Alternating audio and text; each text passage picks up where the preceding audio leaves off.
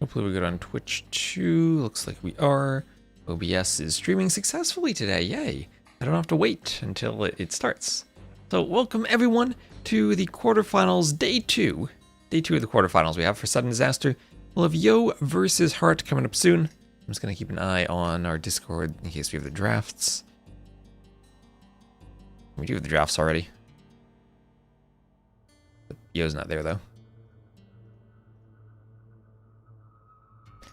That scene ready. The drafts.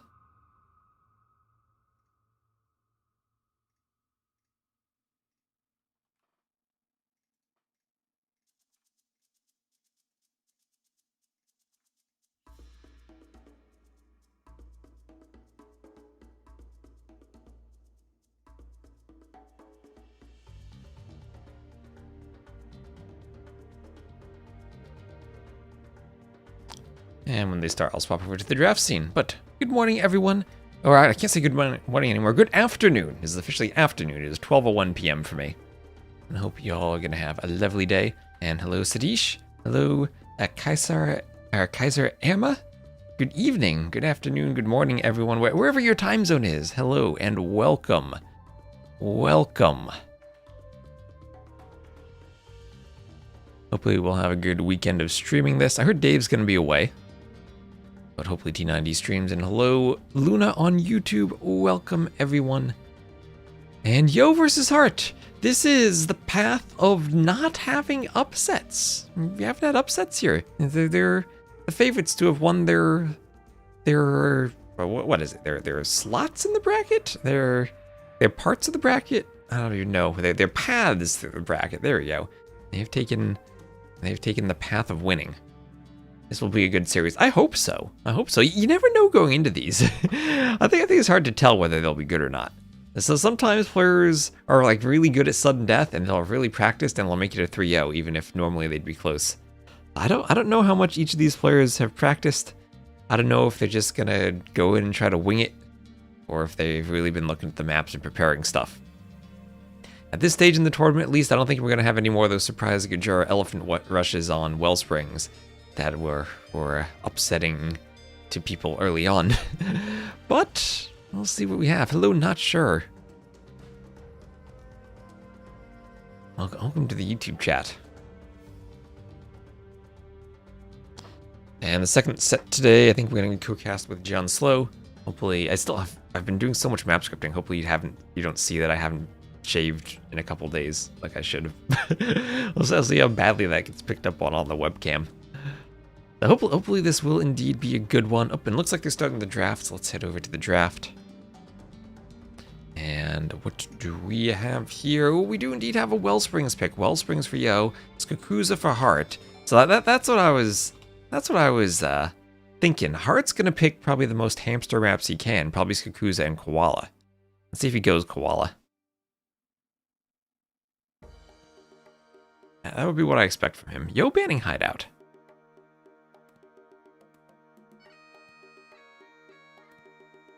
Oh, triple tunnel. Okay. Bit of a surprise there. Wasn't expecting that from Heart. I guess it's a fairly standardish map too. And you might be thinking, Yo doesn't play that much Rage Forest. Let's pick the most BF-like map to use against him.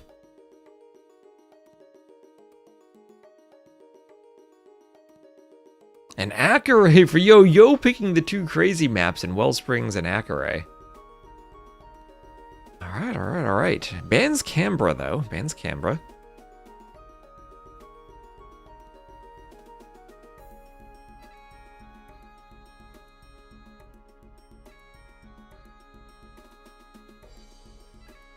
Okay, no Palisade Sakotra for Heart. Getting the bans going. Do you think the auto-civ ban should happen first? Does the bans affect the map a player might choose or not choose? There have been tournaments that have done that. I think the last NAC did that.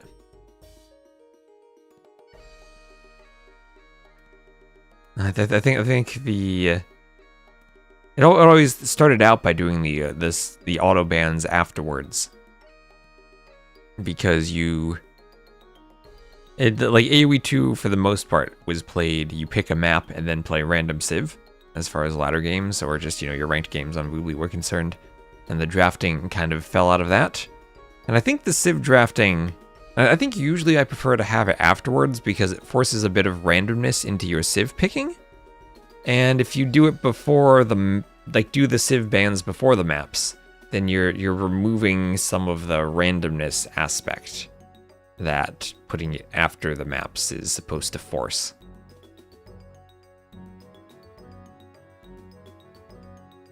But it also is a perfectly fine system. I know some people have used it. I do think I prefer maps first than civs.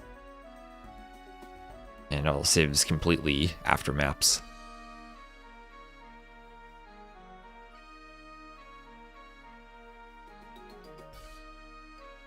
Also, let me know if the audio is actually coming through and the music and everything. It looks like it's good on my end. Sometimes I forget to change my settings.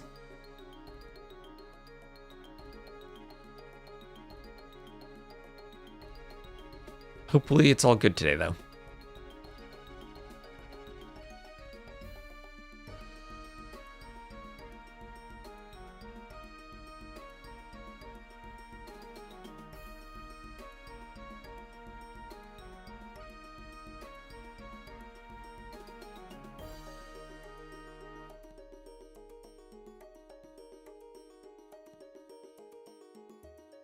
Hello, a bearded Axeman. How are you doing today? Have you been throwing any axes recently? Have you hit your mark with your axes recently?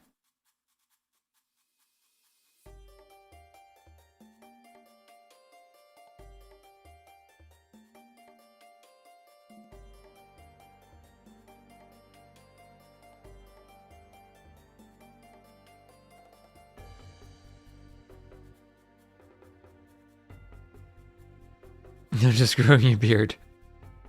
Hello, do all the quests.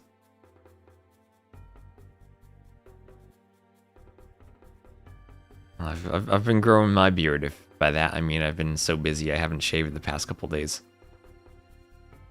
Hopefully next week after Sudden Disaster is over, I'll be able to get more time.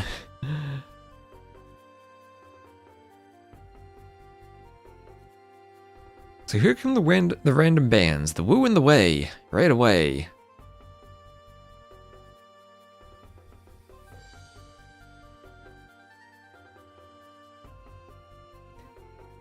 Jungle Rumble is giving some fun games. I didn't even notice that. Jungle Rumble, what a crazy map to start with. We had the crazy maps here. Jungle Rumble, Wellsprings, and Acaray. Hart just had to pick one hamster map in Skakuza. Alright, so Yo starts with Mongols. Mongols are going to be the Skakuza pick, but that means Hart can then go Spanish for Acaray, and then whatever Civ he wants for Jungle Rumble, Triple Tunnel, Wellsprings. See, Bengalis were not banned. He's going to go Bengalis, probably then for Jungle Rumble. Or could you even do them for Acaray? He could go Bengalis plus Spanish. Ooh, that would be sick. Oh no, Spanish or banned? Spanish or banned? Bengalis plus, Japanese for Triple Tunnel sound pretty good. He's going Byzantines, okay. So I guess that means he has Bengalis for Acaray and Byzantines for Jungle Rumble. Ooh. Hope I'm done with all my map scripting. I have a bit more I need to finish tonight. But then hopefully I'll be done. Once I'm done with this map scripting, I want to do some more updates to the Stronghold Frenzy handbook. Not that it needs updates, but just personally I want to make sure I get everything smoothed out so I have the infrastructure set up for future handbooks. Hello, Slade Wilson. Yes, I see that now. Spanish is banned. Jurchins for Yo. Ooh, okay. Jurchins for Yo. Where does he play Jurchins?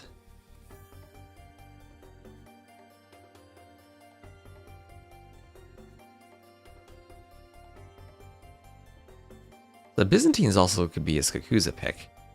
There's Skirms. I don't know if it's still like that in this meta.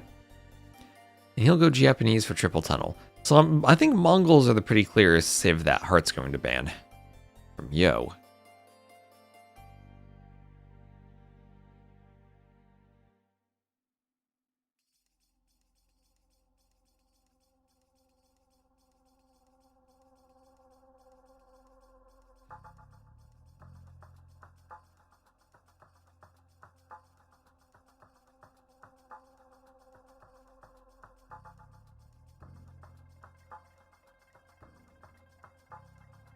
No Spanish in Acaray. Does that mean Bengalis get banned on Acaray and then we gotta see different civs? Portuguese for organ guns have seemed like an epic fail every time I've seen them. Opens up that Magyar Hussar counterplay. Even though that didn't necessarily work for Jujuzu.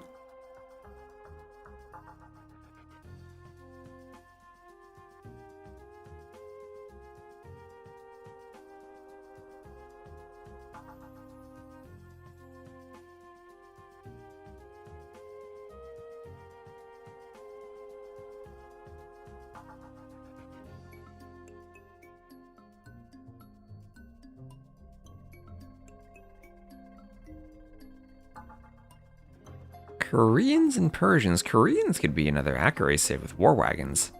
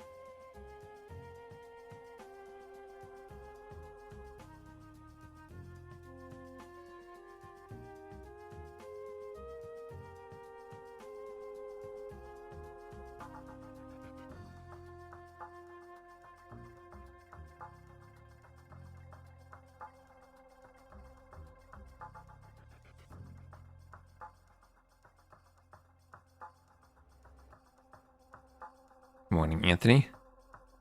Chinese, even at the very end of the draft, could be good for Wellsprings. We have Sicilians and Teutons for Yo. Oh boy. Bohemians for Acaray? Maybe.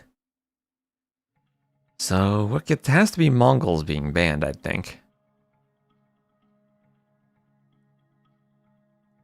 Okay, well, Mongols and Byzantines are banned.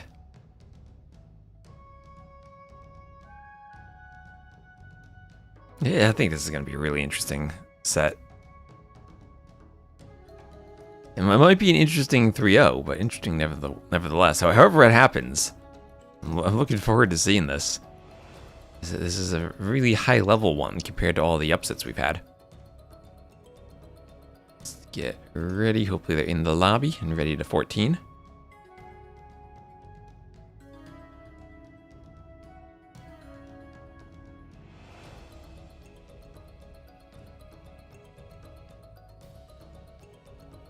Oh, people are playing the Beta Rage Forest map. Okay, nice.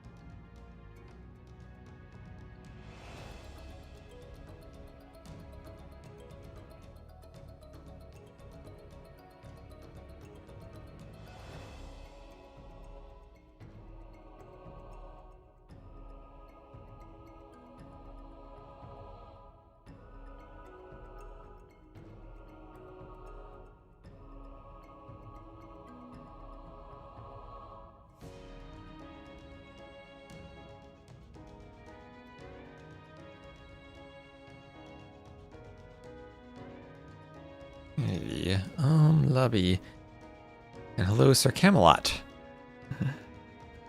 All quarterfinal sets today and semis tomorrow. Yes, we're finishing the quarterfinals today, finishing them today. We had 2 sets yesterday, and then semifinals will be tomorrow. So 1 set of the semifinals already is decided. Tomorrow they start at 15 GMT, so we start a bit earlier.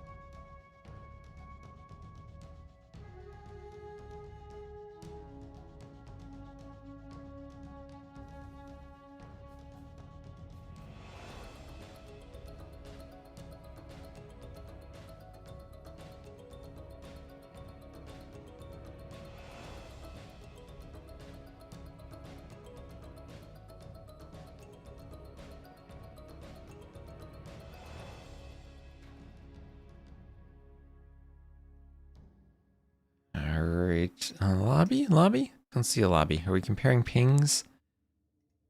Oh, versus heart. We are comparing pings. Okay, we are comparing pings. This is probably a West US match. Hello, Peter Klogborg. Hi, T West. Thanks for putting the event together. Well, I hope you enjoy. Thanks for watching. And hello, TDA. What's up? Happy Friday. Happy Friday to you too. And hello, Herr Commissar. Lobbies are fake. DE lobbies are fake. Vubli lobbies are real. Yeah, without Magura's Portuguese might be good for Acaray. Don't know where Teutons pick now. I mean, Teutons could trush on Arena, but there's no Arena here. Maybe Teutons could trush on Skakuza.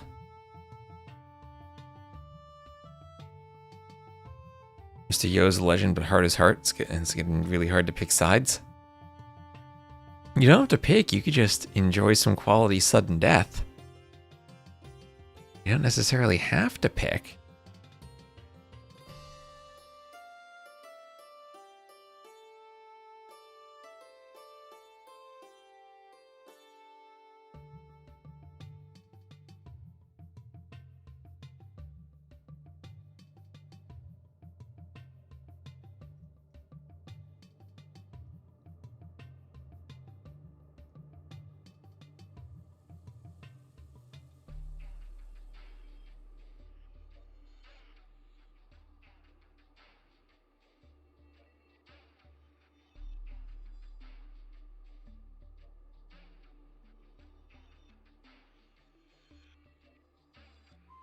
Miss the Vubli lobbies.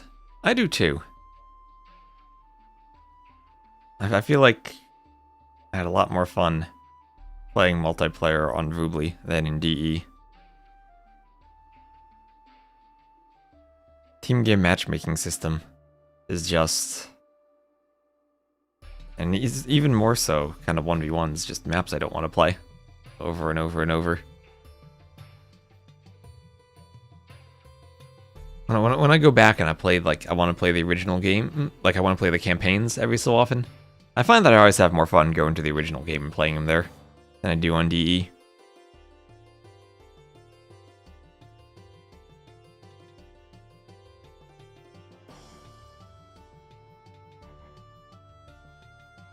And I know I could probably mod the voice acting, but... just taking extra steps to jump through to have the proper voice acting is always annoying. You're on the side of whoever is behind, so we can get 10 good games today. I can get behind that line of reasoning. Alright, Hart's sharing his pings. And this indeed looks like a West US. West US game. Slight ping advantage for Hart, but it looks at least playable for both.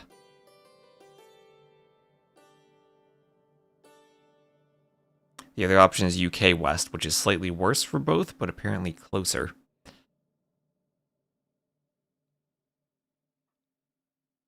They gotta decide which way around the world their internet will be traveling.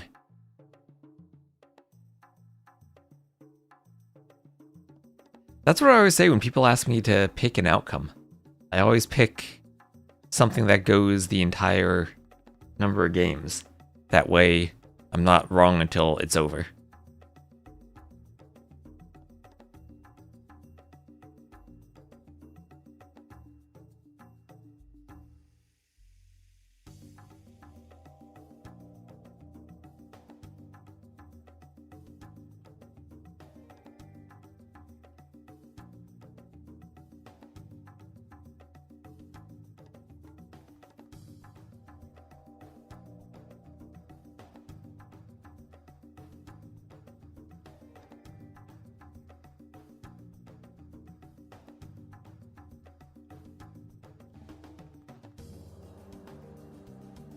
One to one Green Arabia 1400 random civ no noobs. Now real Vubli lobby players know. There's a step beyond Green Arabia. It's called Arabia Verde. It's called Arabia Verde. Because back in the day, if oh, thank you, Shooty McTrap, for using your Prime sub. Hopefully no one shoots your fish traps. Those things are expensive. Yeah, 7 out of 8 join quick. But no, there was whenever you had a map, there were many different versions of Green Arabia with slight changes out there. And whenever you had a map with the same name, it actually wouldn't start because the game would detect that they're different and be like, oh no, you can't launch, you got different files. So you'd have to go and delete your files. So everyone would take their Green Arabias and rename them. And that way they'd transfer. And you just hope not to have naming conflicts. So over time, if you were playing either in the new player lobby or at, that 12 to 1400 ELO in Medieval Siege, your folder would get filled with many different versions of Green Arabia.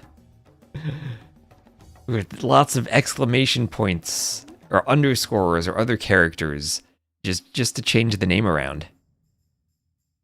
And especially if you played in the time zone I played in for the Americas, when you ended up playing lots of games with South American players, you would end up with Arabia Verde in your map script.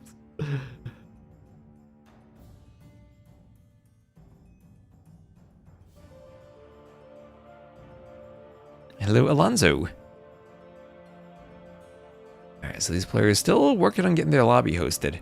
Or no, they're in. They're in. Good. They're in. We're going. We got this.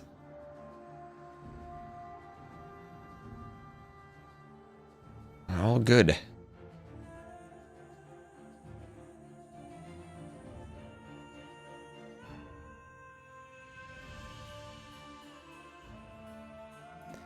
Yes, 7 out of 8 join quick is the classic.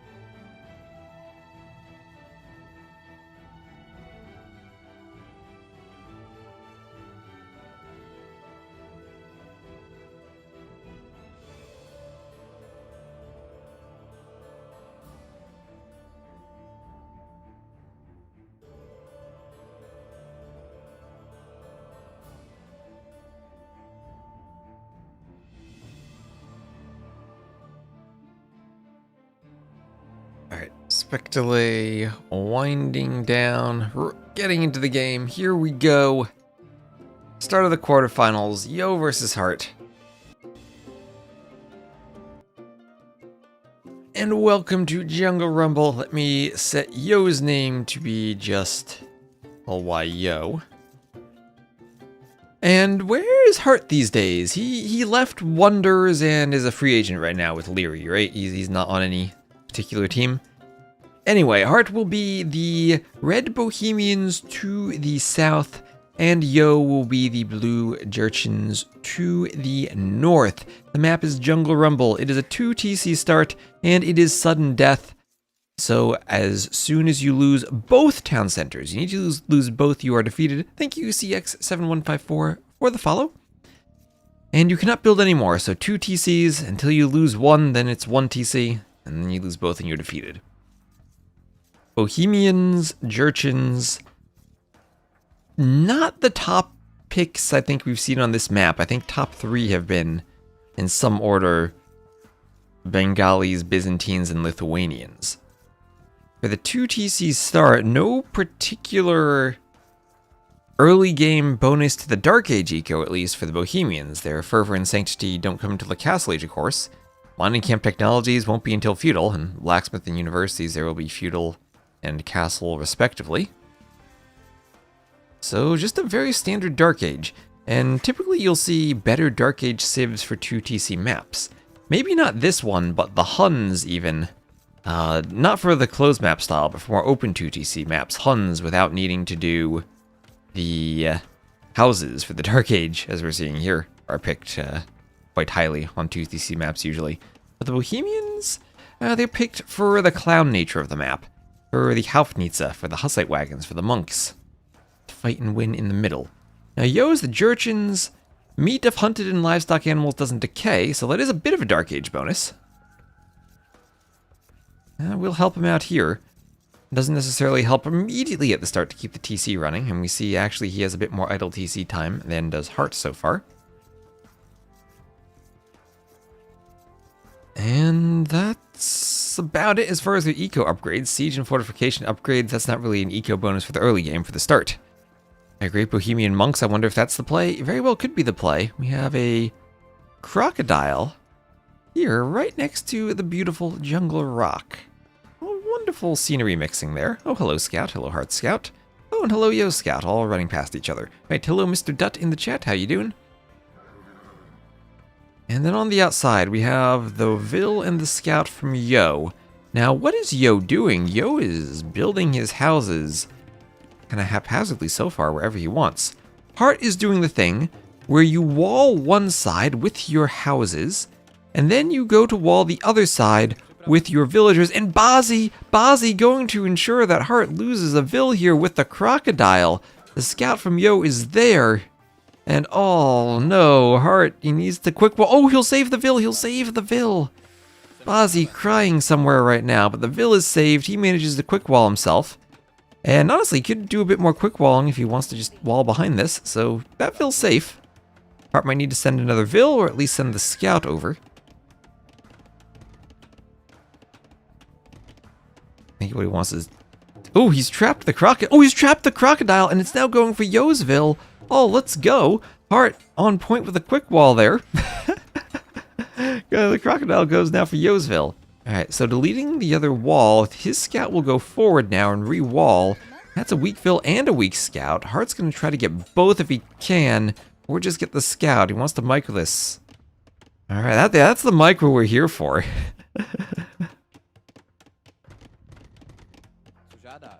The Alcatraz in-game micro. And Yo, what is this? He is sending two weak Vils forward. Maybe they ran into Bazi on the way forward. Yo wouldn't even have tried to quick wall. Yeah, Yo and Hart definitely different quick walling styles, I think you can say. The two Scouts hovering around out here. In the middle, the Scouts have not touched each other. The crocodile's not eating any Vils there. This is so cute. I'll need to do this in a map script someday. Just put a crocodile next to a rock. Give him a home. Give them some home. It's like, oh gosh, it's like on Zoo Tycoon where you gotta build shelters for your animals. Animals need shelters in nature too. So is Yo gonna go forward here? As Hart is not walled over here, and with his house walls, he's giving up that part of the map. Hello, Wise Turtle.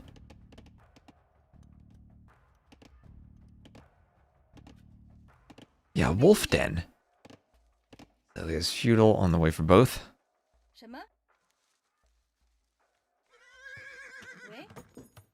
The wolves would have to come out of their dens to attack, or maybe sometimes the wolf would just be tired and sleep in and he wouldn't want to come out. Maybe he'll just stare at you but not feel like it. Like stoop kid afraid to leave his stoop. I waste 3 Vils to build a Palisade wall? Maybe he really wanted the Palisade wall? I think the answer is he's going to mine stone anyway, so the Vils were going to be out there. He's just going to make sure it goes up and then he goes to the stone. So a bit more walking distance, but well, at least the composition he wanted. And now crocodile majestically soaring above its jungle rock. Do crocodiles fit in this theme? Are there crocodiles in the jungle? I'm guessing this is jungle and not rainforest. Yeah, it's jungle. And no rainforest trees, all jungle trees, jungle rocks. I guess the predators are supposed to be the jaguars. Because all the jungles are supposed to be South American.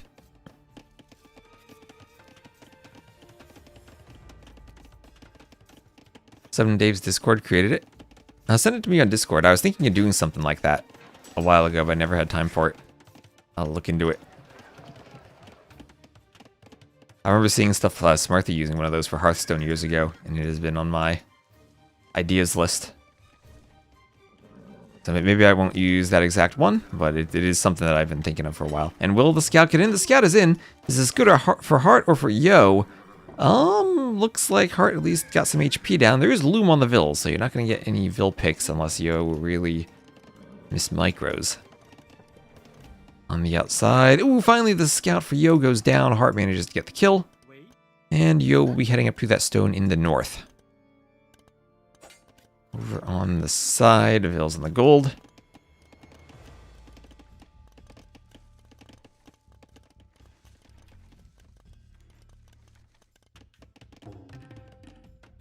And I'll have a house going up here for Heart.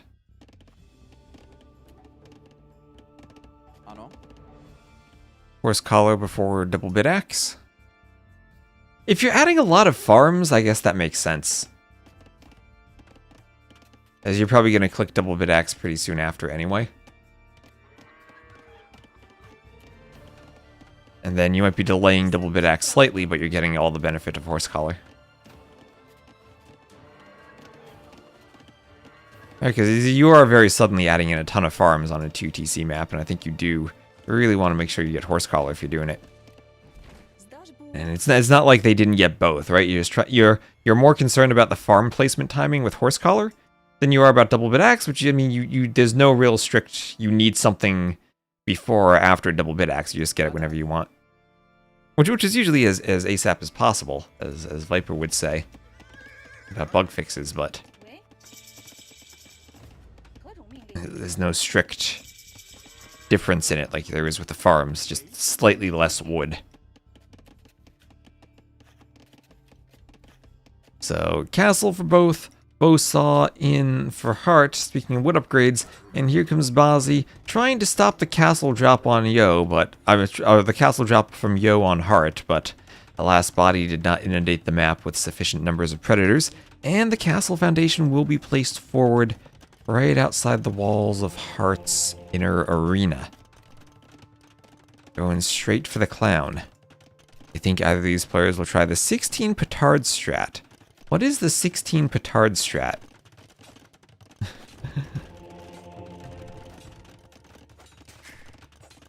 So Imp immediately clicked for Heart. So we'll see one of those Jungler Rumble matchups that we've seen quite a bit, where one player is going straight for the castle drop and maybe going to stay castle for more economy, while the other player goes straight up to Imp and will try to repel the castle drop. Can Heart see the castle? Yes, he can. It's attacking his gates. Remember, walls have a very tiny line of sight, but gates have a large line of sight. So if you build the castle next to the gate, then the gate sees it. I don't know why that is, but it is. 16 petard is the new meta. And is there a 16 petard meme I didn't hear about? 100% there are crocodiles in the jungle. You've seen them yourself? Okay. Okay. That's good. It's good when our chat has real life experience they can bring to the Age of Empires maps. Guards stand on the gates. Well, what about the corner wall pieces? You'd think maybe guards would be standing there, but no. That line of sight is, alas, as puny as the remaining wall pieces. Well, there goes the gate. There goes the vision, and the scout will come in time to see the castle go up and run out in time to garrison and not take a volley of arrows right in the butt as he runs away. Castle Age chemistry on the way for Heart. On his way up, he will do the workshop and immediately be able to pump out bombard cannons. And trebuchets as well to fight Yo in the middle. Yo is going up to Imp as well, however he will be 90 seconds behind Heart. And will of course not have that instant chemistry. Although as the Jurchens, chemistry will be minus 75% wood. It doesn't cost wood. But Siege Engineers will be cheaper. Siege Engineers, that's available in the Castle Age. Ooh, maybe he could do that on his way up. It is cheaper. It's overall more expensive than chemistry though, but cheap for him. That could be good for a Treb War. Do Siege Engineers on the way up. Double Castle Trebs with Siege Engineers. You just need to pick the TC. You don't necessarily need to fight the cannons afterwards. Heart, oh my gosh, the Bohemians have mined all that gold. Hey, you get 2 gold mines in your base and Heart's taking it all already. So if Hart's trying to sneak a Vill out... Oh no, the Vill just... He ran out of space and he decided, I'm going to mine gold out here. The Vill's a mine of his own. Maybe for the diagonal sprite. Yeah, maybe there's some jank going on to support diagonal gates. But gates can have different line of sights. They're different buildings, but I don't know if you actually want that to be inconsistent. Look at the Vill, no ballistics. The Vill will try to dodge the castle, and she will get away. Someone needs ballistics. Yep, so it's all about Hart having the wood for bombard cannons here and the gold for bombard cannons. Which hopefully he does with how inundated that gold mine is. Oh, he's trying to pick Vills when Yo isn't paying attention. Trying to get Yo in the middle. On the outside, there's a workshop from Yo. He's thinking of pushing on the outside. Is there any cutting? No cutting here. No heavy rocket carts. All that being said, there we go. And oh, Yo. Yo could be getting tricky here. This castle in the middle could be just a debate. Imagine this. Yo does the workshop here, does heavy rocket cart. But then he just amasses trebs from some type of castle he still needs to build on the outside. Cuts some forest and trebs the TC from here. Now, Hart has that scout, and Hart has an outpost. He is aware of this. He is not going to be caught by surprise. He might lose the scout, probably shouldn't have lost that, but he has a bombard cannon here and ready to deal with the potential heavy rocket cart cut that Yo is going for. And at home, Hart also realizing he needs to defend his starting TC, he is putting up a castle as we have the rocket cart cut from Yo. Hart has visions everywhere with the outposts. More outposts than MBL at the end of a game. And this castle will protect the TC. Yo will try to go for a treb war here, but Hart will have the timing advantage.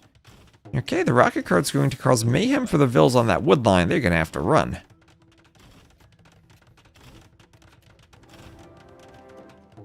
But Hart is prepared for what Yo is doing. And he's prepared to defend his TCs from the rear. Only disadvantage then is if he goes full throttle for the defense, then he's not going forward. The bombard cannon makes it really tricky because with a cannon out, you can't just do a couple of trebs and go for the TC. The cannon helps deal with that.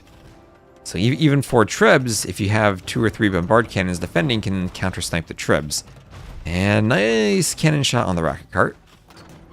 Yo is gonna have to repair. Yo will have to repair. At the same time, Hart starting to move forward. That gate will go down eventually.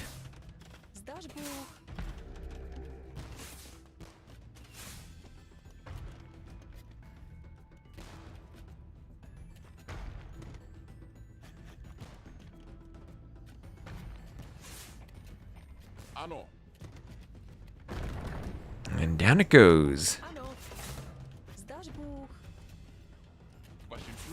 See if he goes forward for the TC now. Double workshop rocket cart defense is still there, but having trouble hitting the Vills. On the outside, the workshop has been cleared by Hart. I wonder if Hart would ever consider going Andres just to counter cut. Yeah, redemption on the way for him. It's a lot of idle Vills from Yo. Where is he going with them? What is he gonna do with them? Oh my gosh, does he have sappers? He has sappers. Oh my gosh, Yo is going to cut and Vill rush the TC? No, there's no way that works. The castle's defending it. Could this work somehow? Well, down here, the castle's been cleared. Yo's going to lose his starting TC. He's running Vills to the outside. Hart is trying to trap them, but there's a rocket cart so they'll cut out. And yes, this is exactly what Yo's doing. He's going to Vill rush the TC. He has 23 Vills. I think they'll all die to the castle. Fortunately for him, there's no fletching for the castle yet. Hart should probably be clicking that. Yo is getting in with the Vills. He's losing the rocket cart. The Vills could destroy the cannons. Maybe things are okay. Yo's going for it. This isn't gonna work. There's no way this works. Not at all. Not a chance. There's the GG. And Hart goes up 1-0. Disaster there. Well, get props to Yo for not giving up. He went for it. He's not giving up until he's completely utilized his full bag of tricks. So Yo, the #1 seed and winner of the previous sudden disaster, now finds himself at a deficit with Hart up 1-0. Saw the castle earlier, why risk it? Well, why not? It was GG anyway. Might as well try it. But yeah, Hart, amazing with his map vision that game. Outposts everywhere. Exactly what he needed. Did I look at the stats? I forgot if I looked at the stats or not. Chat, you can't let me leave the game without looking at the stats, okay? I'll look at them in-game. Look at this. There we go. 33-9 unit KD. Better res across the board for Hart. He was better through pretty much all the stats at the end. And the fast imp versus longer castle push had worked out for the fast imp. We can see the wonderful UI design of scrolling more keys in game. And there we are.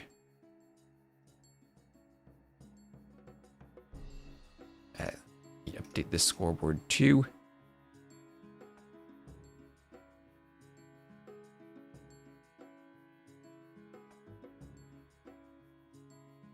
Here's a win for Hart. Winning the Jungle Rumble.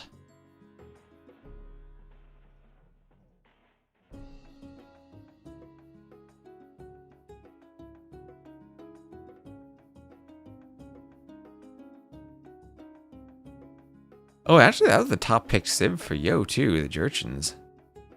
Bohemian's rather low in the draft. Oh, Hart must feel really good after that Civ matchup that he just won.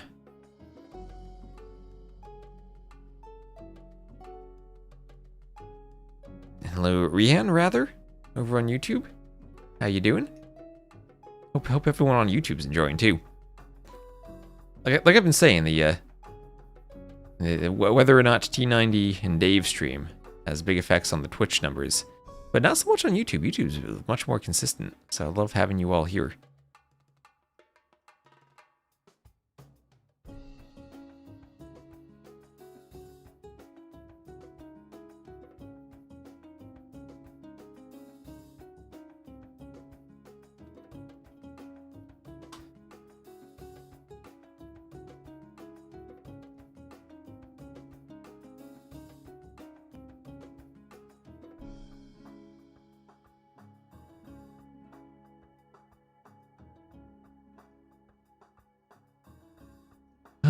Where are we at with the lobbies? Acaray will be the next map. Okay, Yo picking Acaray as his home map, and he must feel confident against the Bengalis then.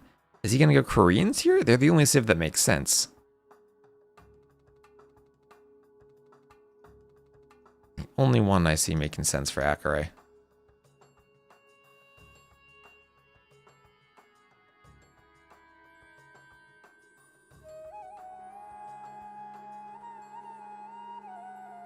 Right.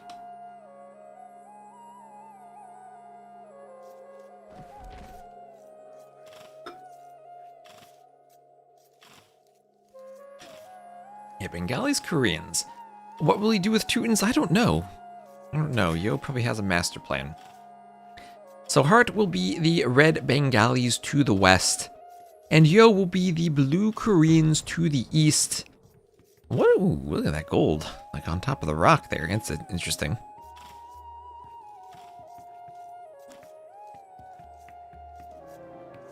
And both players taking their castles. No castle stealing this time. And I wonder if we will see a dock. Now, Rathas and War Wagons, I don't think we're quite as worried about them instantly killing you as we are with Conquistadors, but only slightly less. And I still don't know if we'd see anyone dare go for a dock on this map at the start. Does feel very much like it puts you super far behind in terms of your unique unit numbers. Even if it is good for your overall eco, that initial timing can kill you.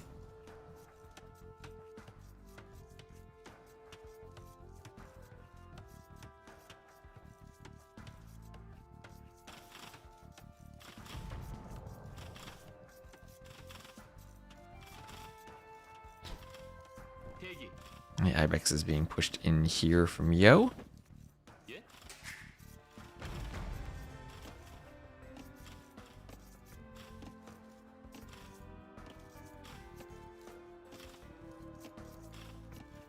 And he's gonna go take a boar.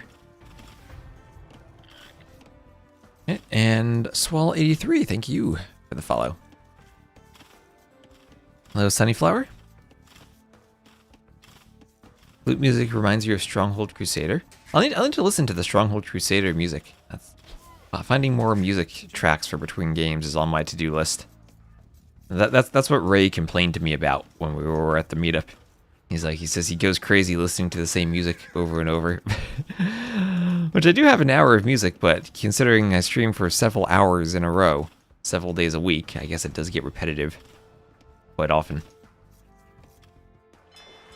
Okay, we do actually have a dock. So Hart not thinking it's too big of a risk to dock, and he will dock by the shorefish. Not the deep fish, but the shorefish. There are 5 relics up here. 1, 2, 3, 4. Can be a challenge to see all of them sometimes. Oh, and 5. There we go, 5. This one hiding among the roots of a small cactus. And Memstar13, thank you for the follow. We're very fast. We're very quickly closing in on 14K followers, so I thank you all very much for the support. And if you'll follow on YouTube too, we were very close to 30,000 YouTube subs. I actually need, as soon as I upload like another 2 or 3 YouTube videos, I'm sure we'll hit that. We're at like 29,900. But I appreciate all the support. Many games on Steam have free soundtracks. Well, they need to be like medieval themed.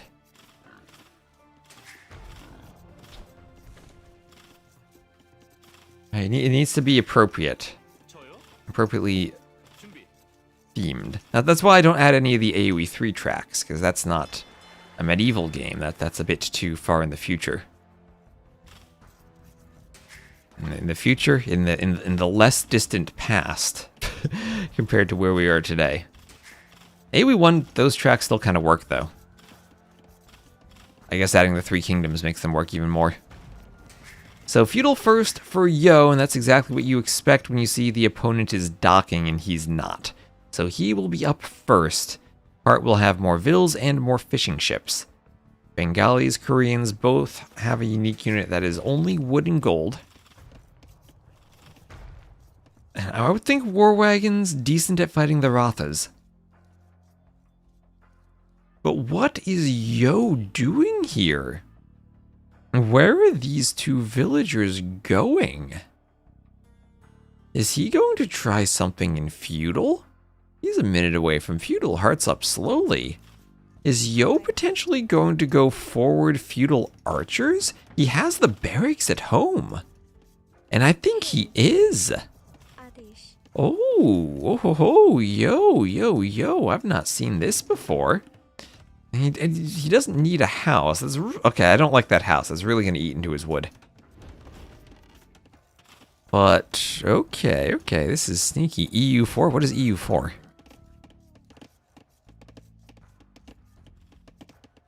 I can create some music with AI. I don't know if I want AI music in the soundtrack, though. Double bit axe and loom on the way for Yo.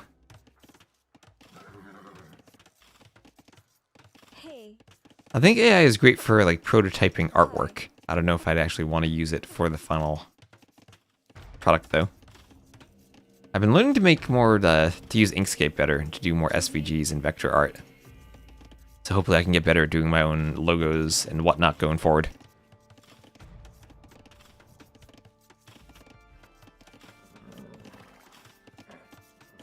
Okay, scout fight here. And so Yo is engaging here on the scout. 1, to annoy the Ibex push, but 2, also to make sure that he is not scouted yet. And he can't run. No, Yo, don't do the opposite of what I just said. Don't let this be scouted. I hope Hart didn't see that archer yet. So market blacksmith for Hart. And Yo reveals the archer right away. He's gonna wall up the berries. And Yo is thinking, okay, you're gonna go war wagons. You will kill my archers once you get up, but I will cause as much eco damage and harassment as possible before you get up, and I'm also going to dock the water and disrupt your fish. You thought you were safe, you made 5 fishing ships. Well, here come my discounted Korean fire galleys with less wood cost. 2 archers getting forward, and there is no defense here from Hart. Hart, who even looks like he had immediately, okay, he immediately throws up a tower. For a second I thought he sold stone to go up, but no, I saw him before he even made the tower. Or before you even finish the tower. I think it's decent.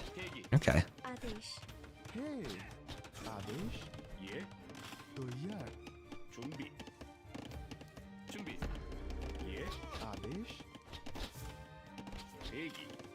From what I've seen, AI voice acting has gotten pretty darn good these days.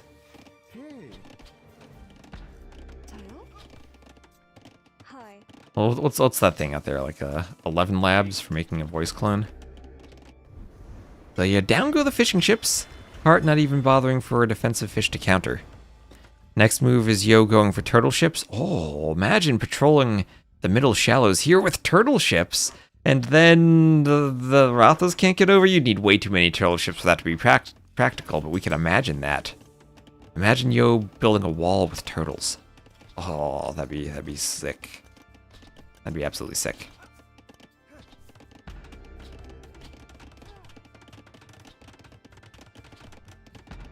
The watchtower going up, Hart needing to slam down a second defensive tower. He's using the market like crazy to get that up. And here come some archers. Those are weak villagers, though at least they have loom. 3 archers fletching just about in. I worry that Yo hasn't been able to do enough damage with the archers, and now the war wagons are going to overwhelm him.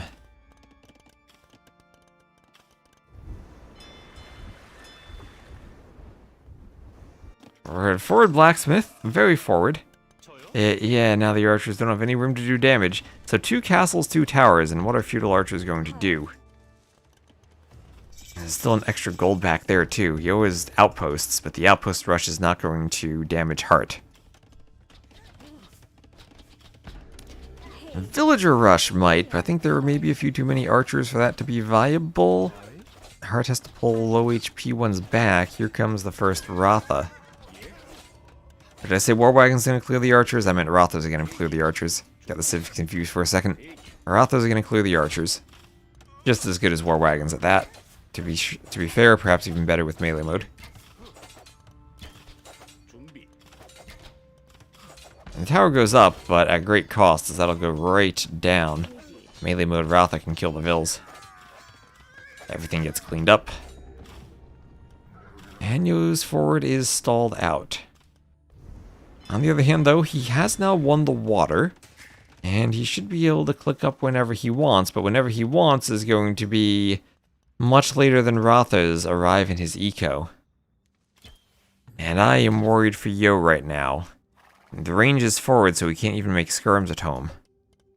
And I'm very worried for Yo right now.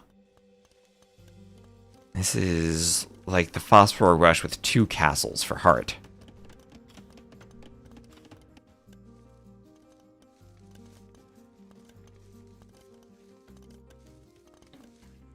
Let Yo worry, Hart is cooking.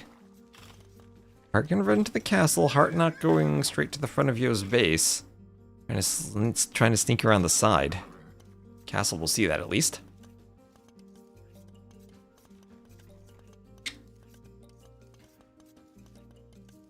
Is he cooking a hearty meal? I bet he is using my discount code from HelloFresh to cook a wonderfully delicious meal.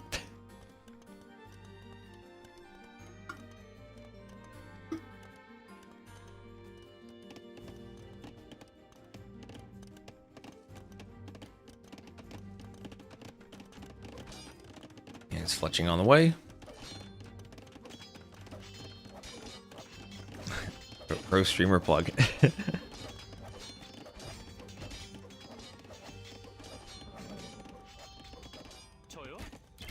And house going up. Well, the Vills have the HP to construct it. Looks like they will if they swap back and forth a bit. Yo, so far holding, but still not having the food to go up. At least he has some fish. I'm gonna stop destroying the dock. Could use maybe one more fire and then a transport to get the Vill across before the Rathas come over. And now Vill's still trying to wall out the Rathas. Yo doing everything he can not to die and to buy himself time. And he doesn't have the stone for a tower. I'm sure he would very much love not... Oh, as I say that, he buys the stone. I'm sure he would very much love not losing the wood line.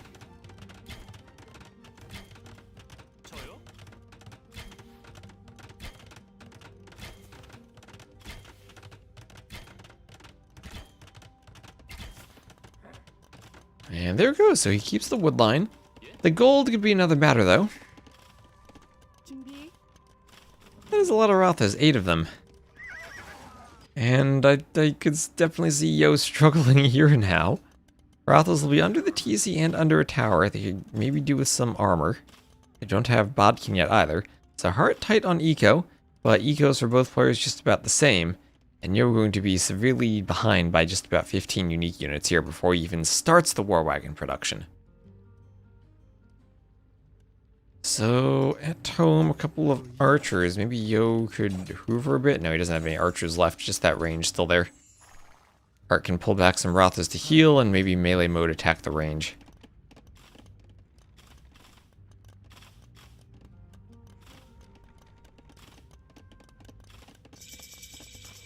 How much do they care about a tower? They care 100 HP worth. And now, guard towers up. They would care for breaking through this wall because they'd need to stand outside in melee mode for a while. Vils would repair and the tower would kill them. They wouldn't break in. Here, less so. But tower plus TC combo is scary. And now it's War Wagon time for Yo. Okay, so has Hart now. Has he done enough damage? Yo has wood and gold, so he can pump out a couple more War Wagons. These things have significantly more HP and attack than do the Rothas. So Rothas are going to have to run away. But they could go to melee mode to fight. That's something that Yo will have to be aware of. Melee mode Rothas. Fighting the ranged War Wagons.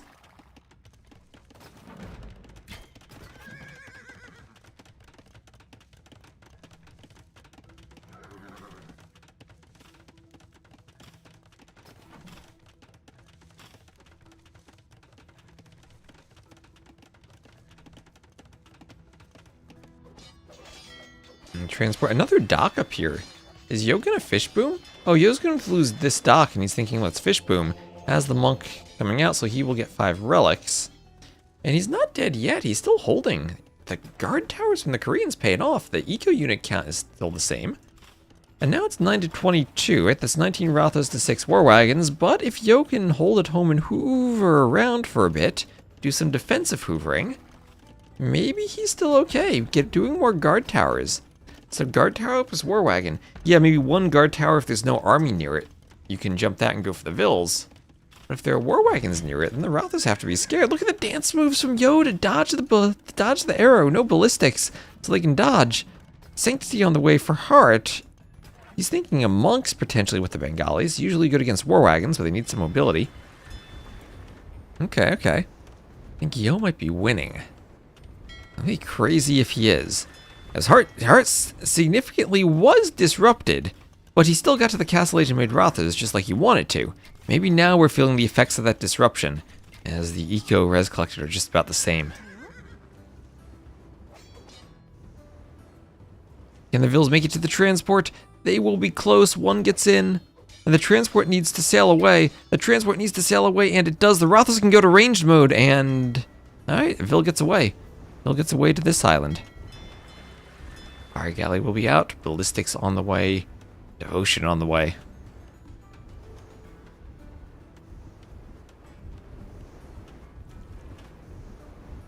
So, still not caught up in unique units. Not close to it.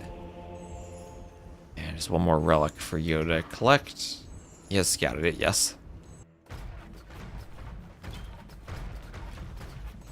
And Monk Rotha against War Wagon. I would think usually this is a good composition.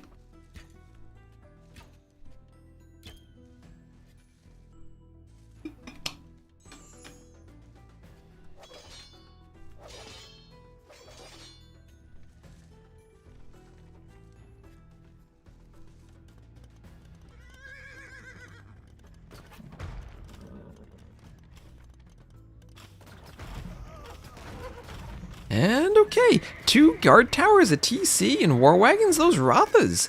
They found something other than skirmishers that are fending them off. Okay. Koreans. So much Pierce armor on the War Wagons too, Rothas. The melee mode aren't going to do much pierce damage if they go to that mode. So a transport for Heart. If he goes to fight on the water, there will be not just repair vills for Yo, but also a monk to convert fires. Or even to convert the transport. There's Fervor.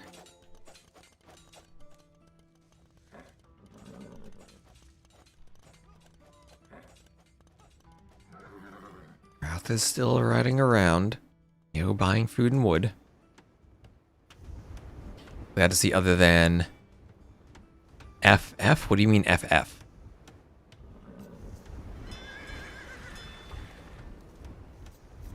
Low saw husbandry on the way for Yo.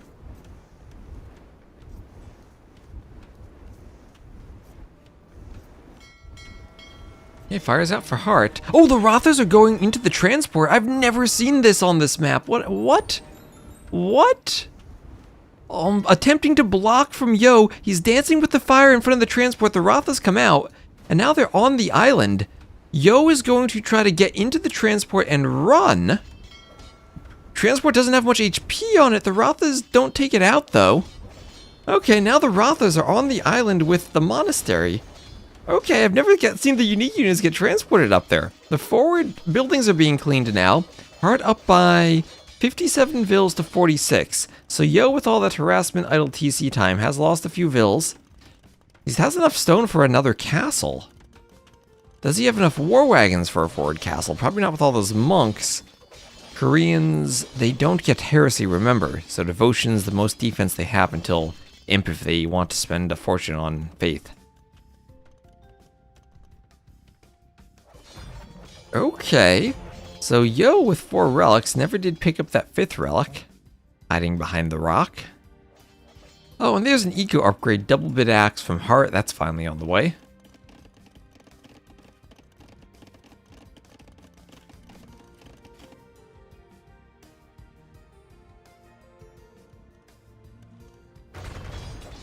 Oh, but the war wagons have come over. The war wagons have come over. Oh my gosh, oh my gosh. The war wagons need to hop on a transport ship before they get converted. They need to hop on that transport and make it to the island for safety, and they need to go now. Here come the monks. Yo needs to run. That's the only way he survives. He needs to get on that transport and run. He's doing it. He's doing it. He's escaping. He's gonna save 16 war wagons. Does he have room to drop off? Yes. Oh my gosh, how do they teleport over there? Oh, now no one will get the relics. He saved them. He needs to get back somehow now, but he saved them for the moment, and he's gonna kill quite a few Rothas. At the front, he's castle dropping. We'll have a defensive castle from Heart. Okay, he's using the transport as a distraction. Heart is sending 33 villagers. His entire village is being used to raise the castle. Yo has merely 11 vills forward, and some are being converted. I don't think this goes up for Yo, but he's sending more reinforcing vills to go for it. And this will be a great castle because it's right on top of the TC, and it'll be in range, and he might just be able to get petards out from here and go for it. Heart, I think before the castle goes up, really wants to wall between the castle and the workshop. And will Yo get it? He's got 3 vills left, 84%, 2 vills, he won't get it. It is a doubt castle from Yo. Heart reacted, he noticed in time, he reacted with the defensive castle. The war wagons are clearing some of the monks, but Yo lost his villagers. Now 63 to 36 eco. 2 transports from Heart, he might have converted one. The war wagons, it looks like they disembarked but have gotten killed. And in the north, this has been clean, just a mill up there. Yo, not done. He's going for it still. A second game where he's basically dead and sending the vills. But all of a sudden, everything falling apart. Maybe the war wagons can kill some vills here. I mean, I think this castle eventually does go up. There are enough vills at 84%, but already the elephant ram is out. Melee mode Rothers will be able to take a fight. They're forcing against war wagons. Petard's already on the way from Heart. And does it not? It doesn't go up. It still doesn't go up. Oh, and there's a GG from Yo. I thought for sure that was enough vills, but no, 95.72%. And Yo's strategy, opening with the feudal archers, didn't quite do enough damage. And now the defending champion in the quarterfinals is looking at a 2-0 deficit against Hart. And Yo is the number 1 seed, so this would be yet another upset if Hart pulls this off. 76 to 56 KD. And Yo's slightly more res collected even by the end, but not enough. 7-minute Castle Age timing difference. He was feudal for a long time, and honestly did not get nearly as punished as I thought he'd be. But, whew, what a game of Acaray. Yeah, the Lord smiles upon us once again.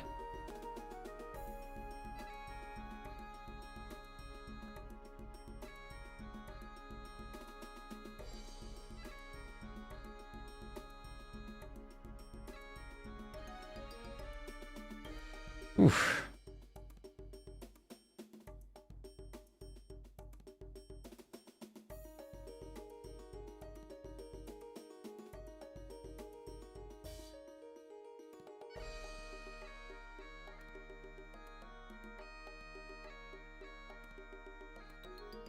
And let me do the add and update the scoreboard.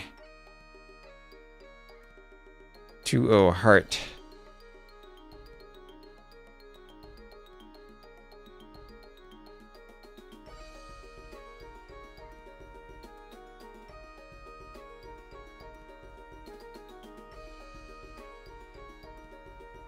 I wonder if Jurchins were something Yo could have left for later on in his draft and he didn't need to take them as highly as he did. I don't think there's something that Hart was really looking to take himself.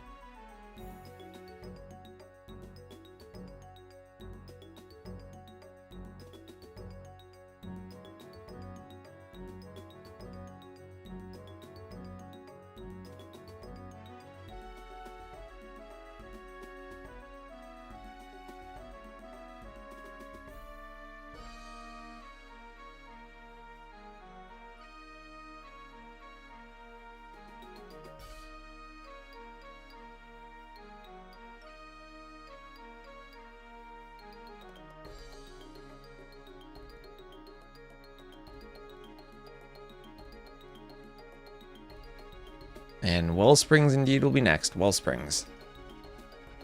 And I mean, we have seen reverse sweeps. Yo definitely is not out.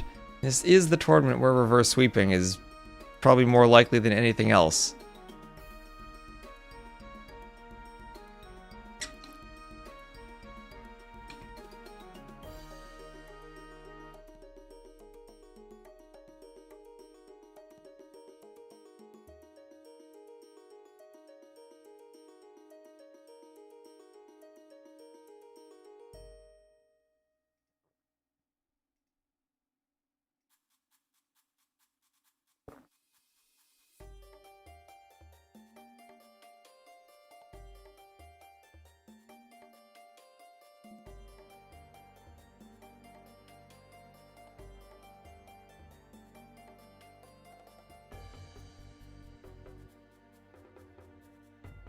And let's get into it. They're almost ready to go, and it will be Wellsprings. Alright, here we go on Wellsprings. Hart will be playing as the Blue Chinese to the north, and Yo will be playing as the Red Sicilians to the southeast. Sicilians for Wellsprings. Okay, what is he thinking there? I hate this mill. Put the mill there or there or there. Get the vills around it more. I feel like he's one tile off.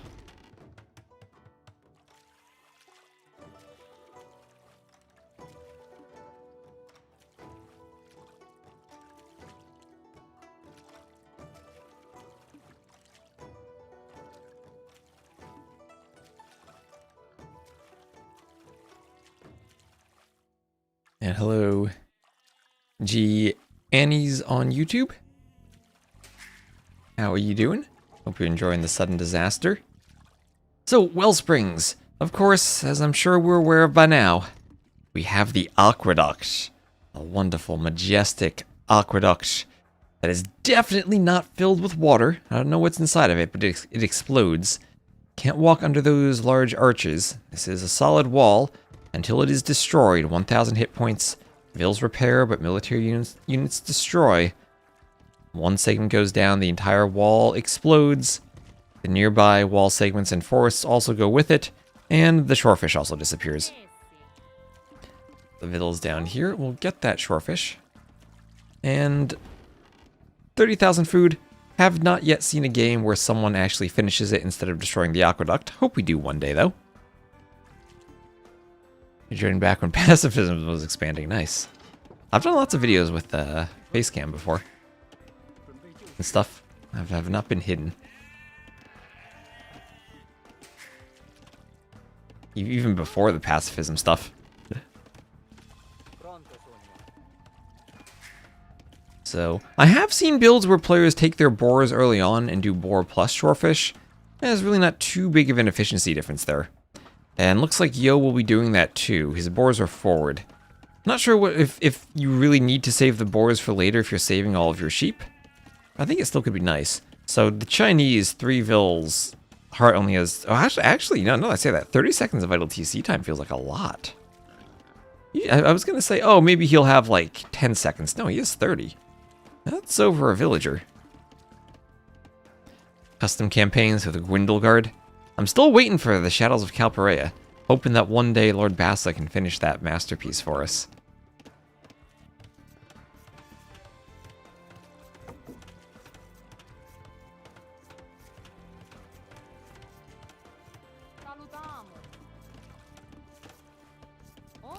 So lumber camp goes up. Vills will be chopping some trees still.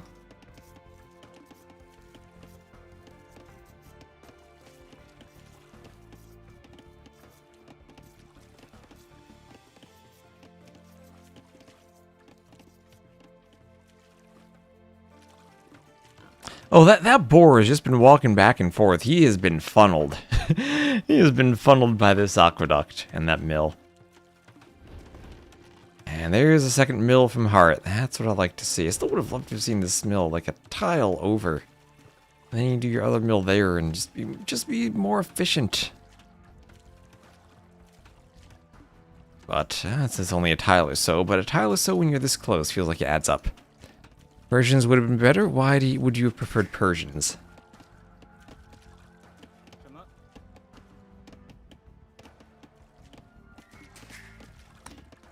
First player up is Yo. And will he do any donjon shenanigans as the Sicilians? Could he first crusade YOLO forward with a bunch of sergeants and try to take out a TC that way? No, you can't. You can't because you're only going to get 5 of them from 1 TC. You're not going to have 5 TCs for that. So that's not a play. Why else is he going Sicilians? Did you know, chat? What are Sicilians?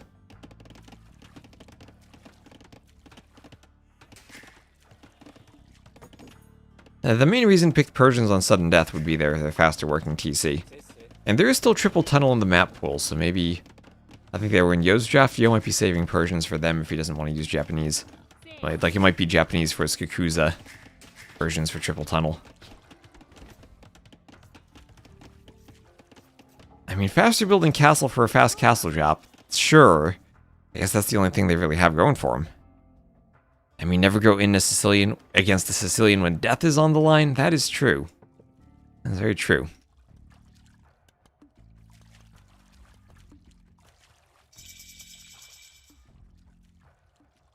So you up to feudal.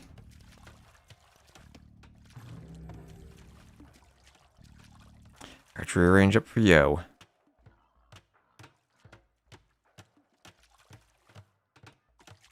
Yeah, you hopefully cooked something. I was thinking maybe we'd see a Dark Age donjon, or that he'd try something silly with the donjons.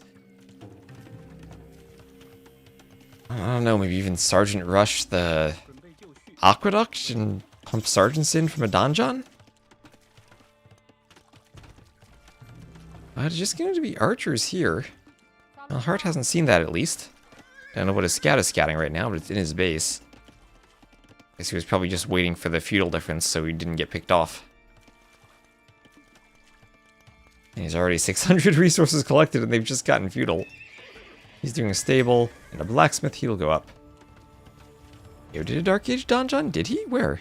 Oh, he did it at home though.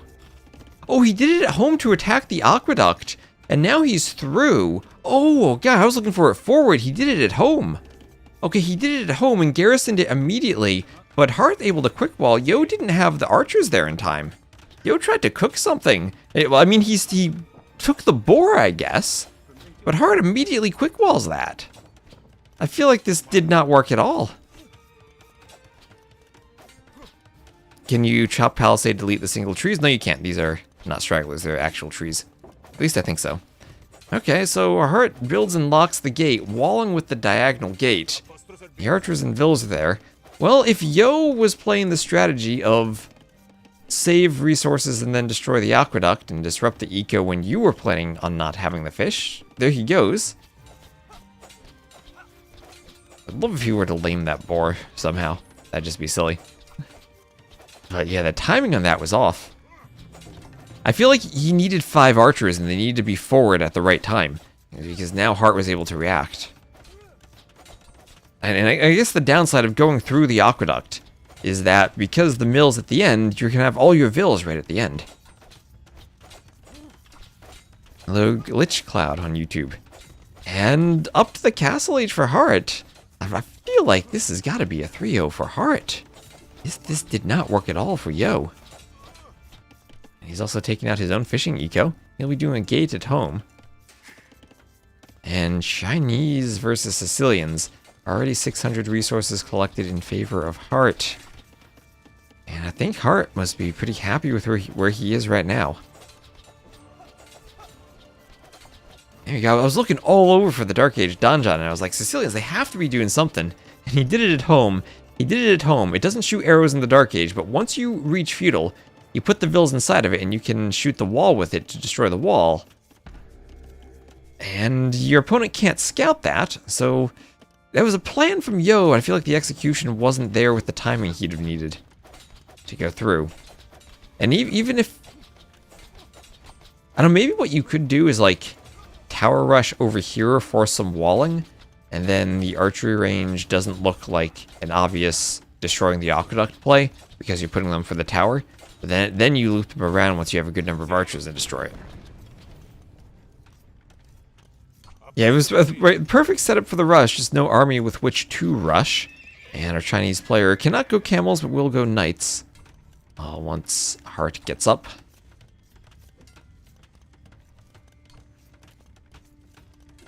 Oof. Oh, Yo, he's gonna lame the boar. Still has food on it. At least he doesn't block the archers.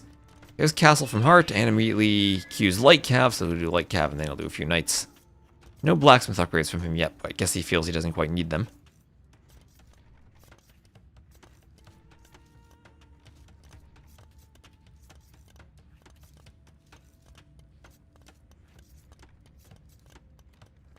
And then a monastery from Hart.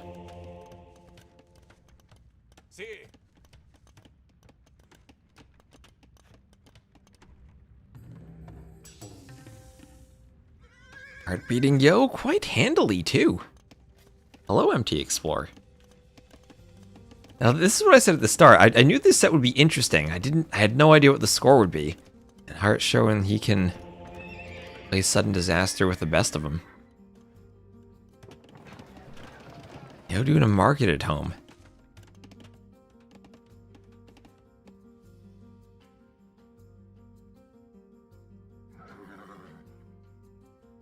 And he's trying to sneak some archers around, but he is getting found out. There's light cav right there on top of him.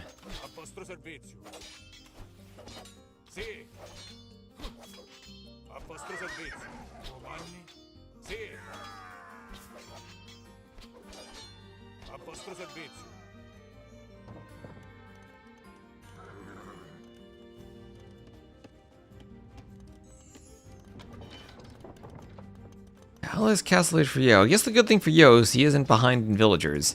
It's not like Hart goes up, suddenly adds more TCs, and pulls ahead with a crazy vill lead. Yo will be up right there, and Hart not going to be forward attacking him on the way.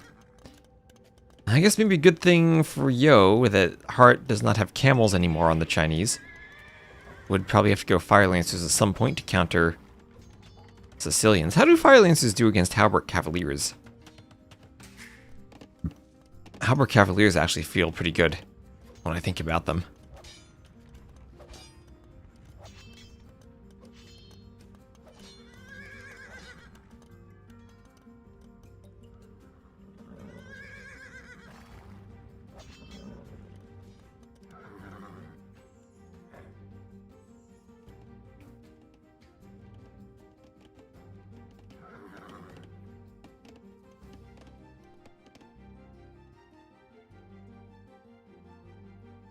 Now we'll come back, try to take the hill. Will he take a fight from the hill?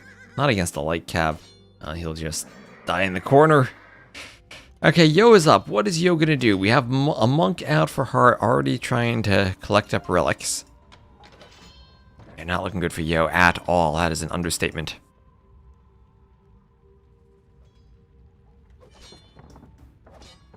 I have Town Watch on the way. Town Watch from Heart.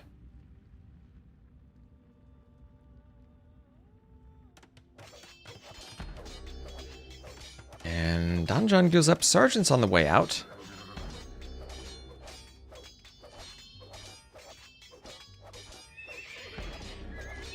And light cab from the stable. Ooh, that's gonna be a dead Vil, though. What are the Vils doing down there for Yo? Why is he all the way over here?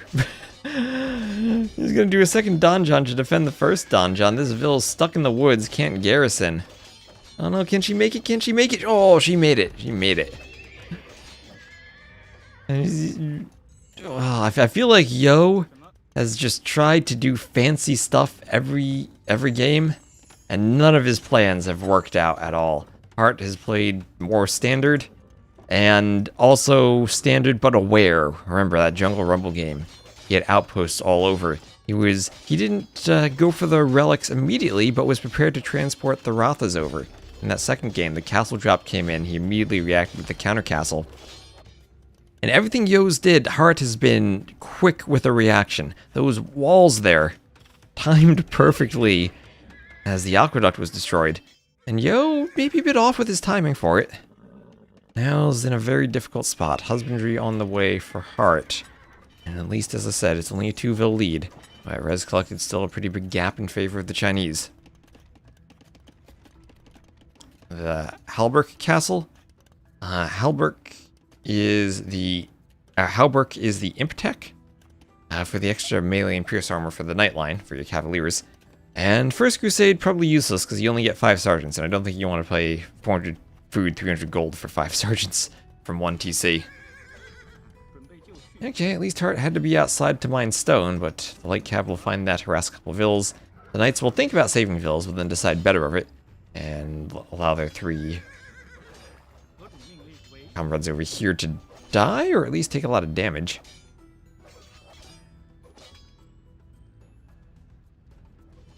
Okay, they're gonna find another monk. Okay, finding some valuable units from Hart. Oh god, okay, or maybe not, maybe not. Okay, the offensive line protects the quarterback and there's no sack. At least not yet. A couple of light calves still running around trying to get to the monk. The knights are there. Ooh, they get him just at the end. Castle drop forward from Hart. Castle drop forward from Hart. Yo does not have the stone to counter castle, does not have the economy to buy a castle. Idle eco gap. It's pretty large gap. It's as though an aqueduct ran through the middle of it and exploded, leaving a gap in the idle eco count. So forward castle. Yo is not quite in a position to defend this. And Hart's ready to click imp. He doesn't even need to go straight for petards, he can just go imp. How many Castle Age Knights to eat a TC? Quite a few. Is there any way that Yo can pull off a TC snipe? This is when, if I'm Hart, I've clicked imp already. Now maybe I'm doing fortified wall and saving for great wall just to make sure nothing gets in my base. This is maybe the one situation where Castle Age Great Wall actually is like an amazing idea for the extra wall HP.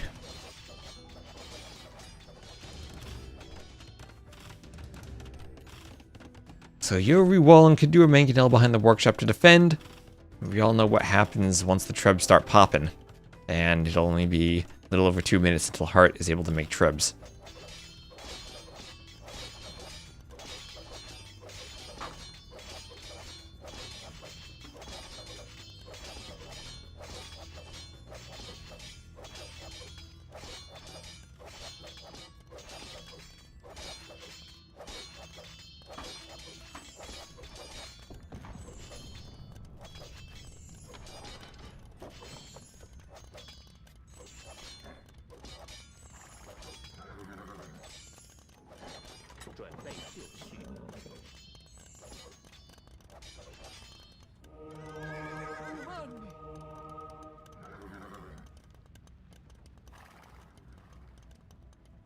Let's convert the light cav, and Imperial Age is on the way for Hart.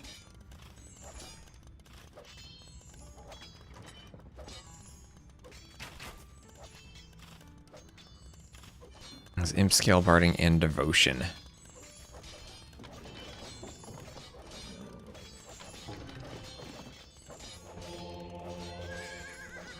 And Sanctity on the way for Yo.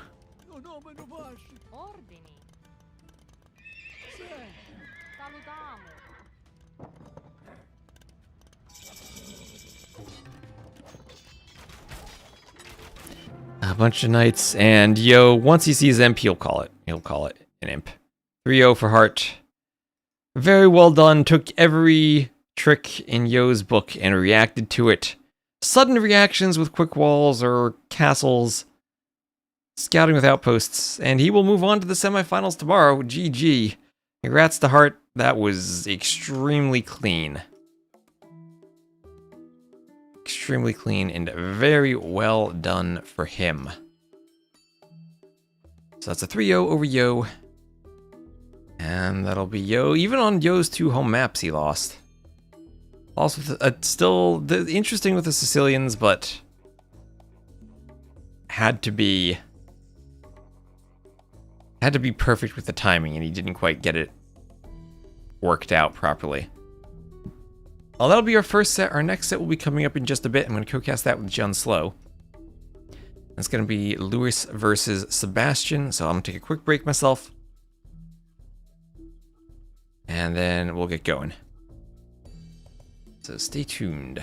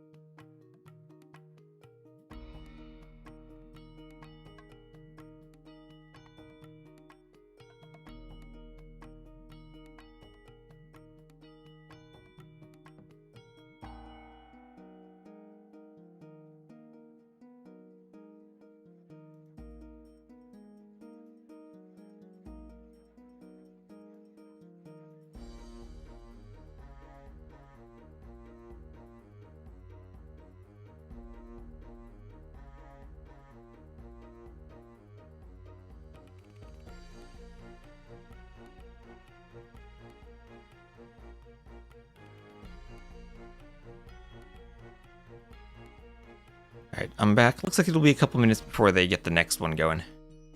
That one was rather quick. So just go to the webcam and I'll talk to y'all for a bit. How's everyone doing? Thank you, Frost Monolith, for the follow during that break.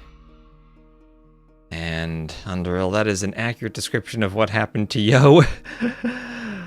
Hopefully Lewis Sebastian will be a bit more competitive. That was certainly creative on Yo's end. My creativity, that was quickly extinguished from heart.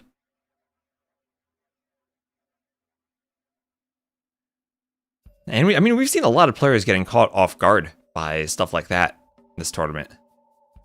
And all the credit in the world to Heart for being prepared.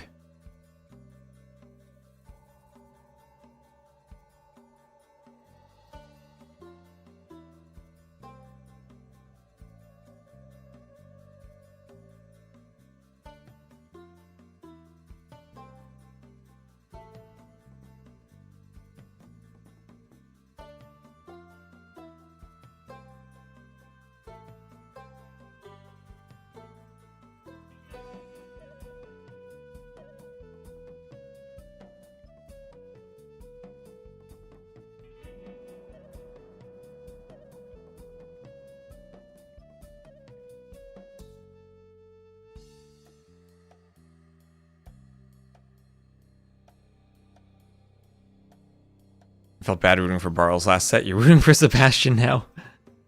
And hello, Galileo. Oh gosh, is that a chakram throwing burgers? As an American, I'm usually the recipient of burgers that I then eat.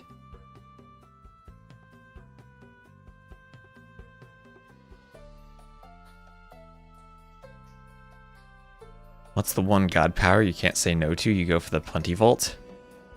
That is the Lego Cobra car. Yes, I have a stream on my YouTube if you want to see the building process. I streamed it.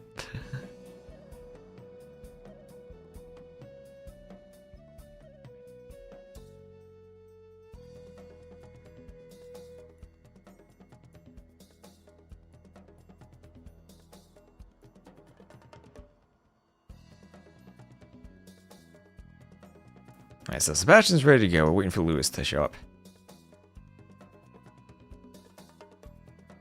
And we'll need to figure out the schedule for tomorrow, which was supposed to start at 15 GMT, but I know that's pretty darn early for Heart. Actually, where is... I always, whenever I think about... you always have to remember that South America is like shifted far to the east compared to East Coast US. So what time zone is Peru in, actually? Actually, does that line up with Central Time Zone US, or is that still EST? Or EDT now?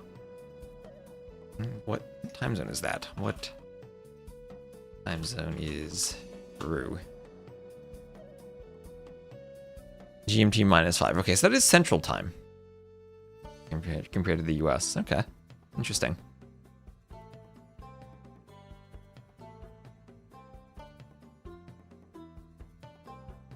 And you wait for Roz Rames to have full farms around your TC. The lightning from Zeus was always hard to play since it was so powerful, but there was only one. Yeah.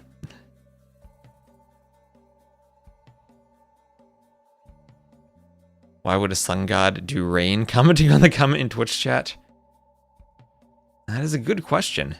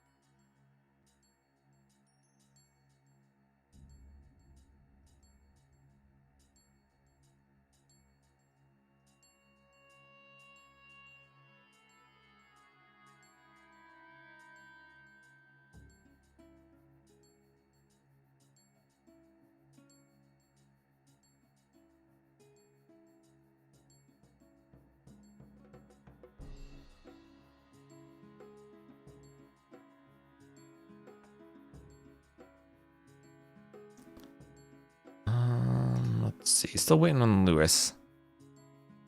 The draft's going.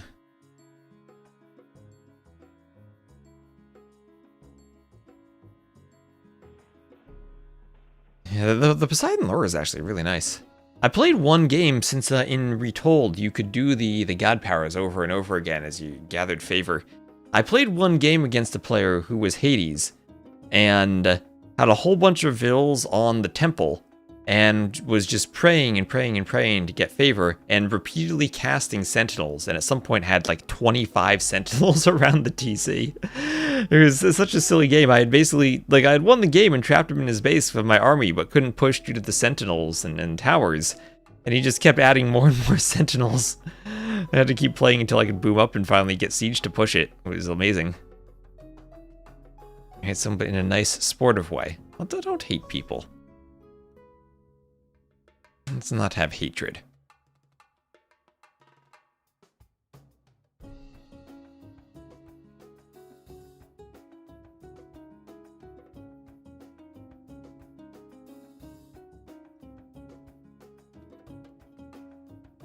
All right, we got some drafts. The players are ready. The drafts are going on.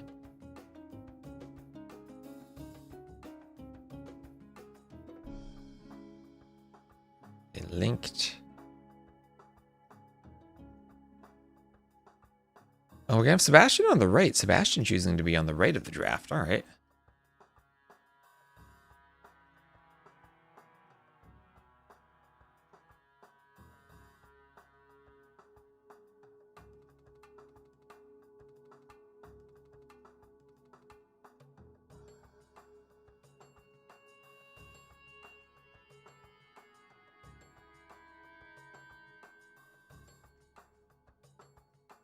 There we go. All right, draft time.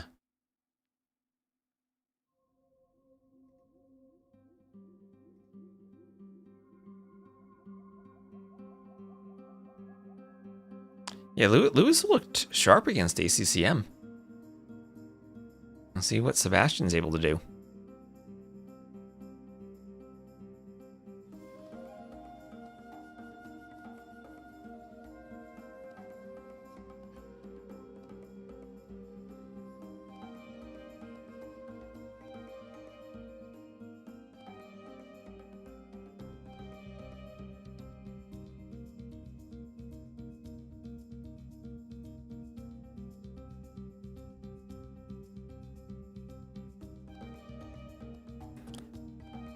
Hello, Unisalter, how are you doing?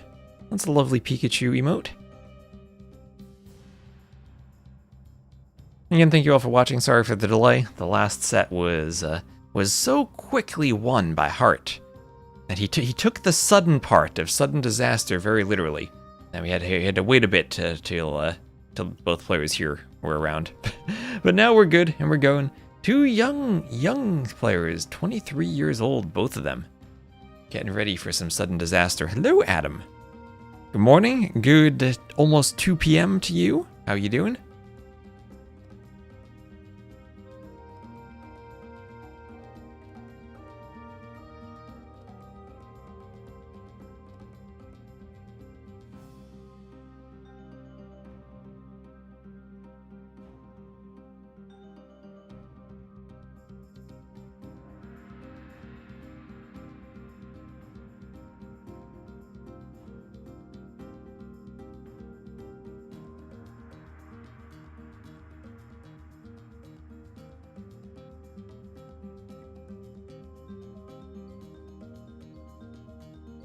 And our draft will be commencing.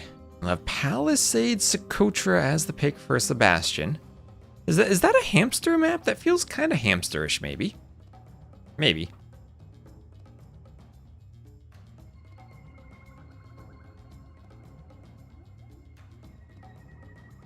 Good morning, Lars. An arena! Yes, Lewis picks the best map, arena. Oh, yes. He's probably gonna tower rush on it, but at least he picked it. At least he picked it.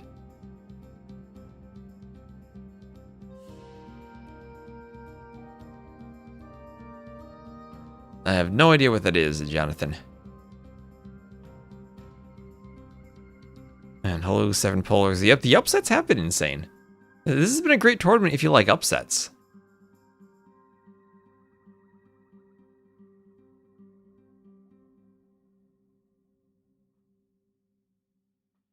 ACCM Viper, Jordan, and now Yo all out.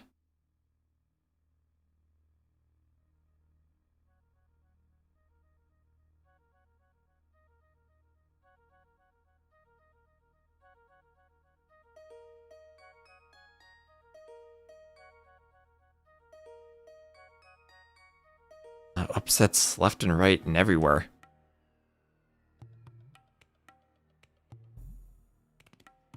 It is definitely the settings for upsets.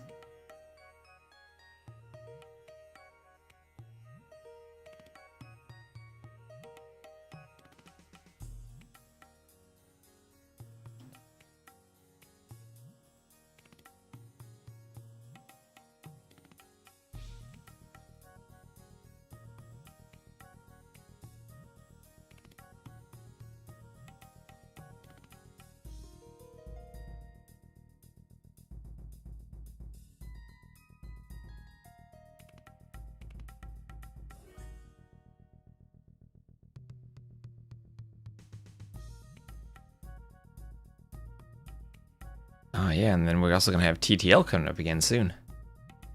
I still need T90 to come up with the map pool for next edition.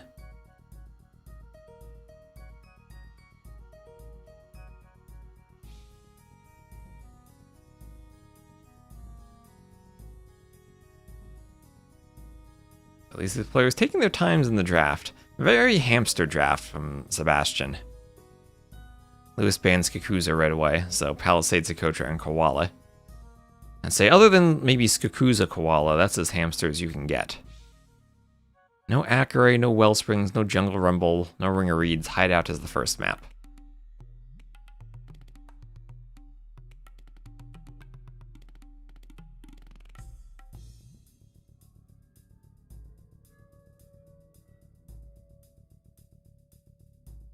Does it start early 2026? Yes, but I need to do the maps, and maps take a while. Getting maps that don't break is quite a project.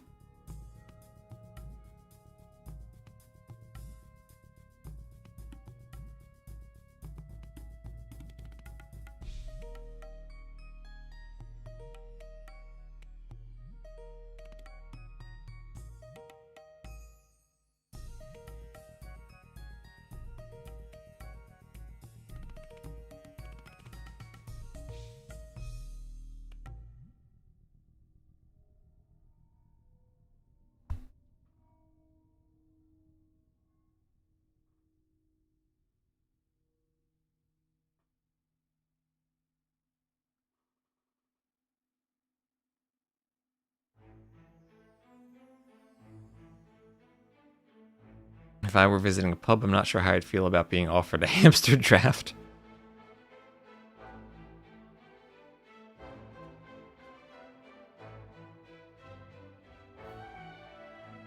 Yep, I've done all the TTL since TTL 2.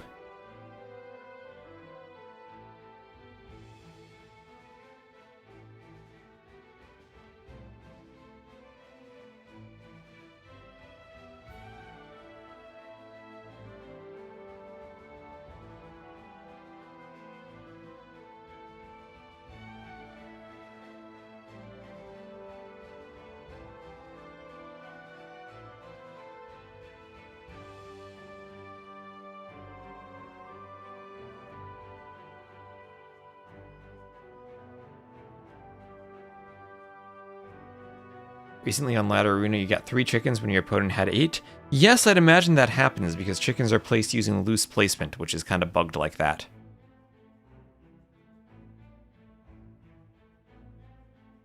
T90's T-West League. I really enjoyed the tournament. Thanks for the coverage. Well, thanks for watching. Glad you've enjoyed it.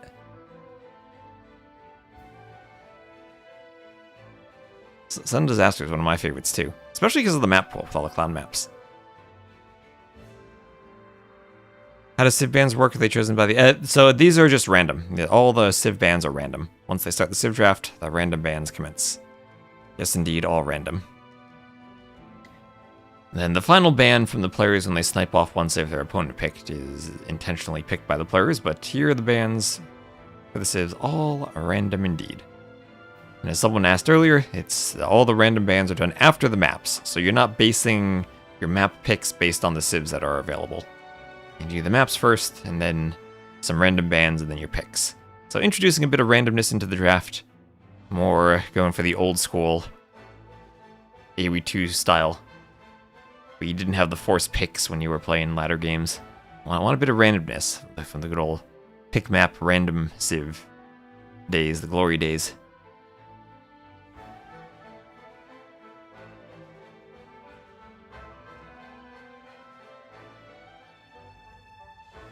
And here we are with said random bans, the Burmese, Vietnamese, Magyars, Bohemians, Jurchens, Persians, Japanese, Mongols, Georgians, Maya, Wei, Byzantines, Teutons, Burgundians, and Berbers. Hello, Tayan, how you doing?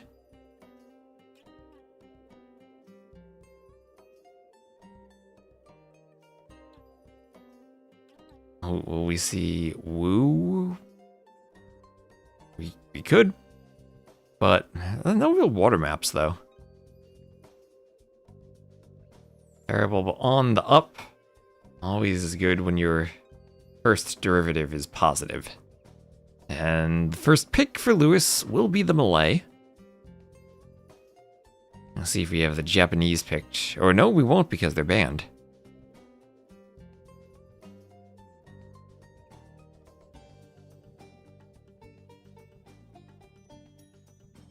Burgundians and Bohemians and Wei banned, so those are usually the popular arena picks.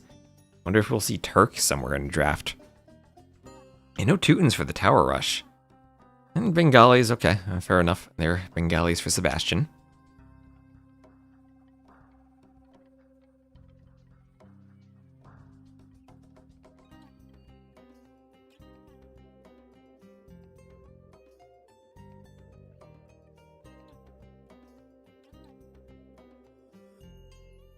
And Italian's also for Sebastian.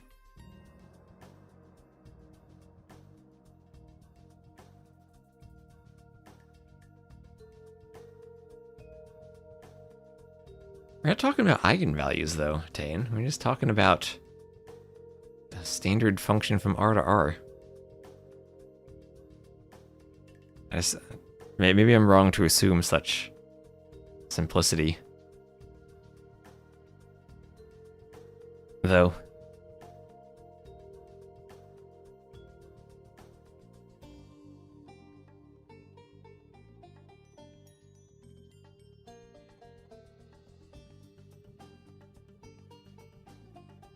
So after Malay are picked for Lewis, you'll get the Portuguese.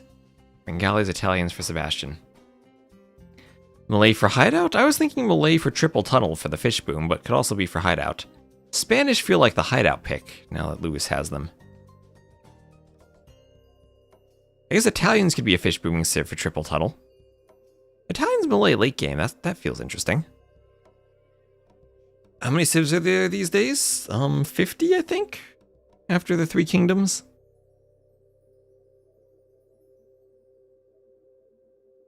Sebastian's a tough opponent for Lewis. Well, he's getting to the quarterfinals. You gotta play tough opponents.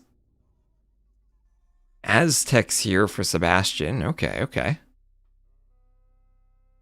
Favoring the Aztecs early on. Could he go Aztecs for Arena for a Monk Rush?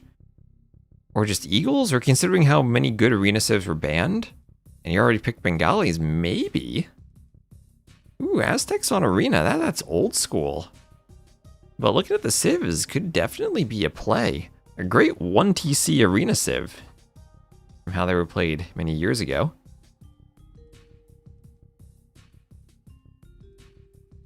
Aztecs for Hideout? I don't know about that. I feel like on Hideout you need some mobility, and the Aztecs don't quite have that. Unless maybe Sebastian just wants to go monk defense against conquistadors. Kitans for Lewis. So picking a pasture save with a good economy could be an option for Palisade Sakotra, or honestly on any map based on the eco. I think I've seen them played on all the maps. Maybe not Triple Tunnel from the fish, but everywhere else.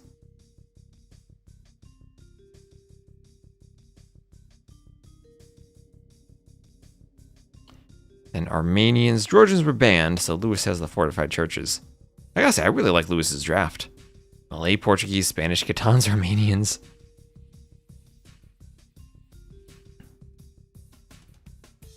Yep, exactly 7 polar. Oh, and chat, you need to remind me, I need to make an overlay for tomorrow. For the best of 7s.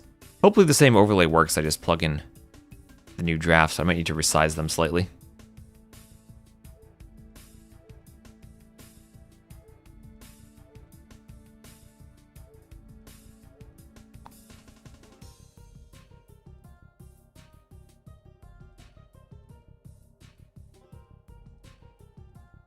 And Britons. Britons, they feel like an arena pick.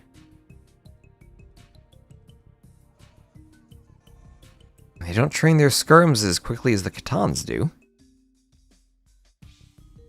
You don't see Britons all that much.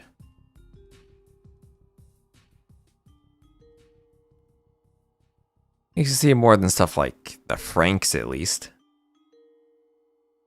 Finals on Sunday, yes, best of 7. Best of 7 finals on Sunday. Should be starting at 15 GMT. Why do you play Britons in sudden death? You do lose out on their cheaper TC bonus. I guess repairing their starting TC is cheaper, so that could be nice, maybe. But it's mainly for their archers. Smooth eco with the faster sheep into longer range archers, and depends on the Civ matchup in the map, can have great matchups.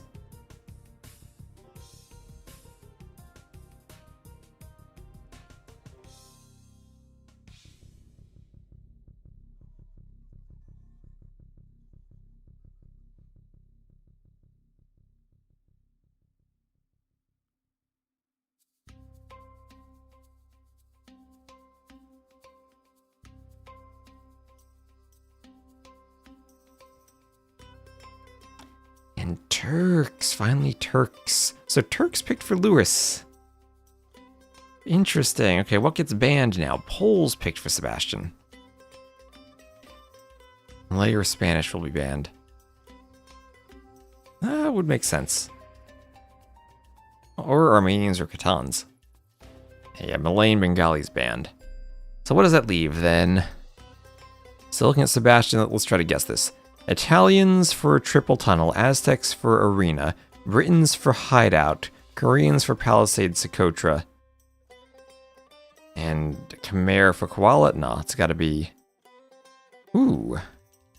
Maybe, okay, no. Let me redo this. Italians for Triple Tunnel, Britons for Arena, Khmer for Hideout, Koreans for Palisade Sakotra, and Aztecs for Koala. And for Sebastian, we got Spanish for Hideout, Portuguese for Arena, Catans for...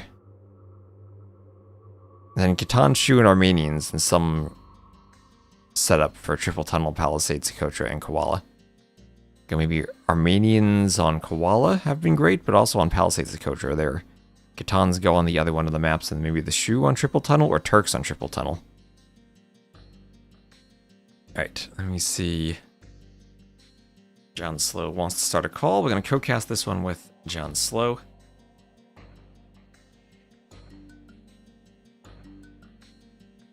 Make sure that I got my headphones set up on Discord properly. I don't.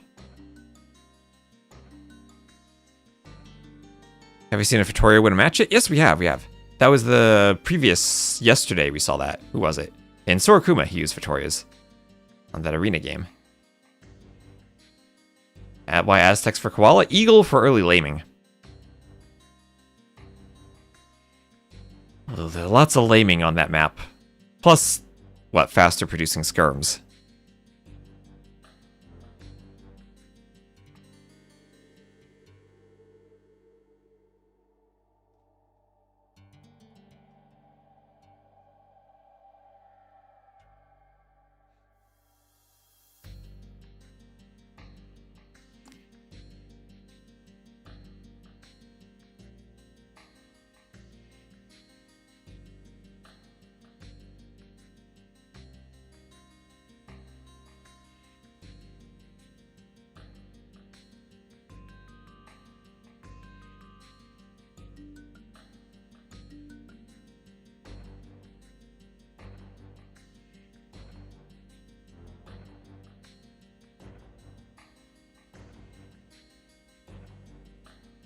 Just double check my admin stuff.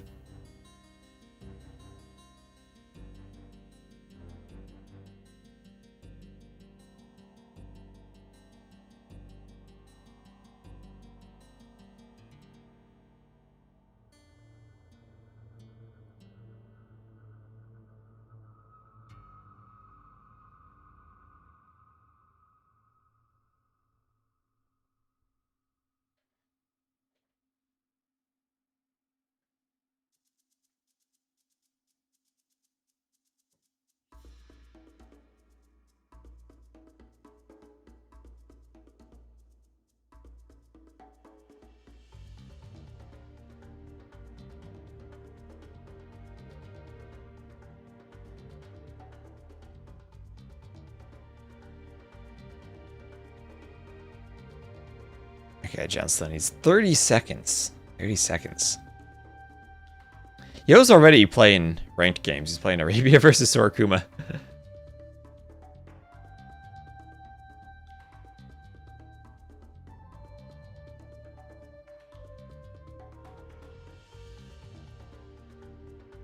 Very quickly back on. Grind.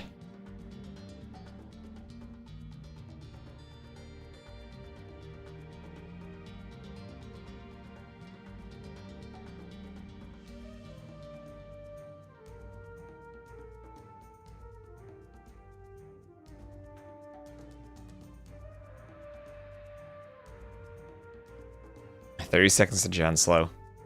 14.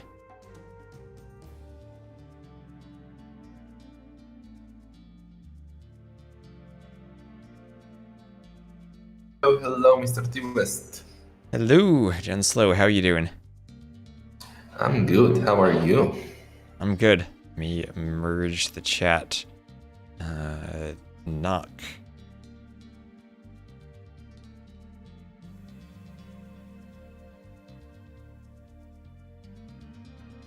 And we should be merged.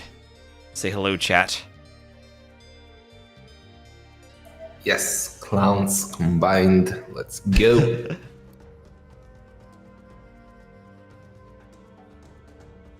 Okay, so we should be starting soon. And yep, I see him in the lobby. Lewis needs to change the map from Arabia. Yeah.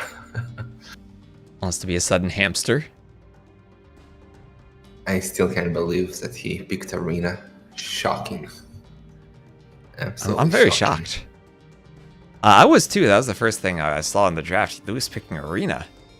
I was very much expecting this to have like Skakuza, Koala as the maps. But we only got one of those. Yeah. Well, it's kind of mind games because Sebastian is also a big hamster, theoretically. So, do you really want to play Skakuza against him? I'm not sure. That's a good point. I don't know who considers them more of a clown out of these two players. I mean, Luis, at least the lore tells that he started as a clown. Sebastian was born a hamster, so. Okay. But then Luis turned to the dark side, and well, now he's a big Arabia player.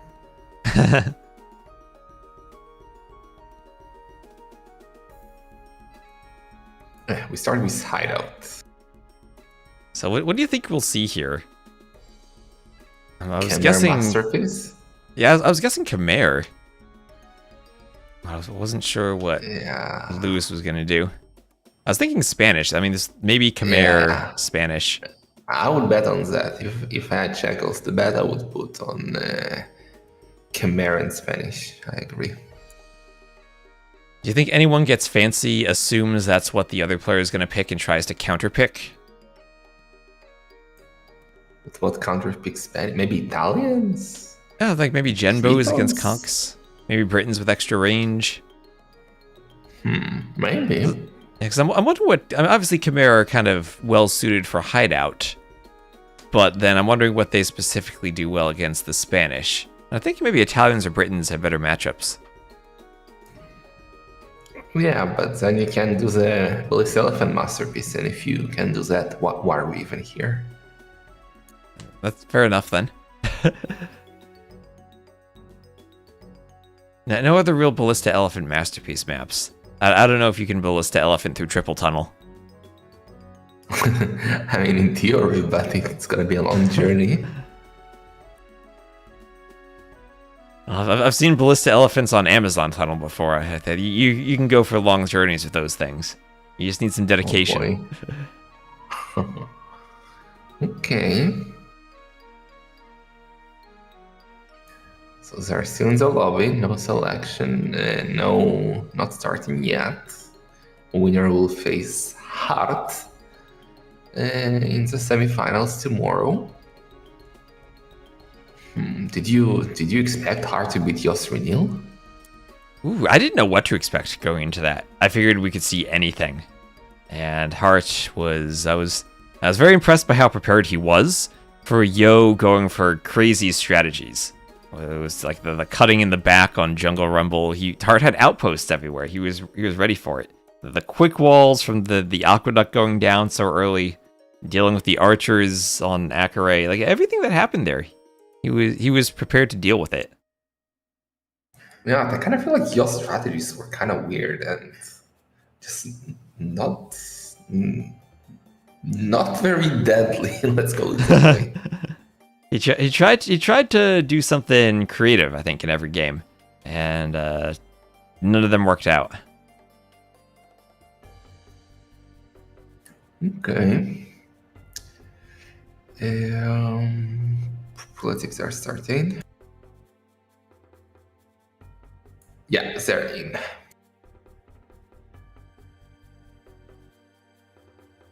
Yes, alright, so Hideout, we have a spec delay, and the answer to our question about the civilizations will be Spanish Britons. Alright, so Sebastian not going for the Ballista Elephant masterpiece. We'll probably anticipate Spanish from Lewis and try to do something with the extra range on the crossbows to deal with conquistadors. Okay, I kind of like it against the Spanish. But the big question is, do you go for the notorious hamster rush on Hideout, which is forward tower and archers, men at arms, or you try and fast castle, maybe longbows against conks? I feel like it's too risky, maybe. Has the forward towers actually worked in this tournament? I'm trying to rack my brain.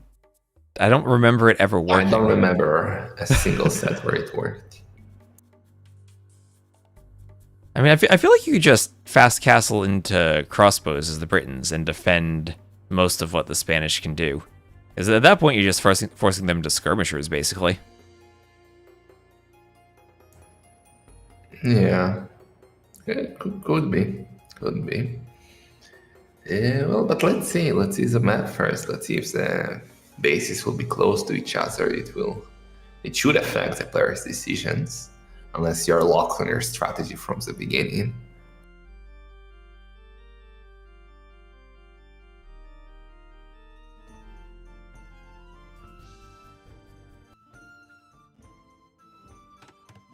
Alright, so it will be Hideout. Sebastian will be the blue, Britons to the west, and Lewis the red Spanish to the east. So I love that one tile of Palisade Lewis has in his wall in the forest. Keeping him safe. Oh yeah, it's beautiful. Did Hideout change, or did Bazi change his script? That, like, back in the day you used to have way more walls in the back, or maybe I'm just imagining it now.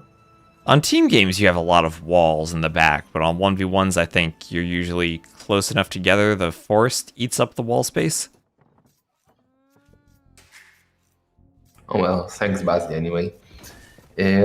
So they're not the closest to each other. There is some thingies that they have to walk around the nose.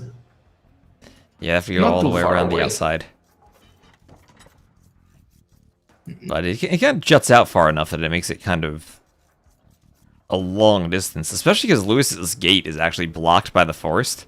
Oh So yeah. if he'll have to delete his Palisade to have a shorter path unless he wants to go through the far gate.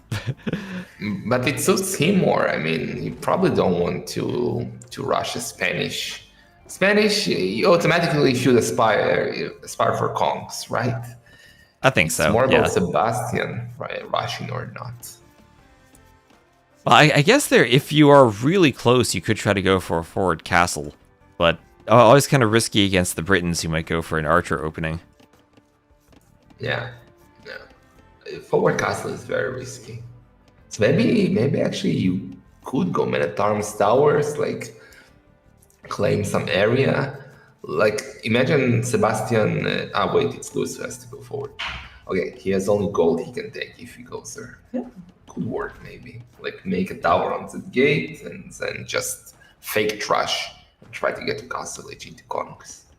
Yeah, well, I guess from our point of view, if Lewis were to get a forward castle by that gold at the bottom right of Sebastian's base, he would cover 1, 2, 3 gold mines, and Sebastian's only gold would be far to the north around the top of the map if you were to find something else. So actually a castle, like a tower rush into a castle on this gate might be really nice. Yeah, but well, Sebastian will have to deny that he cannot afford to lose those 2 golds. He will be in serious trouble if he will.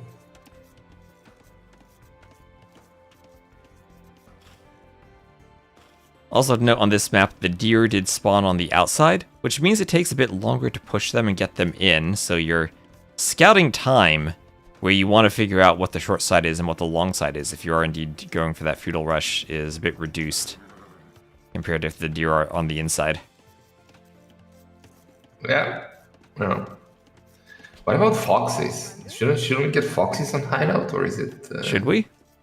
I don't know. Like, I guess it's only if it's a standard Hideout, maybe.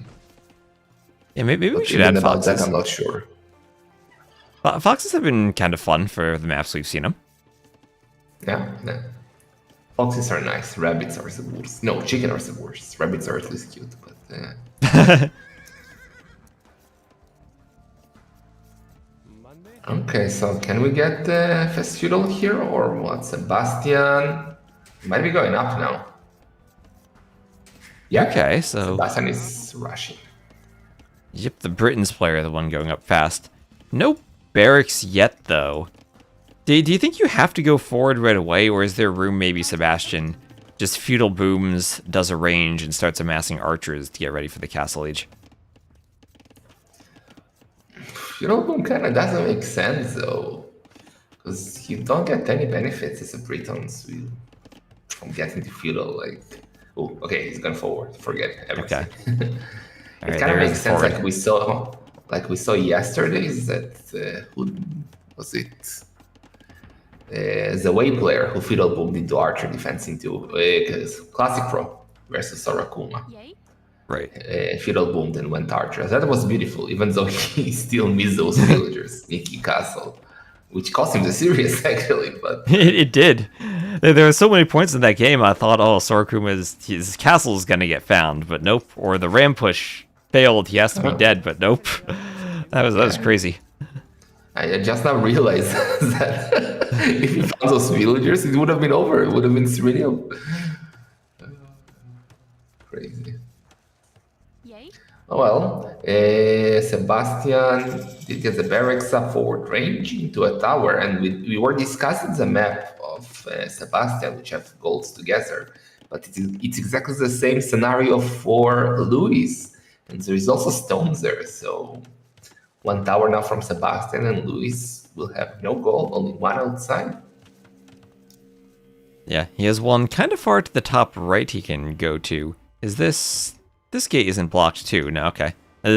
One half of this gate is blocked at the top of Lewis's base. He is an awful gate spawn. Waiting just to delete a palisade though. And there's the tower. Good thing for Lewis is his stone is in the back if he needs to do a counter tower or mine stone. And I feel like every time I've seen this build on the map where you go forward for the towers, there have been men-at-arms accompanying it on Hideout. So if you're not investing all the food and gold into those units and just going for the tower and the archer rush, maybe you're putting yourself in a position to get to the castle age faster. Yeah, but on the other hand, you might do no damage at all. Like, look, Louis already is walling, and Minotaurus would have at least eaten through the houses, which is quite nice. So, I don't know. Oh, it's the wall. Okay, he's fine. He's not on stone. Now he's going on stone. So, Sebastian wants to continue the push. He's now standing straight to the stone. He will try to do another tower. And the tower here where he's attacking now will take both the gold, the berries, and the farm. So that would be an amazing tower if you can get it. Yeah, and the archer's still applying pressure. And I guess lucky for him, he was able to get in at least far enough without needing the men-at-arms because he was up so fast. And the tower plus archers didn't give Lewis a chance to re-wall close to the initial tower and force him to go for that like semicircle wall defense. And now he's near the blacksmith in the market. Well, blacksmith for now. They have loom at least. And they're Spanish, they will get it up, yeah. Ooh, that one was dangerous. Here comes the tower we were talking about. That's a great tower. Yeah, now it comes down to the scouting from Sebastian, and great for Sebastian when he made his loop around the top of the map. He found all the golds. He found both extra golds. So he knows exactly where Lewis would be running if he doesn't have access to these front two golds now. Yeah.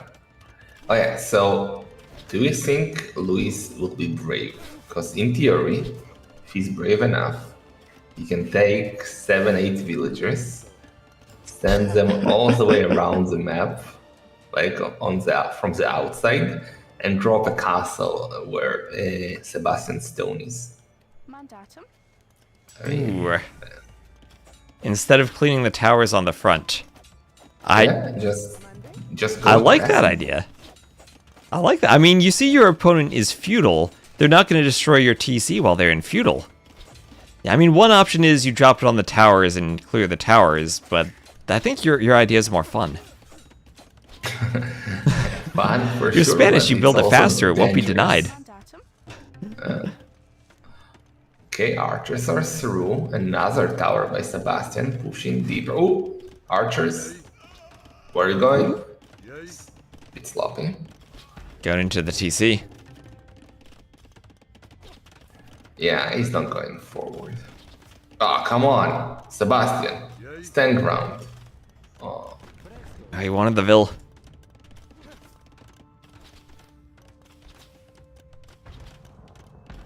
Well, Sebastian gets enough towers up. I guess it becomes hard to clear all of the towers with one castle. Lewis is going to go for it. Ooh, low HP villager sniped. I mean, it's a bit dangerous to do this kind of castle in the range of 2 towers. But as we said, Spanish villagers, right? He should be able to get it up.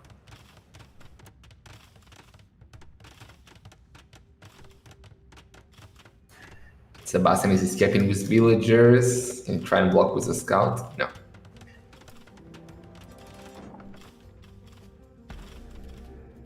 Right, so there it goes. It'll clear 2 towers.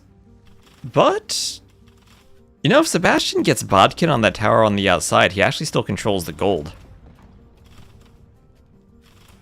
Yeah, but I mean, Luis should just take 5 villagers and go rush that tower with 3 conks. Okay, yeah, that would fair enough. Yeah. Well, remember, those are Lewis's walls on the front. He can delete them in Vil Rush at any point, as you said. 2 villagers trying to escape. Nice houses. Now he deletes them. Oh, the scout is there. He's gonna lose at least one. Let's see if he can hide the other one. Ooh, the conch sees him. The conch sees him. Yeah, okay. Not bueno for Sebastian.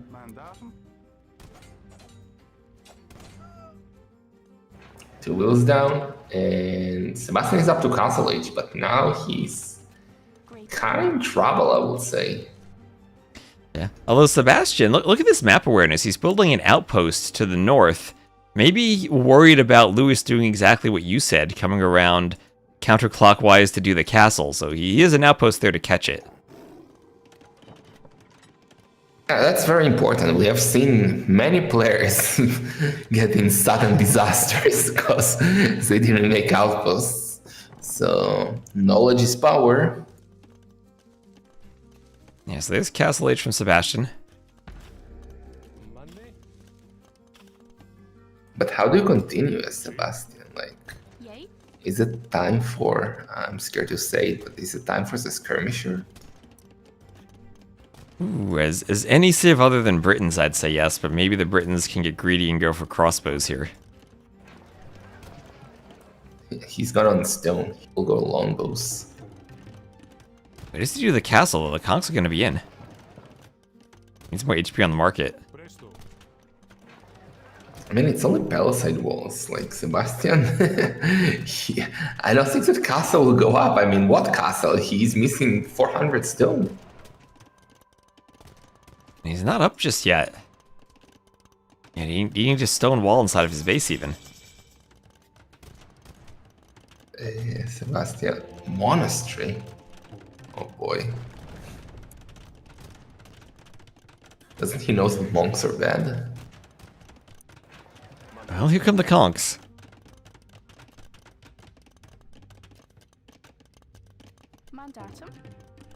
Ooh, and Luis rushing the tower and also hovering inside with the conks. Yeah, ooh. Oh, the slam gate, the house. They're gonna get in though. Ooh, they're so low on HP. Two of them! Ooh. Okay, now the monk can change it. Yeah, that was so important. That was such a quick, amazing move by Sebastian. Yeah, Might lose the those village vills. too, but so worth it. Yeah, those vills will still be disrupted, but one monk able to convert here. Okay. Oh, the gate. Oh. Deleted the And vill he instead of the sniped gate, I think. And he... did he delete it? Did he delete it or did the conk snipe it? I think Lewis was deleting the conk. I didn't see the conk attack. Let me see. No, he sniped it. He sniped it. He sniped it. Okay. But Luis also got Sebastian also got a villager of Luis outside. The villagers that were taking the tower down. So it's now 4-2 in the economical restoration for Luis. But at least Sebastian stabilized and he can get a castle now. Yep, he can get a castle. And the castle will be right on those golds we've been talking about all game. Securing the one inside of his base and giving him some control of the one outside the gate.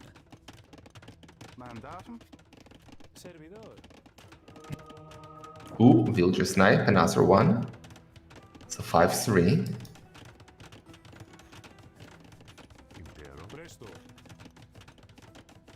Oh yeah, so I don't think Sebastian should aim for attack now. I think he should be slowly massing longbows while trying to get to imp and then just traps through the middle. Yeah, I mean, Lewis's TC is pretty far from the middle, though. Honestly. Might even need to break through all the way to hit it. Traps can cut slowly. They can. But Do Werewolf they can. Trebs and cut slightly more quickly. Oh, that's true. Werewolf Trebs can actually cut as you want to. Never thought about it. Never thought that would be a valid scenario. It'd be expensive to do that on 1TC, but I mean, usually you want Yeah. Werewolf for the Treb Wars anyway. Yeah. Yeah. Sebastian, you need Sanctity on those monks. Did Luis get devotion? He's not devoted. Searching for relics, I guess, Sebastian. Yeah. Okay, big Nothing in the fight. corner. No.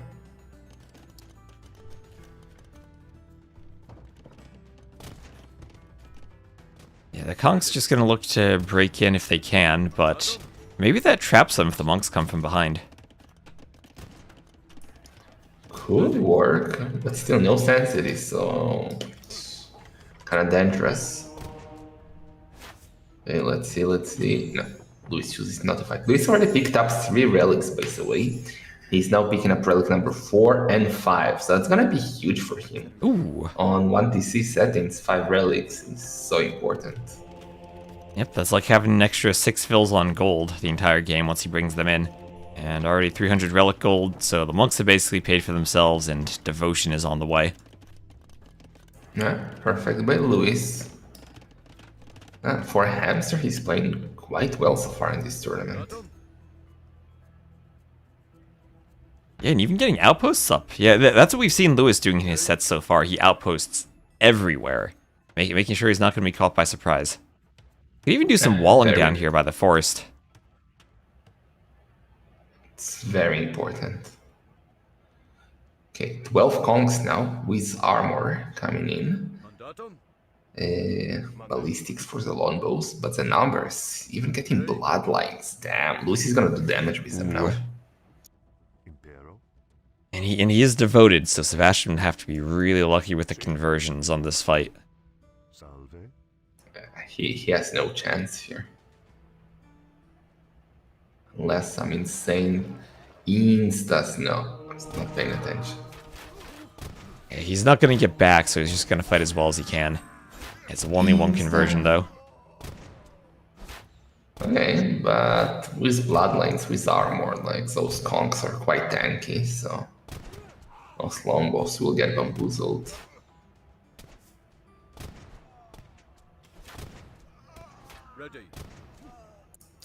Nice cleanup.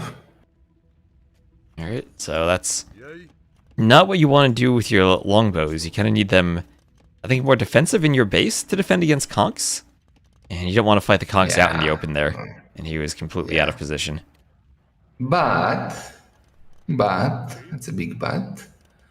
Sebastian is on the way to him. Luis not even close. He can do a castle, so. Is he coming full? No, he's coming. Yeah, and ballistics. Yeah, but this is more how you want to use the longbows, kind of keeping them safe in the TC. You can pop out the edge of the TC and get some shots and hop back in if you want. And that'll keep the conks away. Yeah, that's... I have no... He was searching for relics, I guess. He had no business being outside with all of his military. He's still okay, I would say.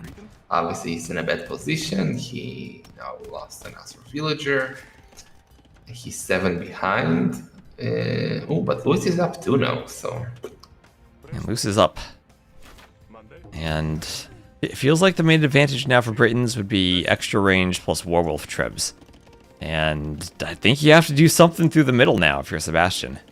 I don't know exactly what that is, but... some type of cutting to get your Trebs in range at the TC. Doing a workshop. Okay, interesting workshop.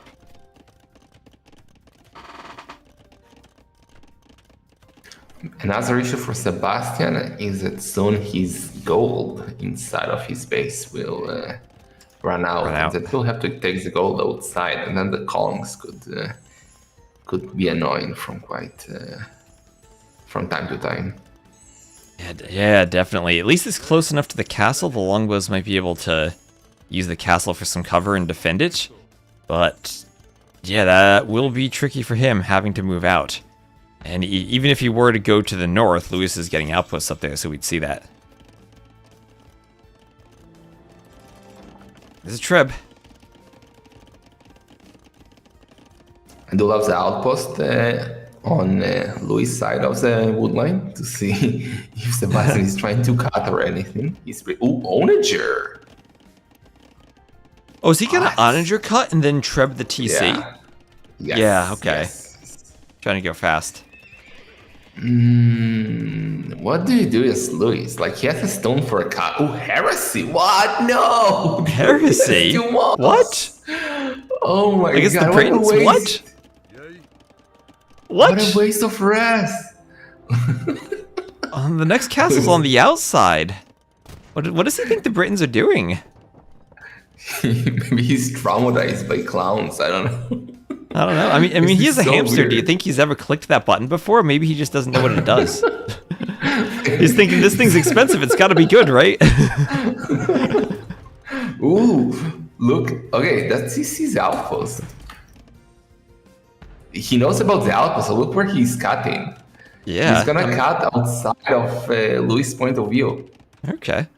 Yeah, but part of me's kind of worried. Lewis has so many outposts on the outside, he might see it from the outside if he cuts too far to the edge. But Oh, okay, but this is gonna work. Louis is outposting. I think maybe he heard. Sometimes he can hear the Yeah, sound you can hear it. of the cat, so he's like paranoid now. And he did his second castle outside, so that's not gonna help him. Maybe he should have done Yeah. it like on the other side of his TC, like where he's doing outpost now. Yeah, chat's asking if it's heresy for bombard cannons. No, because there's no redemption for the Britons. They wouldn't be able to convert them anyway. That's 3 trebs. And honestly, if the trebs can range the TC from the forest, there's no stopping this. I mean, he has his own traps. He's getting chemistry now, so he'll be able to do cannons. So I guess Cannons have to be he fast, can- though. he has time. Like, where is Sebastian going? What if he's debating him? Oh, okay. What if he's cutting to draw Louis' attention? Like he's gonna cut around, like come out of on the other side of the wood line, and then he uses onagers that he has now to just do a small, precise cut straight into the base of Louis and takes the TC down. I think that's what he's going for. Yes. Oh my gosh, that's going to be brilliant. Look at the conks out of the way over to this side. He's doing it. Okay. You'll have 5 trebs. Now, I think it takes 6 trebs to destroy a TC in one volley, but if you have 5, I don't think you can repair against it realistically. Oh yeah, he's doing the 6. We got masonry for Louis, so that's some extra HP, 240 extra HP, and we got 1 cannon. Okay, he saw it. He saw it. He saw it. The debate worked for a second, but now, oh no, no! Sebastian, don't lose the traps. Oh, don't lose the trebs to conks. They have to be unpacked to have enough pierce armor against the conks. While they're packed up, conks will destroy them. No, Sebastian. The plan was so good. 1-0 for Lewis. Oh, that was a disaster there. Yeah, so conks have 16 pierce armor, while trebs are packed. They only have 8 pierce armor. While they're unpacked, it's 150. So that's the difference between 8 and 100, or between 8 and 1 damage per conk bullet there. Oh, Sebastian. So good by Sebastian. The debate was at 1 onager, but Luis, he has good APM. He's a hamster, remember, so he was prepared.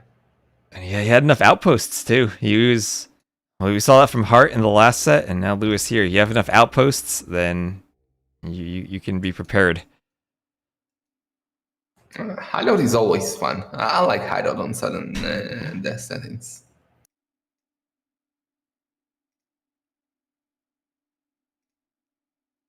Okay, so 1-0 for Luis.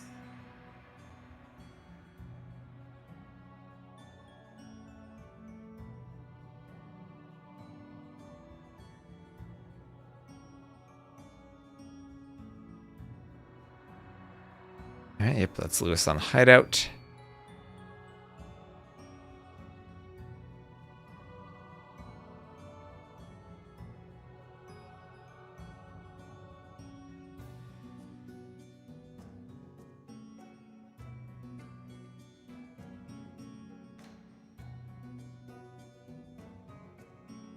Okay, so next one is going to be Triple Tunnel, and they're already in.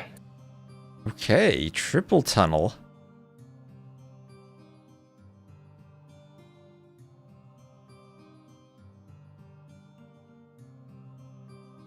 Sure? Are you sure about that? Why sure? They get food while collecting wood, so maybe you can put more vills on wood and get more fishing ships? Maybe actually.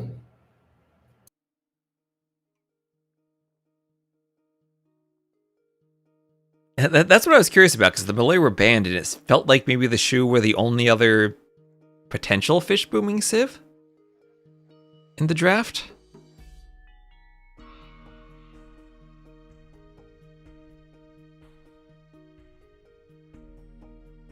I guess. Well, maybe.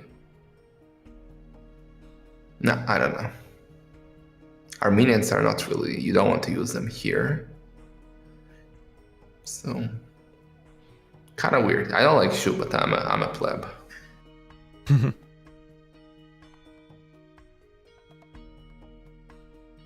Armenians feel Italians. like you want fortified churches for Koala or Palisade Sakotra, maybe. Yeah, it makes way more sense there. Italian should be quite good though for Sebastian here.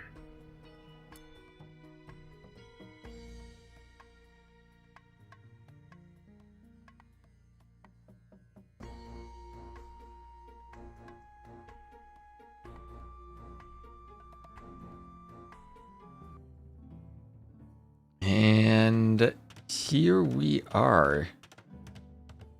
So it is triple tunnel. We'll have Sebastian as the blue Italians to the west, and then Lewis as the red shoe to the east, with wonderful fish booming ponds in the back for each of them. Yeah, we have seen lots of fun games on this map, and it should deliver. But Sebastian needs to win this 16 inquisitive, and well, in general, if you want a close set.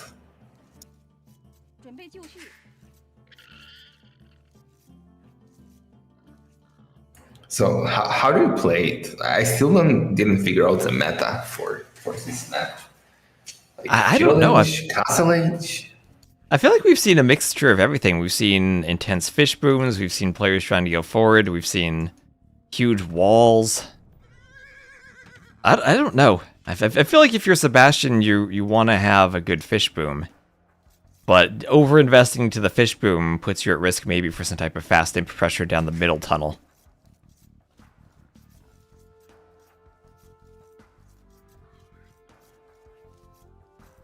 Ooh, Sebastian taking the board from the south. Luis trying to stop it, but that villager should make, 11 HP. Just don't get another hit. Luis, don't block him. Okay, he's fine.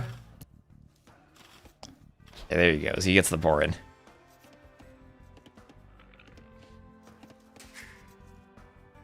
And, well, I guess maybe one thing about this map, why the forwards can work so well, is because you don't have any stone in your base.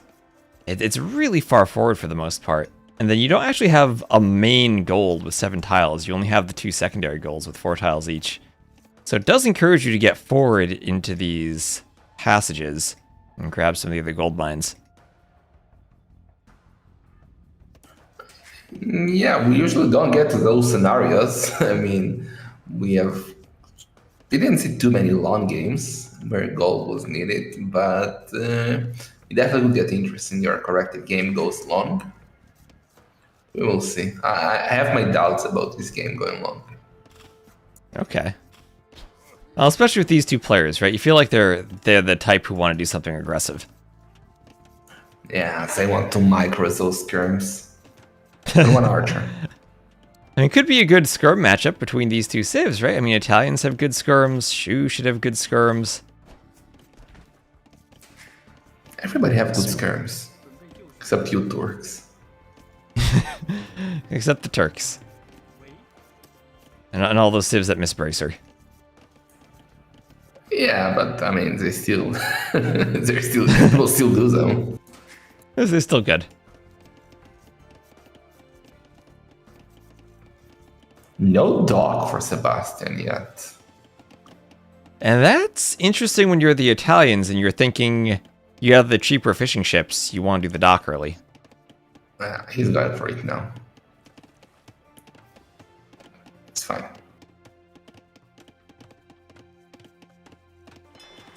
And Lou for Lewis, so he's going to go up, looks like 17 vills really quickly. No. Is he? No.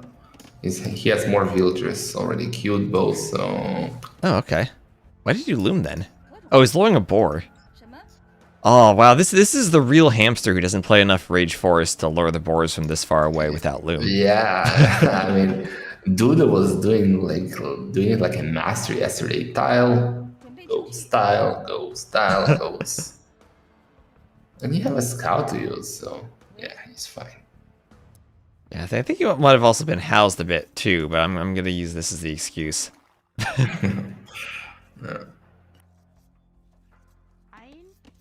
Okay, Yeah, Loom is in for Sebastian, and he's up 20 villagers.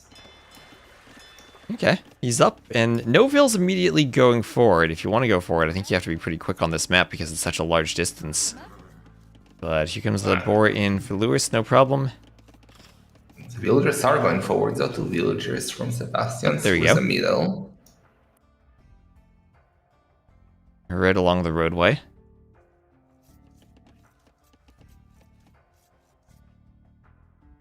Maybe we need to give them a speed boost if walking across the road.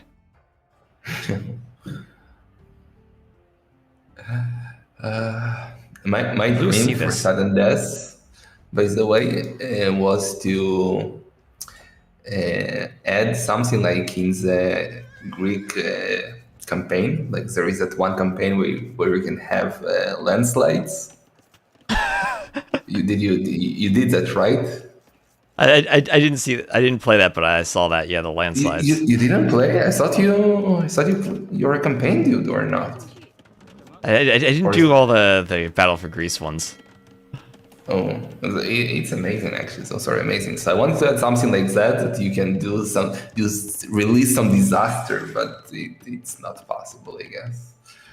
Yeah, I mean, we could do a custom scenario. It just wouldn't be in a random map. Yeah. Oh well. Sebastian trying to steal llamas and not very successful, but forward range. All right, forward range, and he was really trying to hide the villagers in that passage, hiding behind the gold mine to make sure that that they weren't seen. But with the forward spear, Lewis will know what's up, at least. Yeah, you know something is coming. Barracks for Luis too. Yeah, it will be a skirm fiesta. He can now see the villagers, he can see the range. Ooh, TC arrows there. Man, that new patch where the TC arrows are larger really hit the scout from Sebastian. He'd have dodged that in the past. They just changed the arrow size. They didn't even. Yeah, they made the TC arrows bigger. It was one of those things where the arrows don't target units the same way they did in the original game. So to compensate, they just made the TC arrows bigger. Oh, that's a dead scout, maybe? Ooh, no, he gets away. Skirms are coming. It's time. It's time. So Sebastian just had a disadvantage because he opened archers here. I mean, he's gonna have fewer skirms now. Well, he's gone full archer at the moment. That will help him to get to Carthage faster. But might lose all the archers in the meantime. Yep, and on the fish boons, we have Lewis already starting to add in some fish traps. So as he has the eco forward, he will keep fishing. Yeah, and as we said earlier, both the golds are kind of small and exposed a bit for Lewis. So whatever he tries to take, he'll probably need to tower, as the archers could hit either side from Sebastian since he's so far forward. Well, I kind of feel like Sebastian could use his early map control now to maybe wall Luis in. And I'm not saying wall around his walls, but like wall at the south and north, and just wall your barracks, like around your barracks in the middle. And then yes, big chunk of the map for him. Yeah, and try to control the passage. Well, the one thing that worries me is Sebastian has had the Vills forward for a long time. And also, yeah, the cheaper feudal's nice, but Lewis should have a more impactful eco bonus in the long run with the Vills collecting food while they chop wood. And Lewis is already ahead by about 1,000 resources collected. And we're not even 15 minutes into the game. I didn't realize the advantage is that big. Yeah, Of no, this bonus. Lewis is fish booming back here. He's adding another dock. And just looking at the resources, it feels like his food's almost to the point where he can think about castle soon. Crazy stuff. These new sieves, I don't know how to. I still know how to use them. They're either amazing or horrible. Depends how you look on them.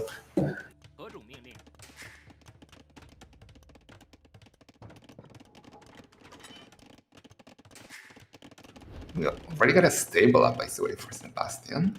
So if Luis will try to go forward, a few scouts can pop out.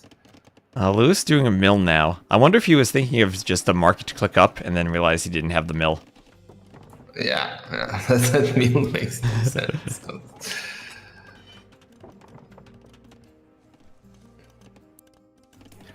Yeah, hey, well, he can sell the stone and go up. Sebastian is doing a market too. He can sell only 100 because he did a couple of outposts already. He has a lot of gold and he's Italian, so up he goes. Almost? Yeah. Oh, he's on stone. Almost same time. Yeah, almost the same time, and his thought is, I see Lewis making only skirms. Skirms aren't going to stop a castle. I will get stone, send all 14 of these vills forward, and drop it in range of the TC. I mean, I really like it, because as you said, Lewis has only skirms. One knight should deal with it, theoretically. And even the scout is dead now, so he doesn't know about the scout. Don't show him the scout, though. Ooh. Yeah, don't show the scouts, wall up. And even just crossbow plus bodkin at least would force Lewis to have to do like elite skirm bodkin himself. And while that's going on, you're building the castle if the vills are there at the right time. Oh, they're going forward. That should be great. Okay, let's go. Is this where if you're Lewis and you carefully watch the market, you can watch the prices and check for Sebastian to buy stone for the castle? In theory, you could. I don't know if players do. Do players do that? I don't know. You can notice it actually. Now he can see the scouts. So he has to maybe run or... Oh, now he will see the villagers. How do you react? He said your own vills, maybe. Okay. I mean, maybe he buy, sell, buy. He's buying a castle. He's buying. He can't afford it. All the spears on the foundation. No, Deletes the spear. I think both castles will go up, but Luis will lose a few vills. That's actually a good decision by him. Risky, because imagine if he was just missing 100 gold or so. Ooh, not a single villager, actually. Wow.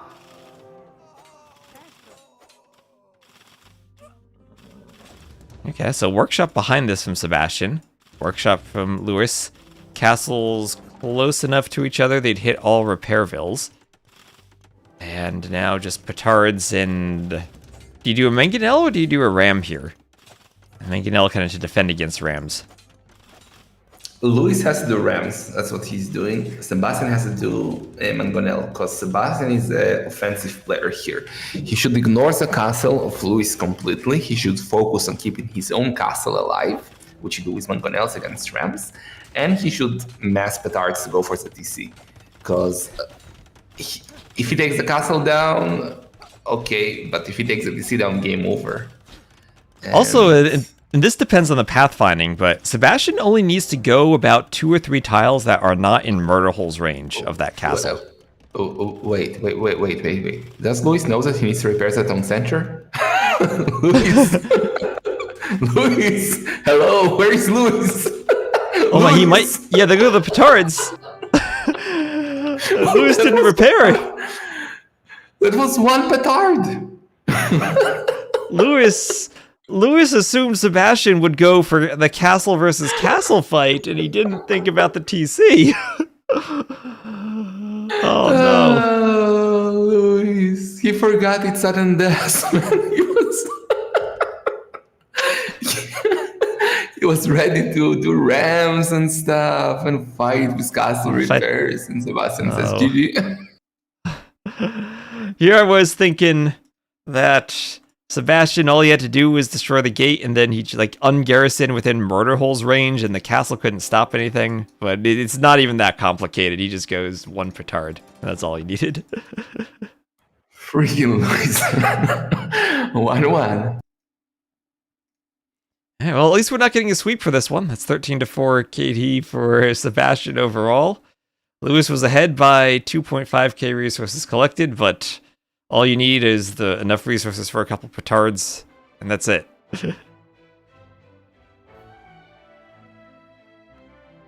So at least Sebastian is playing the objective in these sudden death games. Yeah, he did exactly what needed. Ignored the castle, went for the TC, and yeah.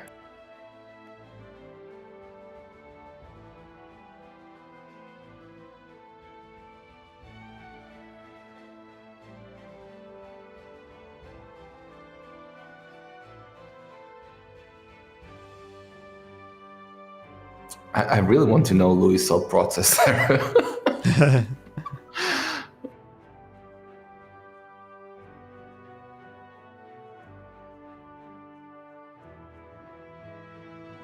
Douching this tournament ban. I mean, you can try douching, but it will not end well for you if you do lose the TC.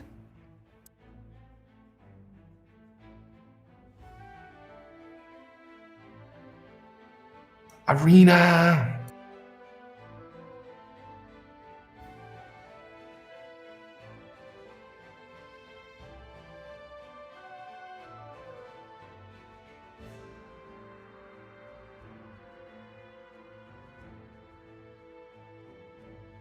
Pulse on Arena, what? Against Portuguese. Trying to do something hamstery with the poles on Arena, maybe? Oh, wait, no, it's okay. Well, I was gonna say, Lewis trushes every single time I've seen him play Arena, but with Portuguese against poles, sounds like that's not something he'd do. You should just go organ guns here. I mean, with Poles, you have many options. You can go Organs, you can go Trash, you can go Monks, you can go Festive Victorias. Like, Poles are the ones that are... You need to decide what to do with them, because they don't have that many options. Yeah, Poles could maybe just go Scouts as an opening? We've seen that before, and just try to prevent a castle drop. But it's kind of slow. I wouldn't be surprised if both will trash each other, though. Maybe we'll just get a Vil fight.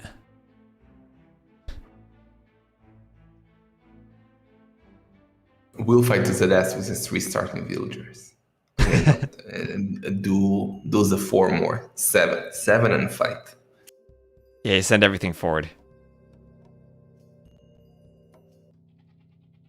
Alright, here we are. So we'll have Lewis to the northwest as the red Portuguese, and Sebastian to the southeast as the blue Poles. And, well, if it is a tower rush, look at Sebastian's base. The stone and both golds all are forward. And it's a chicken map, too, so you might need 2 mills if you're... Or a hare map. You might need 2 mills if you're not just going for the funnel. Yeah, they are rabbits, dude. You cannot call them chicken. But yeah, that's a horrible map for Sebastian.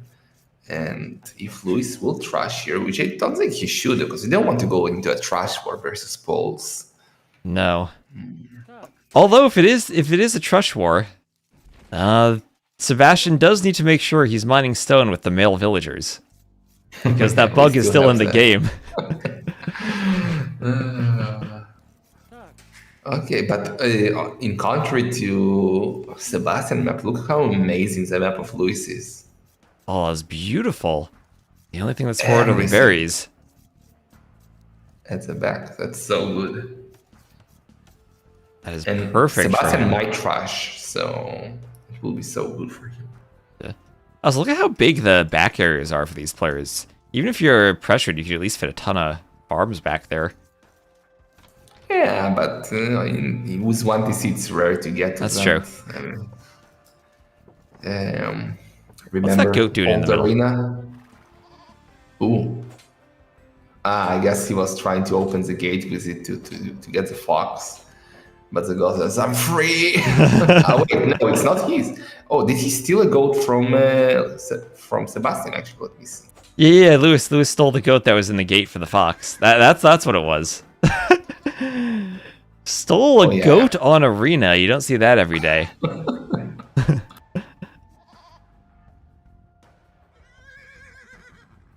Okay, going for the fox still? Yeah, going for the fox. Okay. I remember games on Arena where like bases could end up very close to each other, and then you would send a villager to kill the boars through your opponent's wall. Yes. I remember that.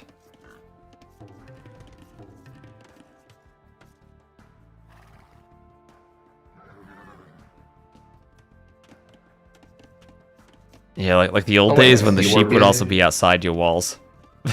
Yeah, and boars too. You were a bit ahead, now we should be caught up.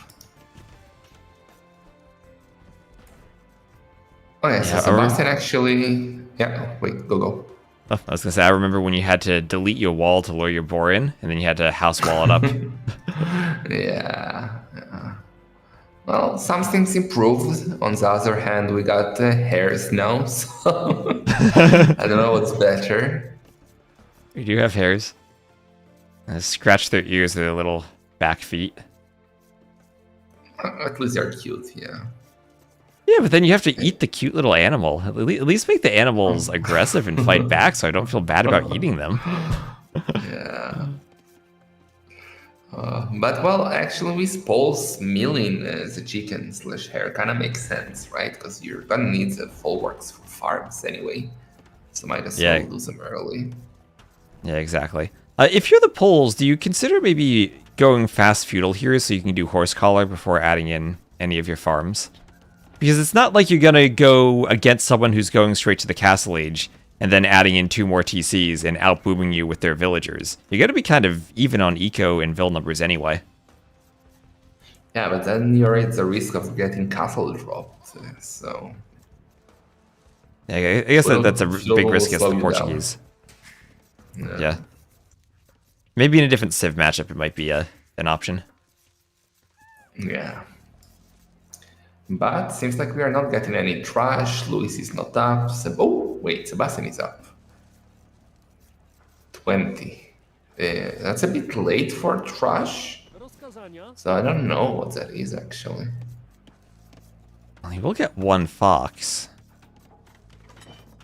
If you have 1 fox, I think you can sell 100 wood and go straight up. But I don't think you'll have the food to click up since he's taking all the hares right now. And he only has 3 on berries and doesn't have a single farm. Nah, there is no way he has castles here, right? You need a crazy amount of food now.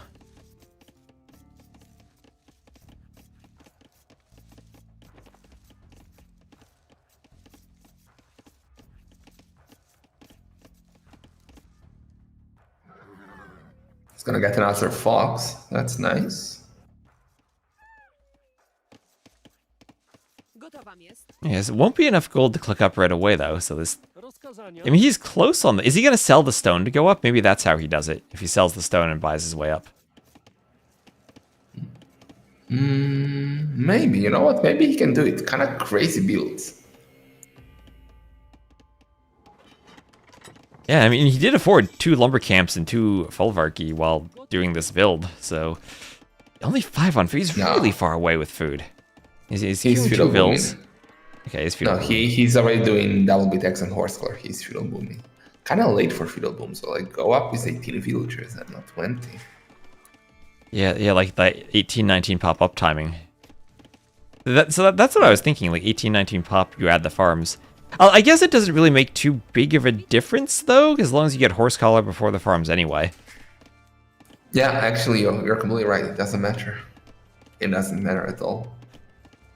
Maybe it matters a bit because you can get double bit X earlier, so a small, Yeah, a bit that's more about wood, it. but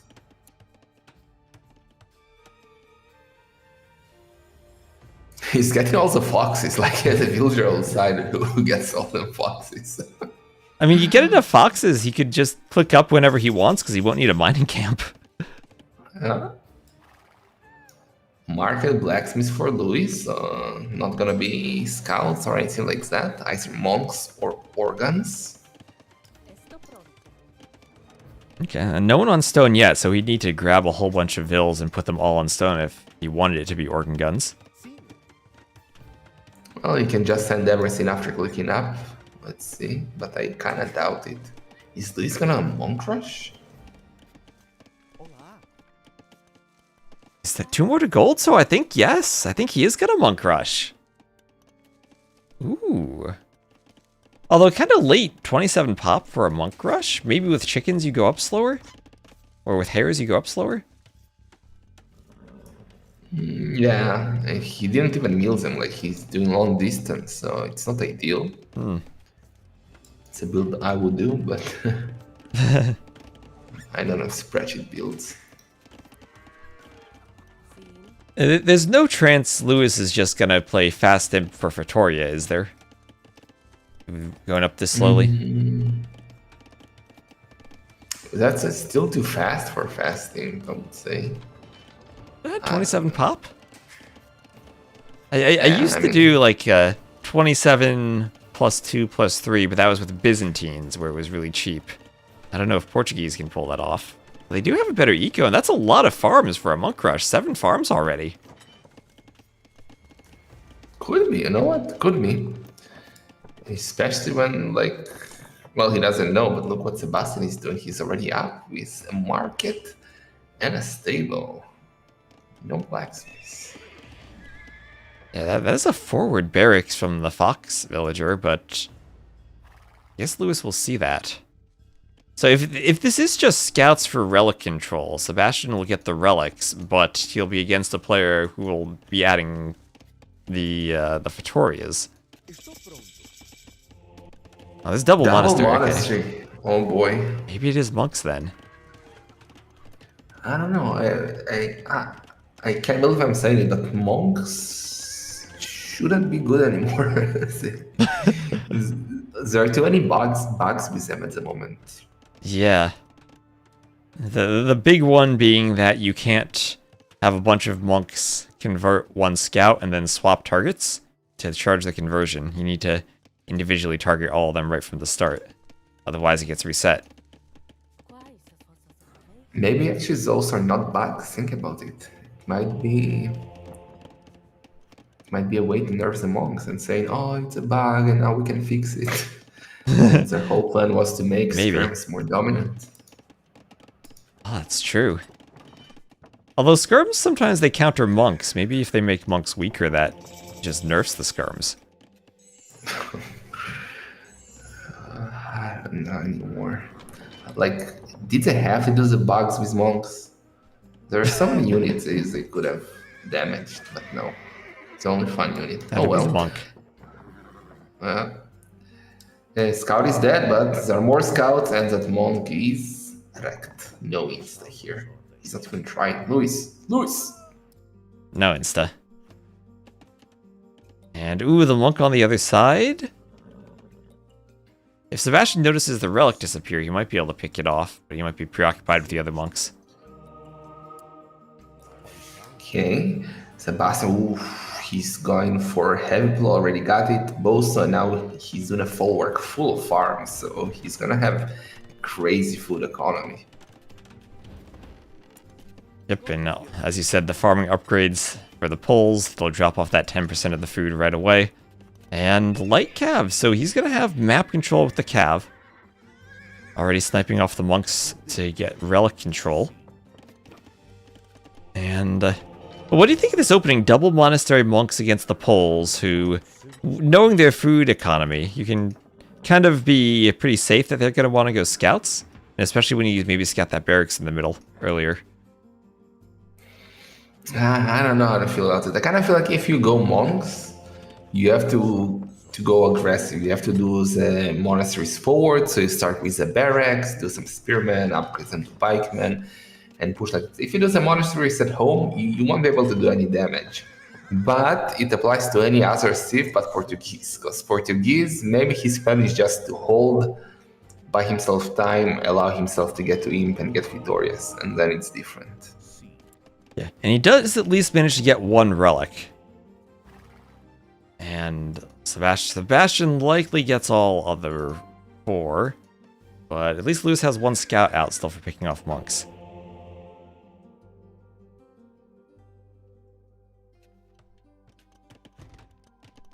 Okay, the scout keeps running away.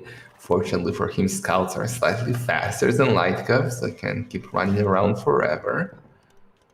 And he look how scared Luis is. He's already doing a second lair. Second layer, but a risky second layer because trebs or cannons or anything would still hit the TC from outside of it. Yeah, both are already aiming for Imp. Like, look at the economy. Look at the food income of Sebastian. We talked about that. He could actually sell some food now to go up to university. He'll be able to go up.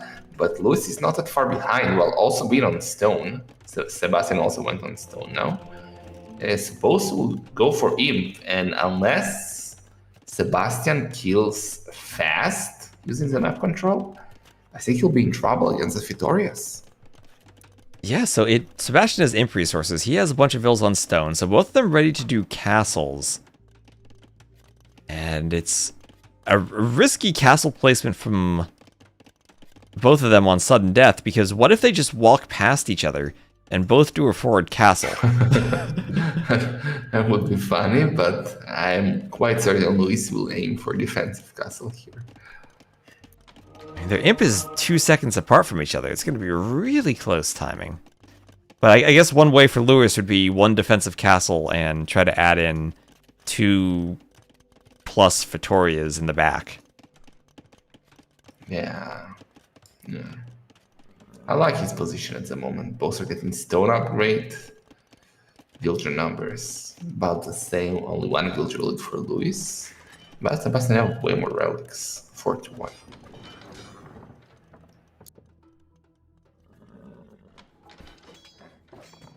Ooh, is he gonna get that? Did he get husbandry? No, neither player did. The scout's just slightly faster than the light cav, so it's running away. No, but the light cav were getting hit. That's why I was wondering how he's doing that. But oh, look at that insta on the light cav. Insta.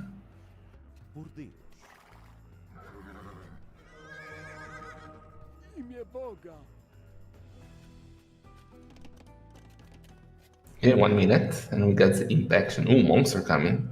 I convert 1 light cap, you convert 1 back. No. Nope, he's gonna be safe. And very defensive castle from Lewis. Does leave the right side of his base exposed, though. Yeah. And Sebastian going for the forward aggressive castle. And that's exactly what he needs, right? We discussed it. He needs to do damage, and that castle of his could have been more forward. Maybe he was scared of Fangonels or something. But he's doing it a bit late. Okay. And there's the Vittoria for Lewis. And we did see this in that, I think it was Ganji against Nikov, where the Portuguese player felt like they were really ahead, added in Vittorias, but the Vittorias themselves are pretty expensive and fell behind in the Treb War. Now we see Lewis with the immediate chemistry and workshop too, but it's important that he doesn't let the Trebs get inside his outer walls, because then, as I said, they can just go to the right side and Treb the TC for free, basically.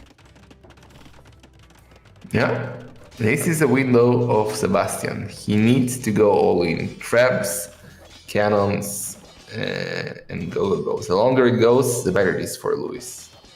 And Luis knows he's now trying to get defensive upgrades. Well, at the moment, defensive fletching.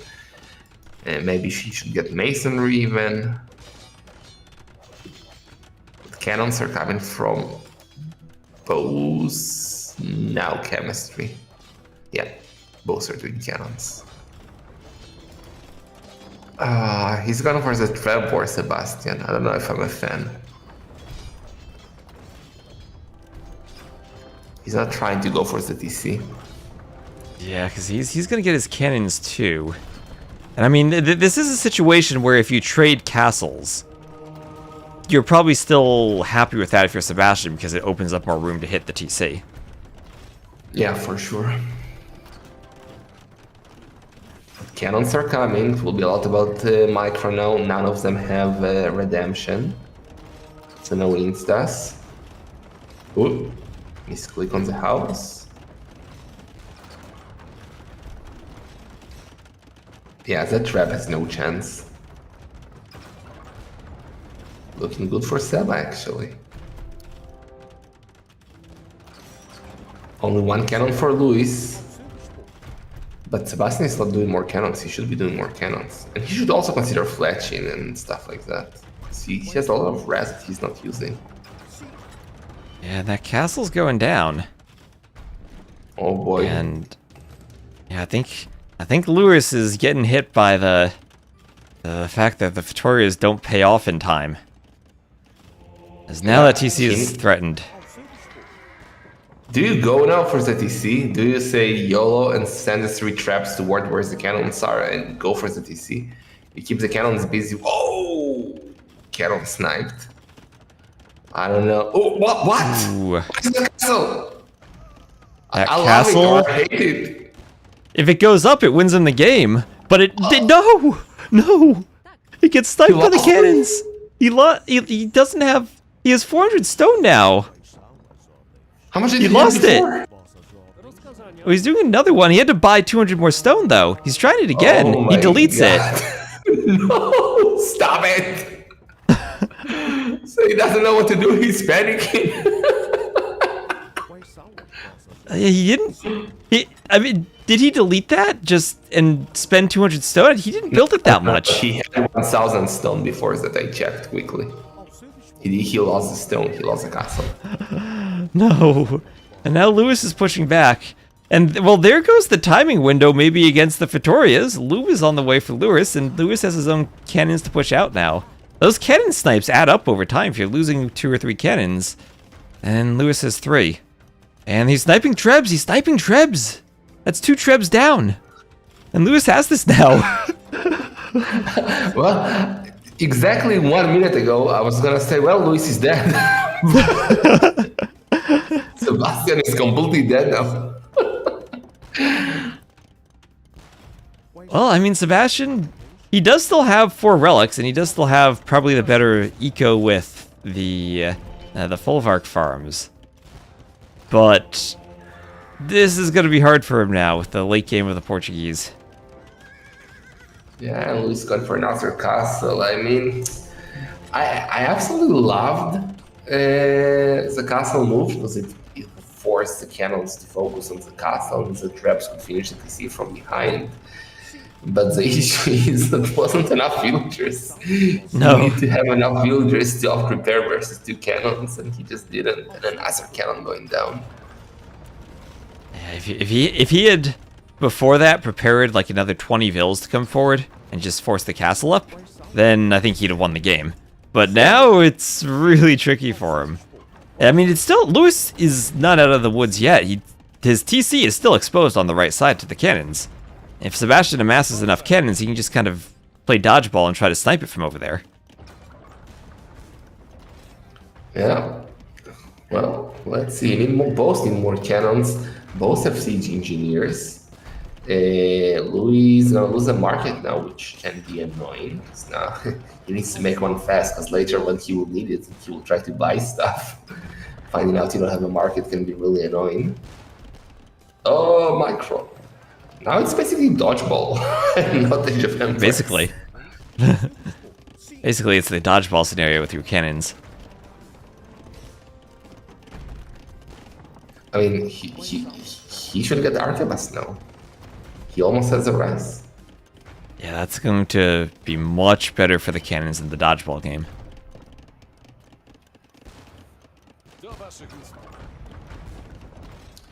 Alright, how much micro do you need to make like two groups of cannons, like Sebastian is doing now, and try to attack the TC from two sides?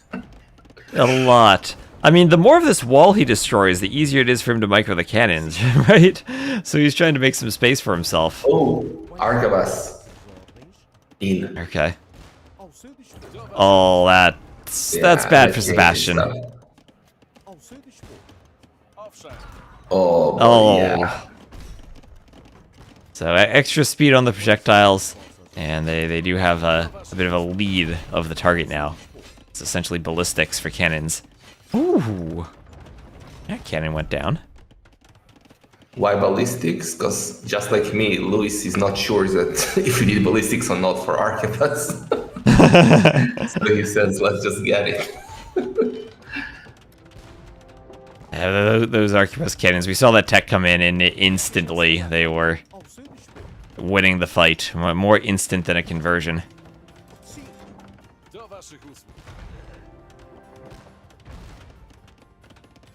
Yeah. Well, Sebastian is now adding monks with block printing. Does he have redemption? No redemption yet, so it will not help him against the cannons. Luis is at a great spot right now. Now he can re-wall. Now he can re-wall, keep himself safe. And it's one thing to be maybe like 4 relics to 1 against the Portuguese if you're both fully boomed, but here, with how low this population is, those Vitorias will provide a great advantage. Yeah. Well, monks. Maybe monks can change the game. Redemption incoming. You got a pikeman, though. He's gonna need some cannons if he wants to change the game. Those cannons actually killed quite a few pikemen here. Only 2 survived, and Luis is dropping back again. How many Vitorias are we on? Only 1 still. Not great. It's still 1. But he's out of stone now, so getting another Vittoria is gonna mean he needs to buy it. And that makes it pretty expensive. I mean, if you look at the map, he has 1 more stone that's forward and right next to Sebastian's monasteries. So I don't think Luis is going to have stone access anymore, at least not for a while. Okay. But yeah, come on. Stop converting pikemen. Start converting cannons. Ooh, he got 2 cannons. Yeah, 2 cannons in 1 hit.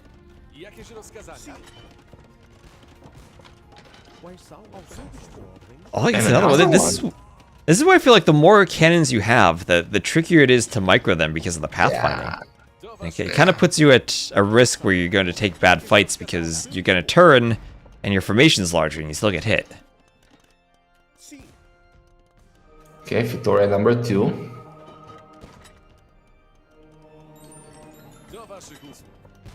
Okay, still converting pikemen. Oh, cannon's doing great against the pikemen. Okay, send the monks, start converting cannons.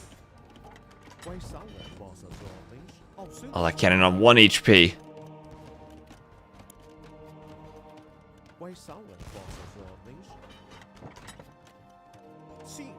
Don't convert the 1 HP cannon. The pikemen are doing such an amazing job because they're basically taking all the conversions instead of... like, he cannot go to the cannons because he has to deal with those annoying pikemen. They're not scary, but you still have to deal with them. I'm looking at Sebastian's economy and thinking maybe he should add in a couple of Obuk units from that castle. And then he'd have something to fight the pikemen more properly. Where is the monk you? Do you have 1700 gold? What? Winged Hussar? Do monks? Winged Hussar? That? Wait, what is Sebastian doing? He's clicked Winged Hussar, but he's moving all of his farmers away. He only has, like, 3 or 4 farmers now? What is happening with his economy? Okay, he's moving villas from wood to the farms. What is this eco-management? Okay, he has some plan, he has to. Now Lightcap from Luis too, like we got the full circle. Lightcap into monks into Lightcap again. Oh boy. Okay, well at least he's having farmers again. You do need those for winged hussars. No devotion or anything. I mean, so the good thing about winged hussars is that they have an attack bonus against gunpowder units. So if they close the distance on the bombard cannons, they will destroy them quite easily. But okay, Lewis is going. Are we gonna see light cav versus winged hussar now?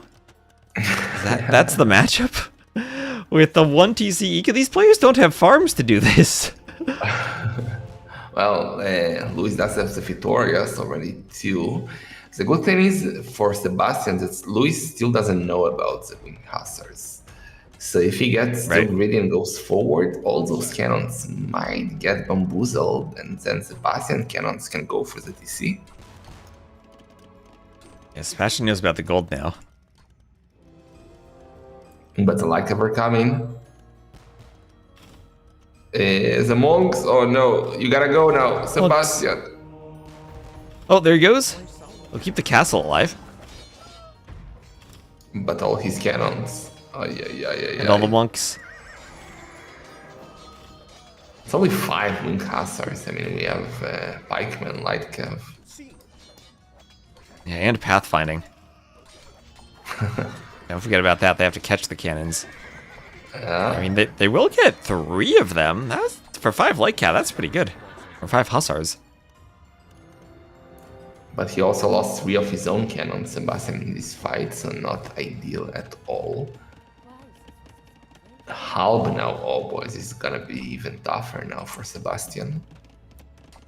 Yeah, well, Sebastian has discovered that gold to the north for Lewis, and right now, yeah, Lewis has 2 Victorias, but doesn't have any gold income, not even taking the relic at the front of his base. He's trying to sneak back out to that gold just to get any type of income. Notice what Sebastian is doing now.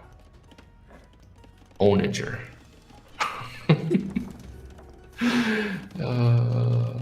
There's no world where he cuts and gets cannons to snipe the TC, right? That seems like his only win condition at the moment. It's our outpost. He's trying to kill the outpost. I don't know if that's intended or not. But I don't even know where he's going to cut. Wait. Okay, hear me out. Okay. He cuts on the left side, okay, through where the outpost is. Sends the monks, converts Victorias, infinite resources. And he wins the game. Easy peasy. Oh, with redemption monks. Yeah.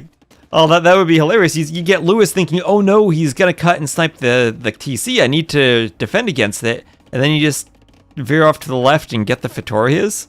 There's no military units there. Okay, sneaky castle in the north by... Oh, is that where he's cutting?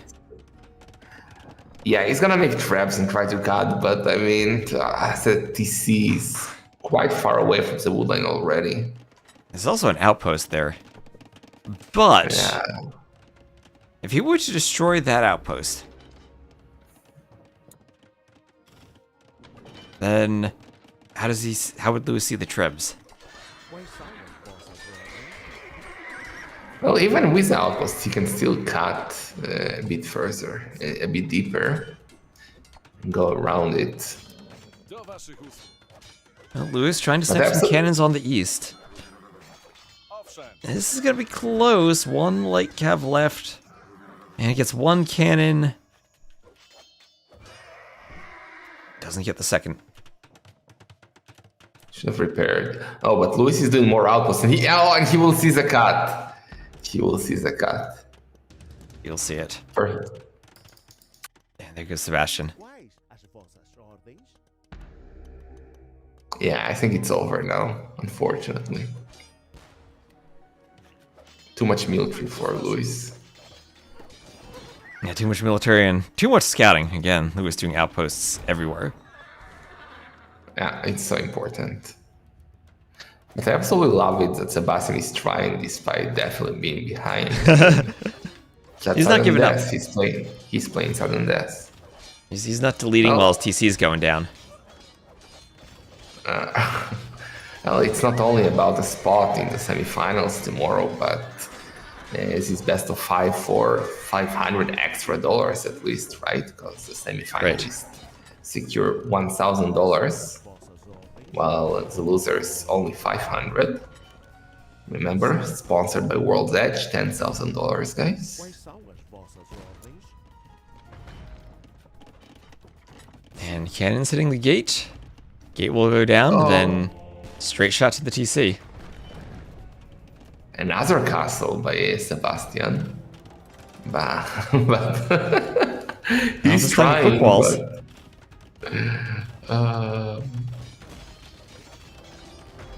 Yeah. All the trebs. Yeah, Sebastian's gonna lose his TC here. I know even point repairing. This is it. This is the GG. And he calls it. No, disqualified. You cannot resign before the TC goes down. Come on, have some respect. So, interesting game. Feels like a couple of small things here and there go different. Sebastian probably snipes the TC in that early push. But Lewis just barely manages to hold on. And Arquebus sealed the deal in that game of dodgeball. I want to see how close Sebastian was to not losing the castle. I want to return to that moment.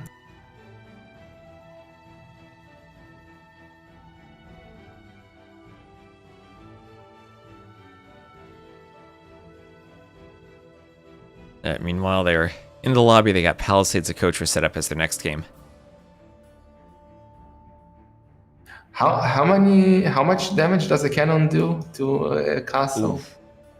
That I don't know off the top of my head. Yeah, it wasn't even close. Like that castle had 300 HP.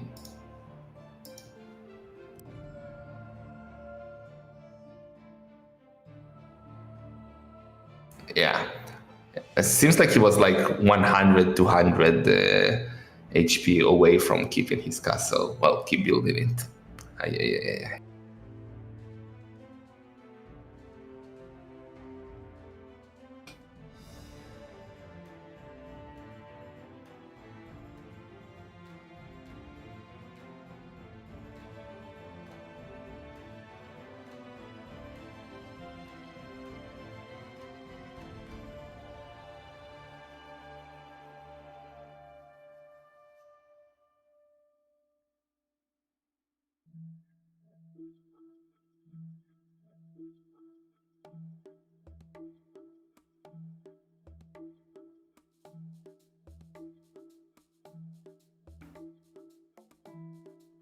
Okay, so are we in?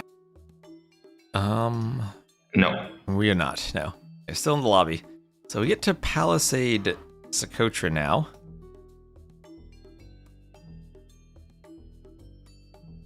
And let's see, what are the civs left? That was Portuguese against Poles.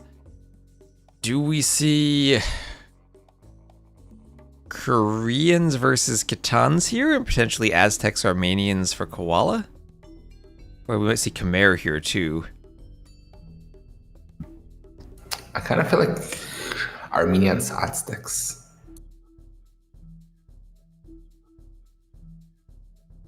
Yeah, other than Lewis not using Turks, I feel like he could go either way.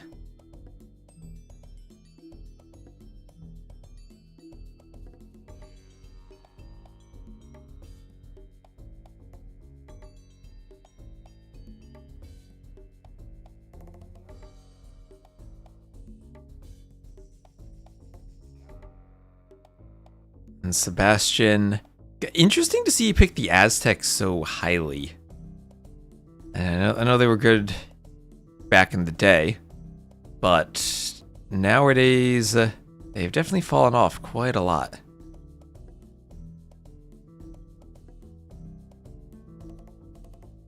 Even in the sudden disaster settings, they're great monks, but maybe he wants the eagle for... I was thinking maybe the eagle for laming on Koala.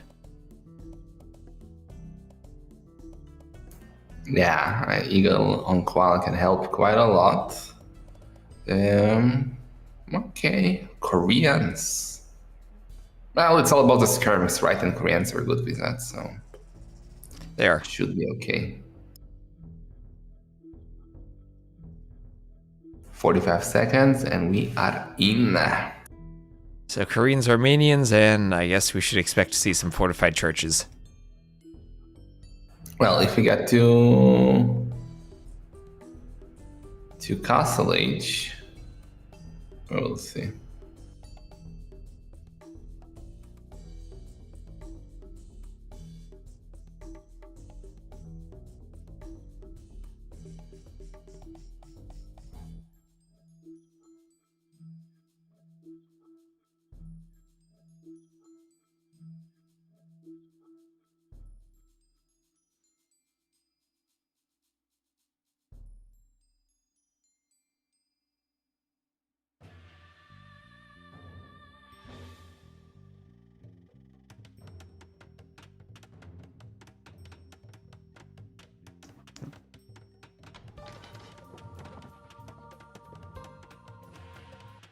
Here we are. All right. So, Palisade Sakotra.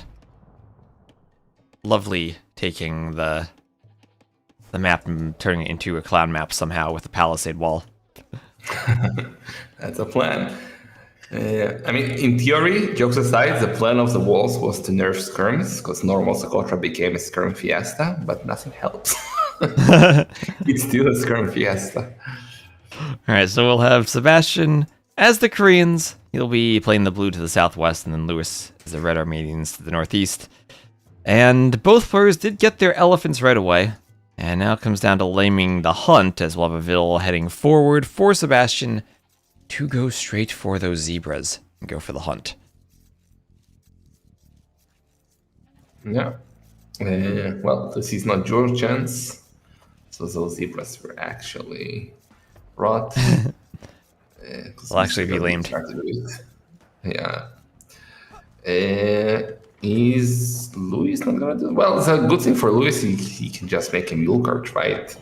Collect the zebras and just. I love how he's spreading them though, or maybe I don't know if it was intended, Sebastian, but they're quite scattered around. Ooh. Do we have? I think that he might lose a villager. No loom. And no loom. Blue's chasing. Yeah, he's dead. Good catch by Luis. Unless some sick weak wall, no. Okay, and Sebastian also lost a lot of scout HP too, trying to protect the Vil. More lost overall for Lewis, but also kind of tricky that you're even farther behind now without the scout being as healthy as you'd want it. Can't have an option to pick off more Vils. Even though they don't have loom. He got a villager, that was definitely worth it, even though he lost HP. So. Ooh, but now the lion, gotta be careful with the unloomed villager, Luis. The lion. Loom on the way. Oh, there it goes. He's fighting the scout at the same time. Oh, the quick walls. He's hamstering well. I should have quick walled the lion in and not the villager, and then use the hounds. Oh. No, back to your cage, villager. Do you try and... Yeah, I think he needs to try and snipe that villager, Sebastian. But don't lose the scout. Oh my god. Oh my... Okay. Well, he got the scout. That's nice. And loom on the way there for Sebastian.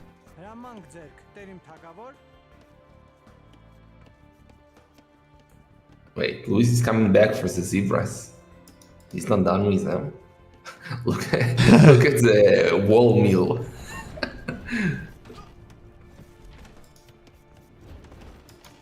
Okay, but you can't really lame much here. I mean, they're all going to be by the mill anyway. Yeah. Unless it walks around the gold, as I say that. Oh, that poor zebra.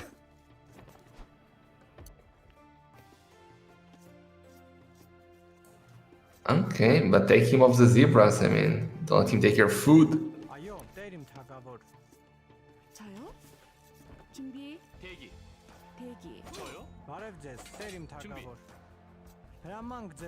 Well, both are playing good so far. Only 4 or 5 idle seconds.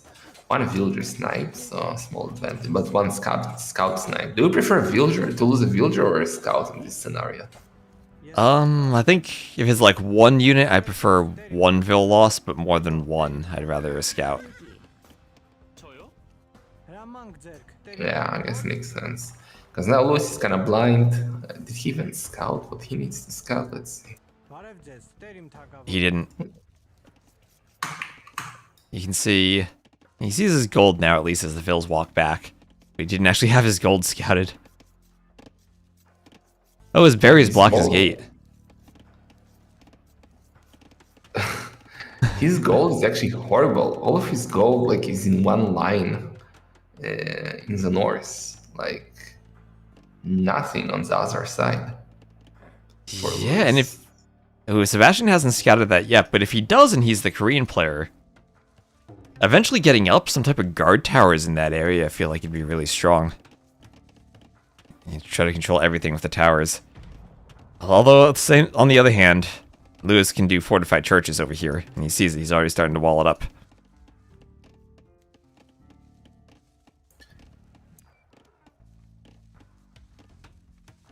Okay, so Sebastian is up 19 villagers.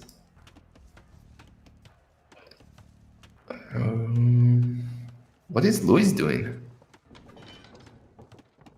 Could he potentially fast castle? He's on 23 pop? That's kind of slow for this map, especially if you want to go feudal. Yeah, he's fast castle, especially with Armenians. You can do very spreadsheet builds. And what Sebastian says, if he does a tower where his scout is right now, to take out all the gold and the berries, it would be sick for him. Absolutely sick. He scouted the other gold too. And since he's up so fast, Lewis won't be able to counter tower. Well, he can rush it with the villagers. I think he should if he has a chance. Yeah, I think it's the only thing he can do here. Does not want to let that tower go up. Yeah, Sebastian sees a tower. Yeah, preemptively walling in front of it.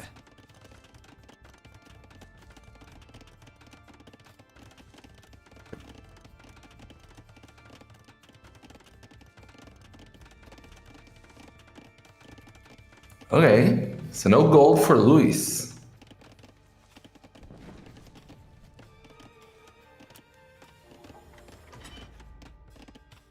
That's a problem. He's gonna take. Does he know about the gold in the south? No, he doesn't. I checked it already. So he's gonna take stone and sell it.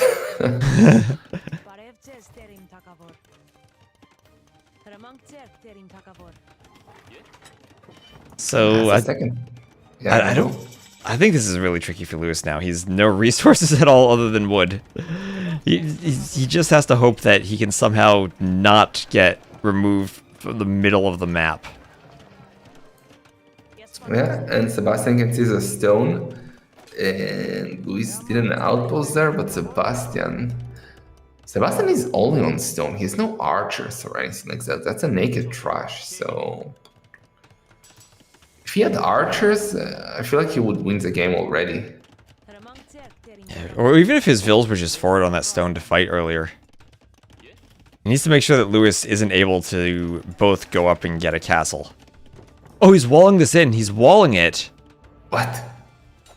Okay. With the gate.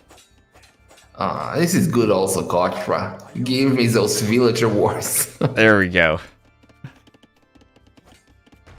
Remember the Incas? The Incas. I remember that. Luis, Sebastian, I mean, don't get too greedy. And yeah, he listened to me now. The archery range is coming. Yeah, Luis is in serious trouble. I don't think he knows what to do. He has only wood. He will not even lose 3 of his 5 farms. No berries, no farms, no gold, no stone, only wood. And he needs to get that tower up. But even if he does, that... Oh, he has some weak vills there.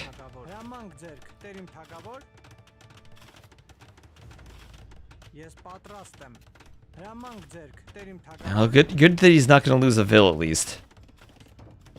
But he is losing more and more map control, and right now, 1 or 2 towers on the side for Sebastian. Finish this off. Lewis is, he's gonna try to delete to fight, but Sebastian gonna try to quick wall, and he gets more walls up. Just needs to hold until the tower goes up, and it's almost there. Yeah, Luis knows he has no choice but to fight. He's trying to, but these 2 towers are gonna be a disaster for him. Fortunately, towers don't hit. Almost, but They don't. Not anymore. now got archers coming, fletching, so we'll get blacksmiths will get fletching soon.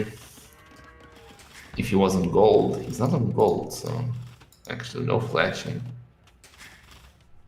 Luis? The villagers just eject. Okay, now he's coming with everything. Everything. Sebastian needs the quick wall. Sebastian needs the quick wall. Nice. Okay, somewhat did. He really would need fletching here.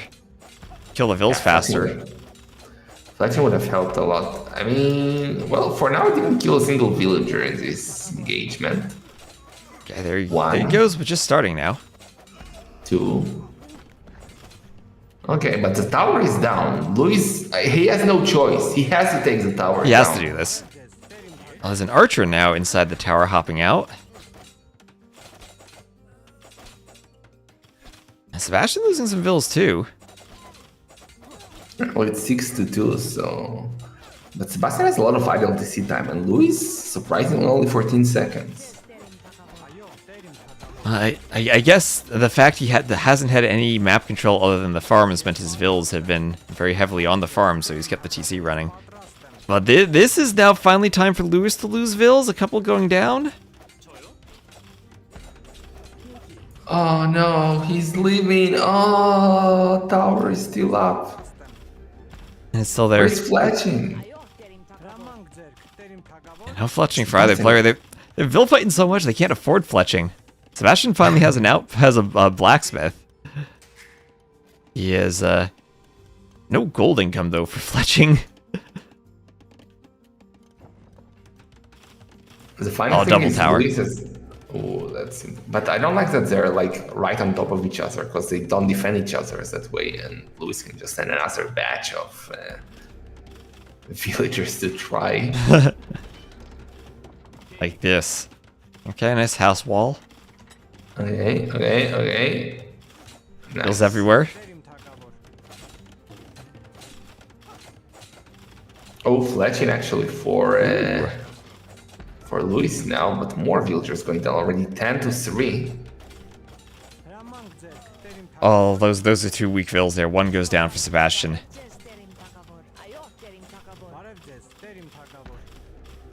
Okay. That one archer can get a villager or 2 actually. 2 more villagers down. Oh no.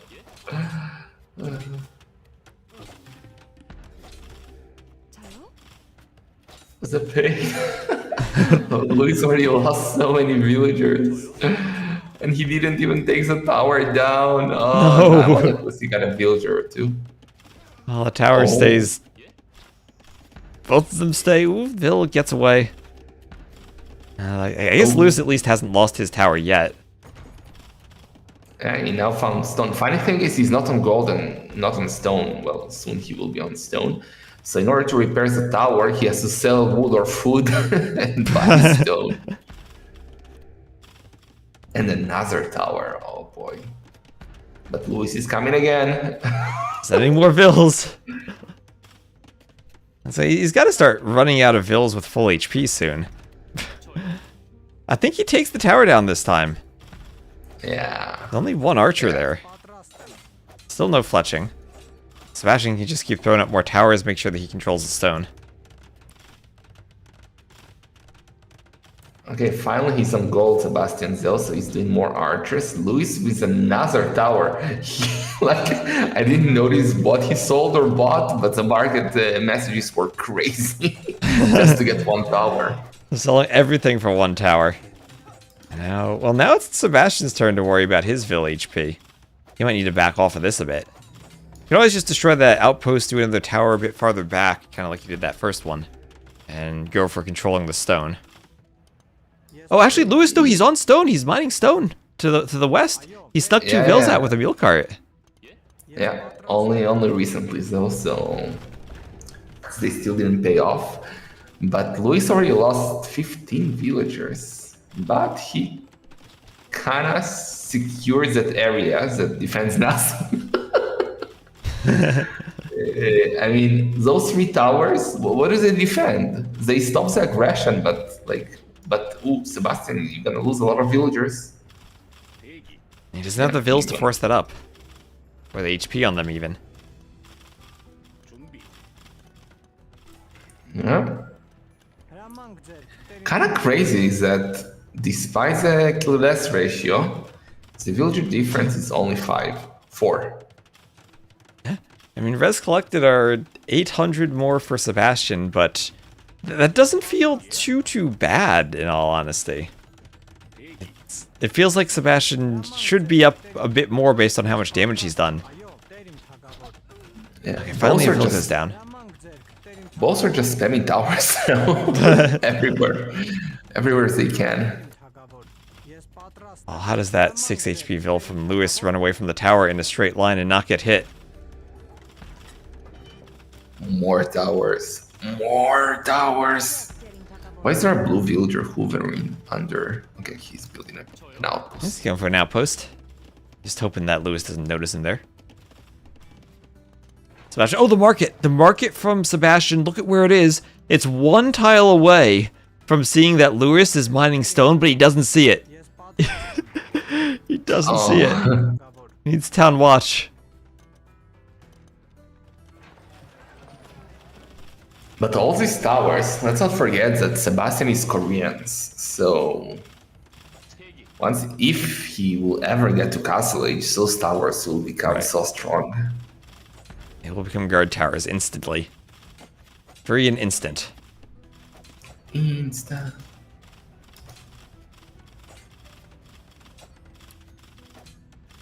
Yeah, and just mention that, and Sebastian, really, I get guard towers, let's go up. There he goes. Now he just needs to repair and keep them up until he does get there. He has more vills coming forward. Where are those vills going? Maybe to mine... Oh, to mine gold. I was gonna say, if they were mining that stone, that'd be great because he'd see Lewis. But I'm just gonna go for the gold. He still has 11 on stone, and he's Korean.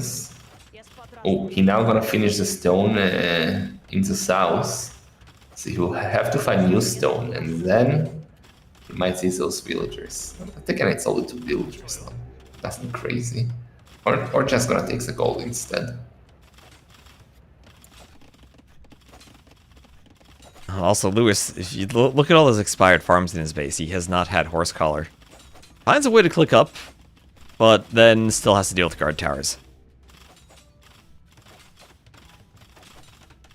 So what's the finale move by... oh, Luis actually managed to click up to kind of crazy goals. He's been using that market. I think you just buy a castle and drop it like on the gate of Luis. Oh, okay, he's going for that stone. And he'll see Lewis there. Another tower. No castle. Guess we'll go siege and towers. Okay, there he is, and Bodkin on the way.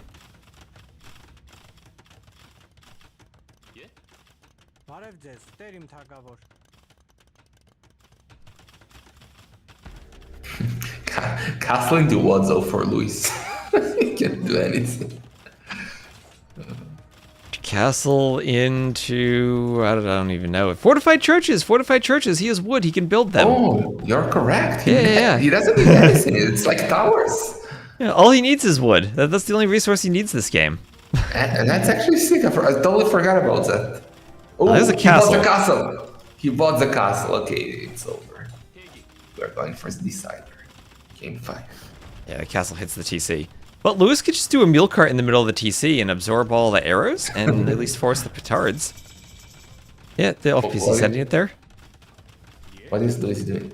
Luis, where are you going? Is he buying a castle? He cannot afford a castle. Just send the bills somewhere. He's sending everything towards. Wait. Oh, he Send wants to south. drop churches. He wants to drop Yeah. churches on the TC Okay. of Sebastian. So he's walling up. Can put a mule cart under the TC of his own if he wants to absorb the castle shots, which he kind of has. And then he can go fortify churches here. Can't stop these things from going up. They're just built too quickly. And then he could ram the gate and attack the TC somehow. Yeah, but I don't see that working.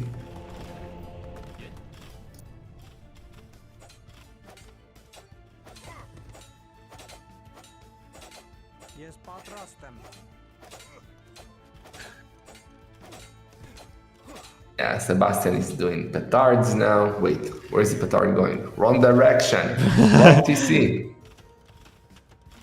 Imagine that. Someone petards their own TC and they lose. Sebastian doesn't know the advantage he's at yet, and he's scared maybe those churches are a preparation for a castle, so he's doing tower defense there and everything, but yeah, this is over. Only a matter of time. Only a matter of time before the petards go. He's got 3 in the castle, 3 more queued, and might not even need all of them as the TC is almost down anyway. Yeah, and Luis is struggling to get wood for repairs. Okay, now it's on wood.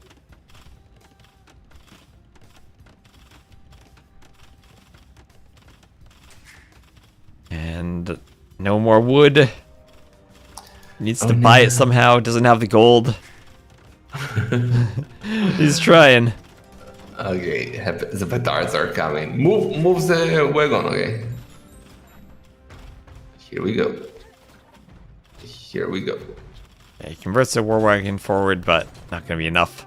There's the GG, and we do have the decider game number 5. As with some good tower rushing and vil fighting, Sebastian manages to keep the game to a spot before we get to fortified churches and not wait around for them. He wins. And that means we have the very hamster map of Koala for the final game. But game number 5, that's what matters, right? We heckin' love full sets. Yes, we do.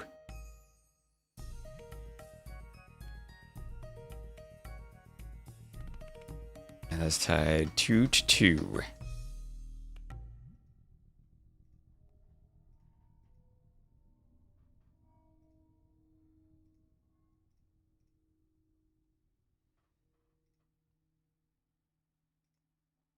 And I imagine this is Khitan's. Then do you go Aztecs or Khmer if you're Sebastian?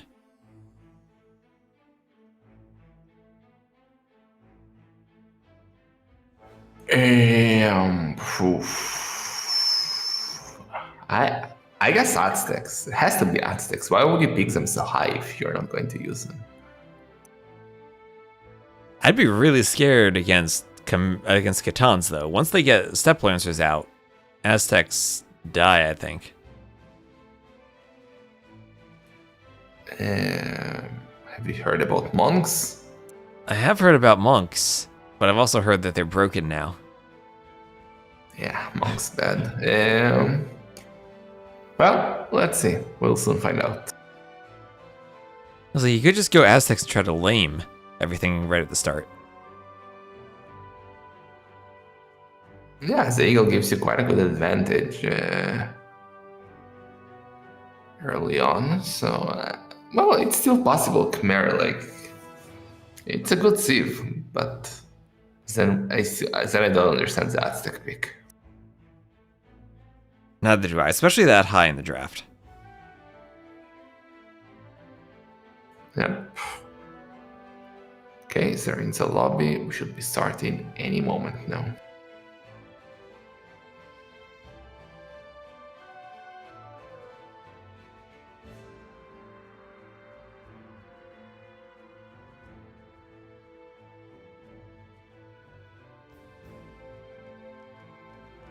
Well, I guess it makes sense that the two hamsters would play their deciding game on a hamster map.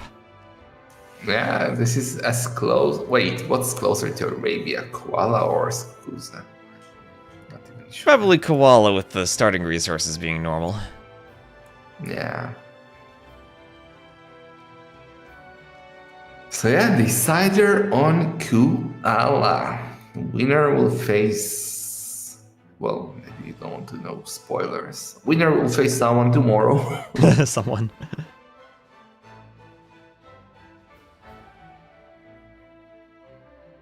Yeah, 2 final days after today of Sudden Disaster. Semi-finals tomorrow and grand final on Sunday. I like that we've gotten a good ways through the tournament, and we still have some maps where we don't have one established meta. Like, we have different phases from Acaray and Triple Tunnel and Wellsprings with different civs. I think players are still trying out different strategies. Yeah, for sure. So, some of them, like on Triple Tunnel, I still don't know what the meta is. On Acaray, you have quite a few options. Yeah, it's fun. I like that. Wellsprings, like we saw something completely wild today.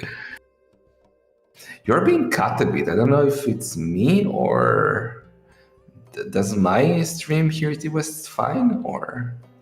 Oh, let me know if it sounds fine on my stream too. It could always be Discord messing with audio settings. Do you want to maybe call me again? Like close this one and try and call me. Maybe. Sure. Yeah, I noticed my webcam I had to reset last game. Maybe Discord bugged out. Let me restart Discord. Okay.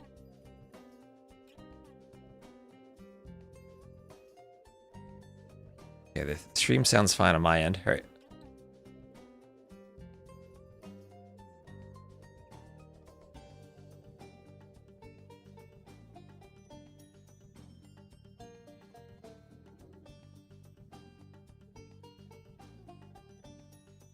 I'm back. Let me know if this is different at all. I think it was still stuttering already. Let me also try to close Discord and okay. I'll call you. So it seems like a Discord issue because my stream is saying it's fine.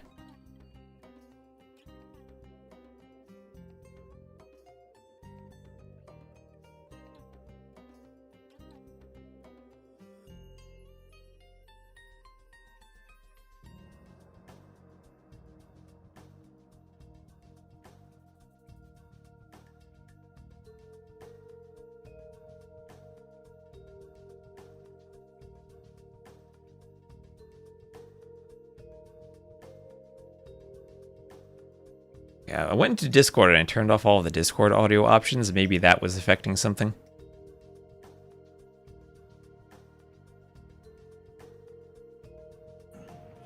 Okay, let's try now. Okay, hopefully we're good. I went to my Discord audio settings and I disabled all the random noise suppression stuff from Discord in case that was interfering with it. That does sound good now. Let's hope it stays that way. And they're in the game, so let's jump in. All right, let's go. Koala.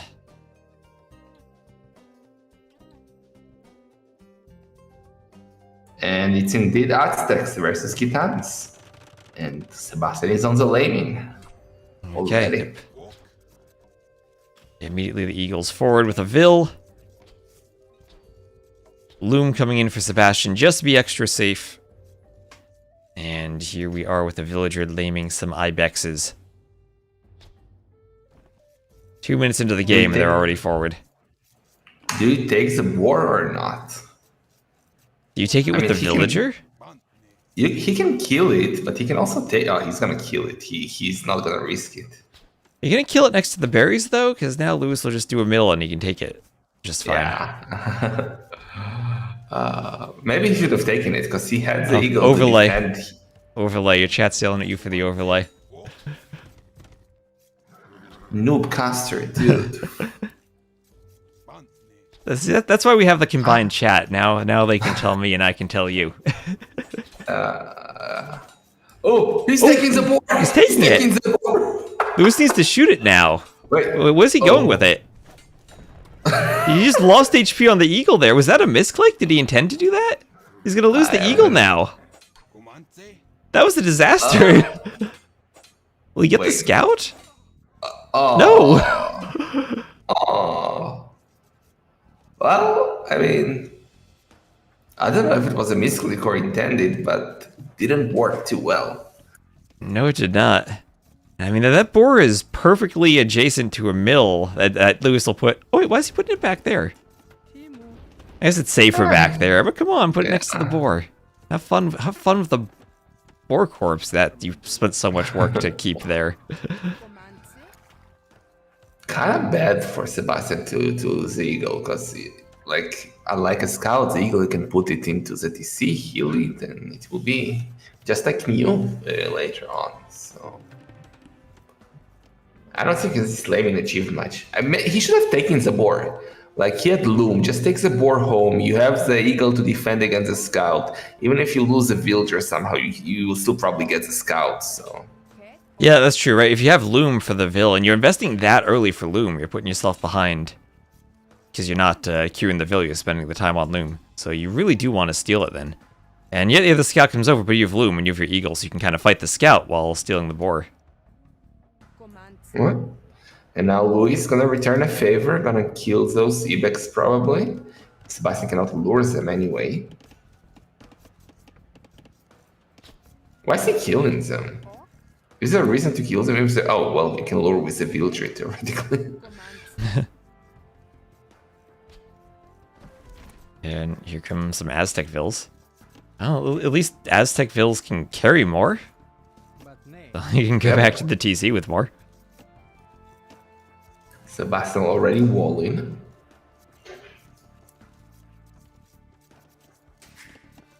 Classic Arabia player. And it's a pretty good wall in front of the berries too. Do you wall around the relics? Because, like, you are Aztecs, you don't want to lose the barracks. No, you don't. I mean, the relics. I feel like if you're Aztecs and you've lost that much map control, then you've probably already lost the game. Because then Khitans are going to get to their full eco mode.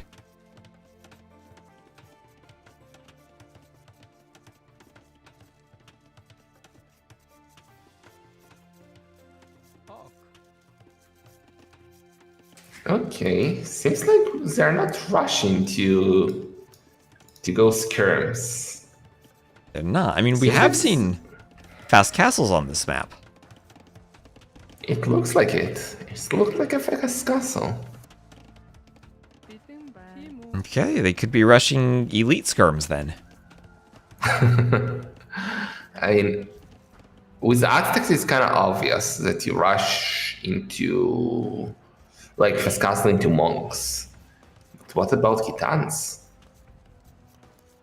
I mean, Aztecs, you fast castle into monks. Khitans fast castle into light cav with iron casting with the free +4 attack they get. Oh yeah, that's gonna be sick against monks actually. Yeah. And then if Aztecs fast castle to eagles, then you go step lancers with the same thing.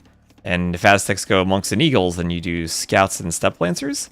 I guess that's more expensive though, but you have the economy for it. Yeah, I guess it has to be pikemen monks for Sebastian. Yeah, remember when Aztecs had good farmers? I remember. Wait, what changed about their farmers? Oh, they don't carry as much food. It's only +3 instead of +5. Right. Yeah. Right.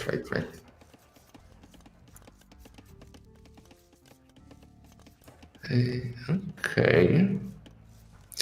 The fun fact I remember about Aztecs is that they were the only civ where you would get Fair War. Because Fair War was broken for years. It would only work for monks with relics. So the only reason to get it was to get the 5 extra HP for the Aztec monk rush. Yep. And the monks with the relics used to have... or they didn't have the monk armor class, so the scouts didn't do bonus damage against them while they were carrying the relic. True. I forgot about that. That was amazing. we need it back. Yeah, we do need. They've nerfed monks so many times. They need their relic shields back. Yeah. So Louis fully walled in village, gonna do a stable and a market, I guess. Already has 3 pastures. Cannot afford a stable, so. While Sebastian is on the way to Castle Age already, so he'll have a small window to do damage, because Louis is being delayed. Yeah, I guess some of that boar fighting does indeed affect him, even if it's just a small difference in Castle Age timing. Well, for maps this aggressive, that can add up. And there's the stable now. So he's going to hope that he can do the market in the stable, and then if he needs to, buy his way up, maybe sell the stone.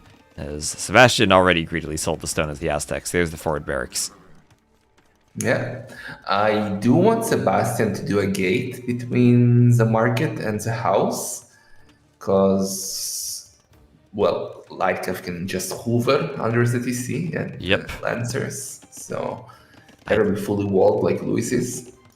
I'd even be tempted to say he should mine 30 stone because the mining camp is so close, and do a stone gate there. Because the last thing you want is a diagonal Palisade gate that Steppe Lancers with +4 attack come in and take out in 2 or 3 hits, and then your eco is covered in Steppe Lancers. He's doing eagles, and I hate it.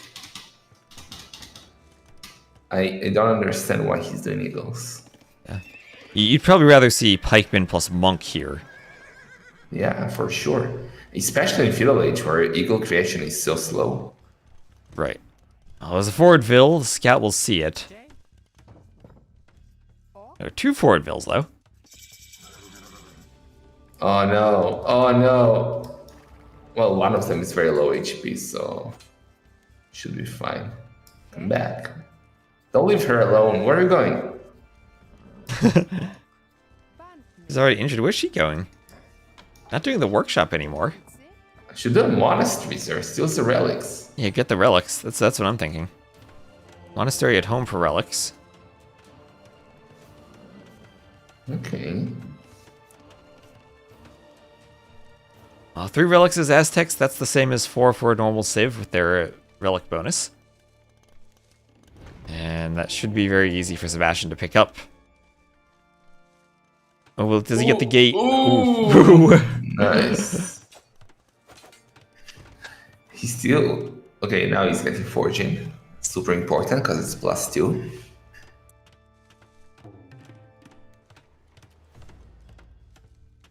Yep, and I worry that maybe Light Cav with +4 even can take really good fights against eagles.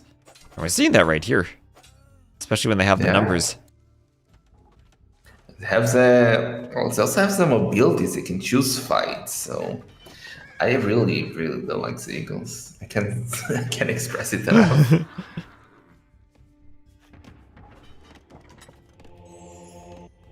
Okay, double monastery. Quick wall. Quick wall. I'm so scared about this gap between the market and the house. Yeah, okay. He's walling up.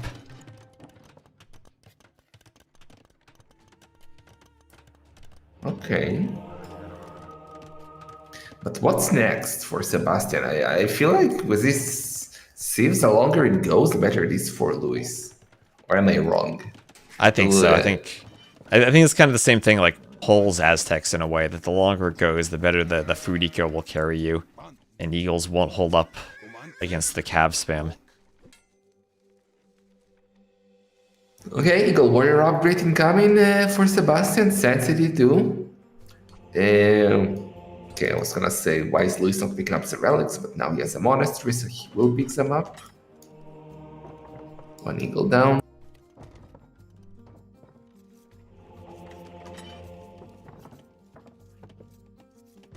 The monk's gonna go on a long trip through the gate for Louis, though.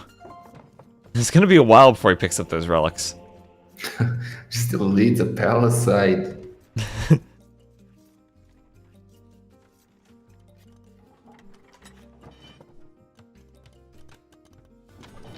Okay, farm upgrades coming in for Louis. There is Fervor for some HP and some speed as the Aztecs. Seems like Sebastian, well, he's not thinking offense. He's on full defense, but I don't know. More monasteries? Triple monastery, oh boy.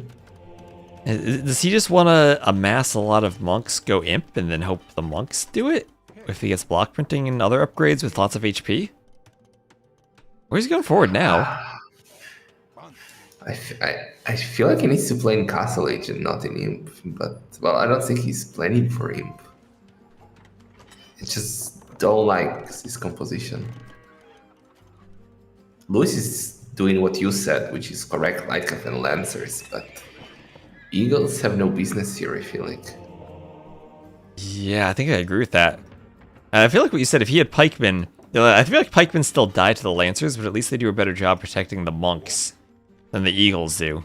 You can get a better shot at conversions then. You got the pikeman defending against the Lightcath. Villager, quick was a villager. Got scared. Alright, husbandry now.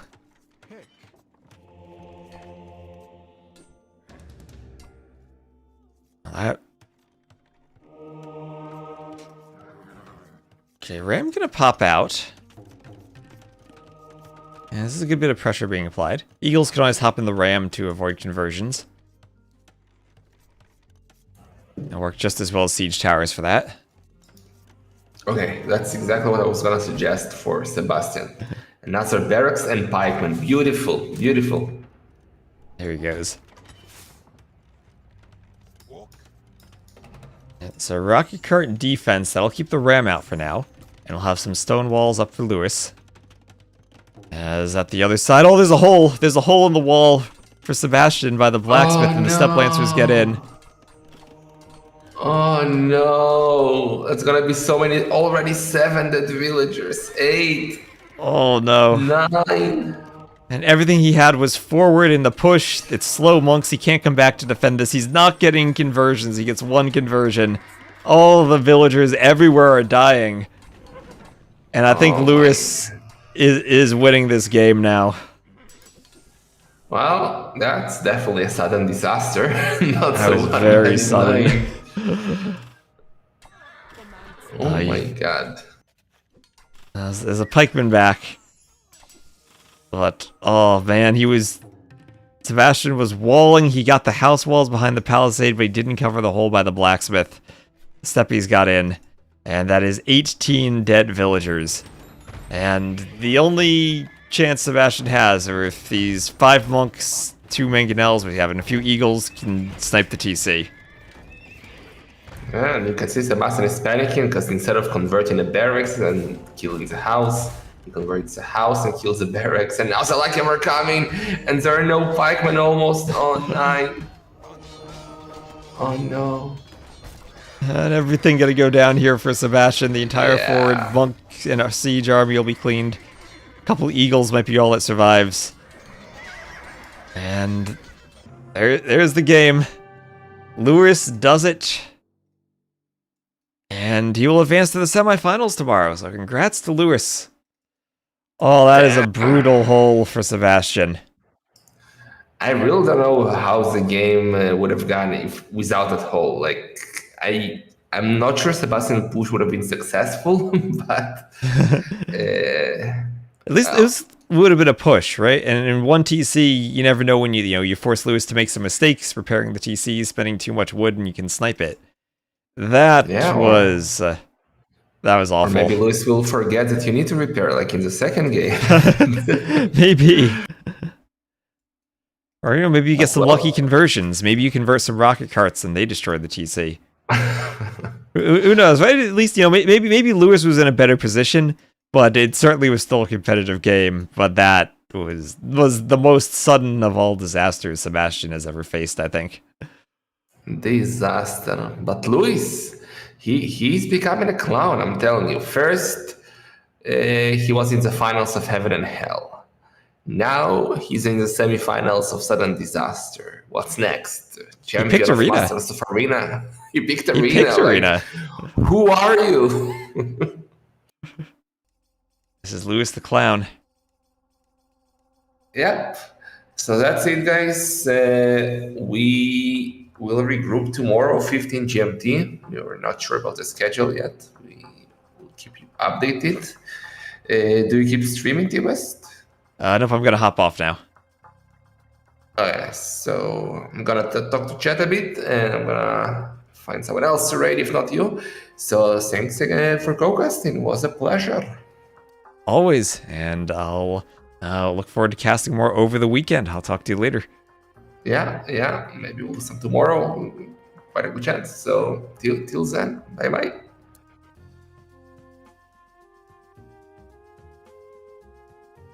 All right, I ended the stream together, clicked all the buttons I needed to click.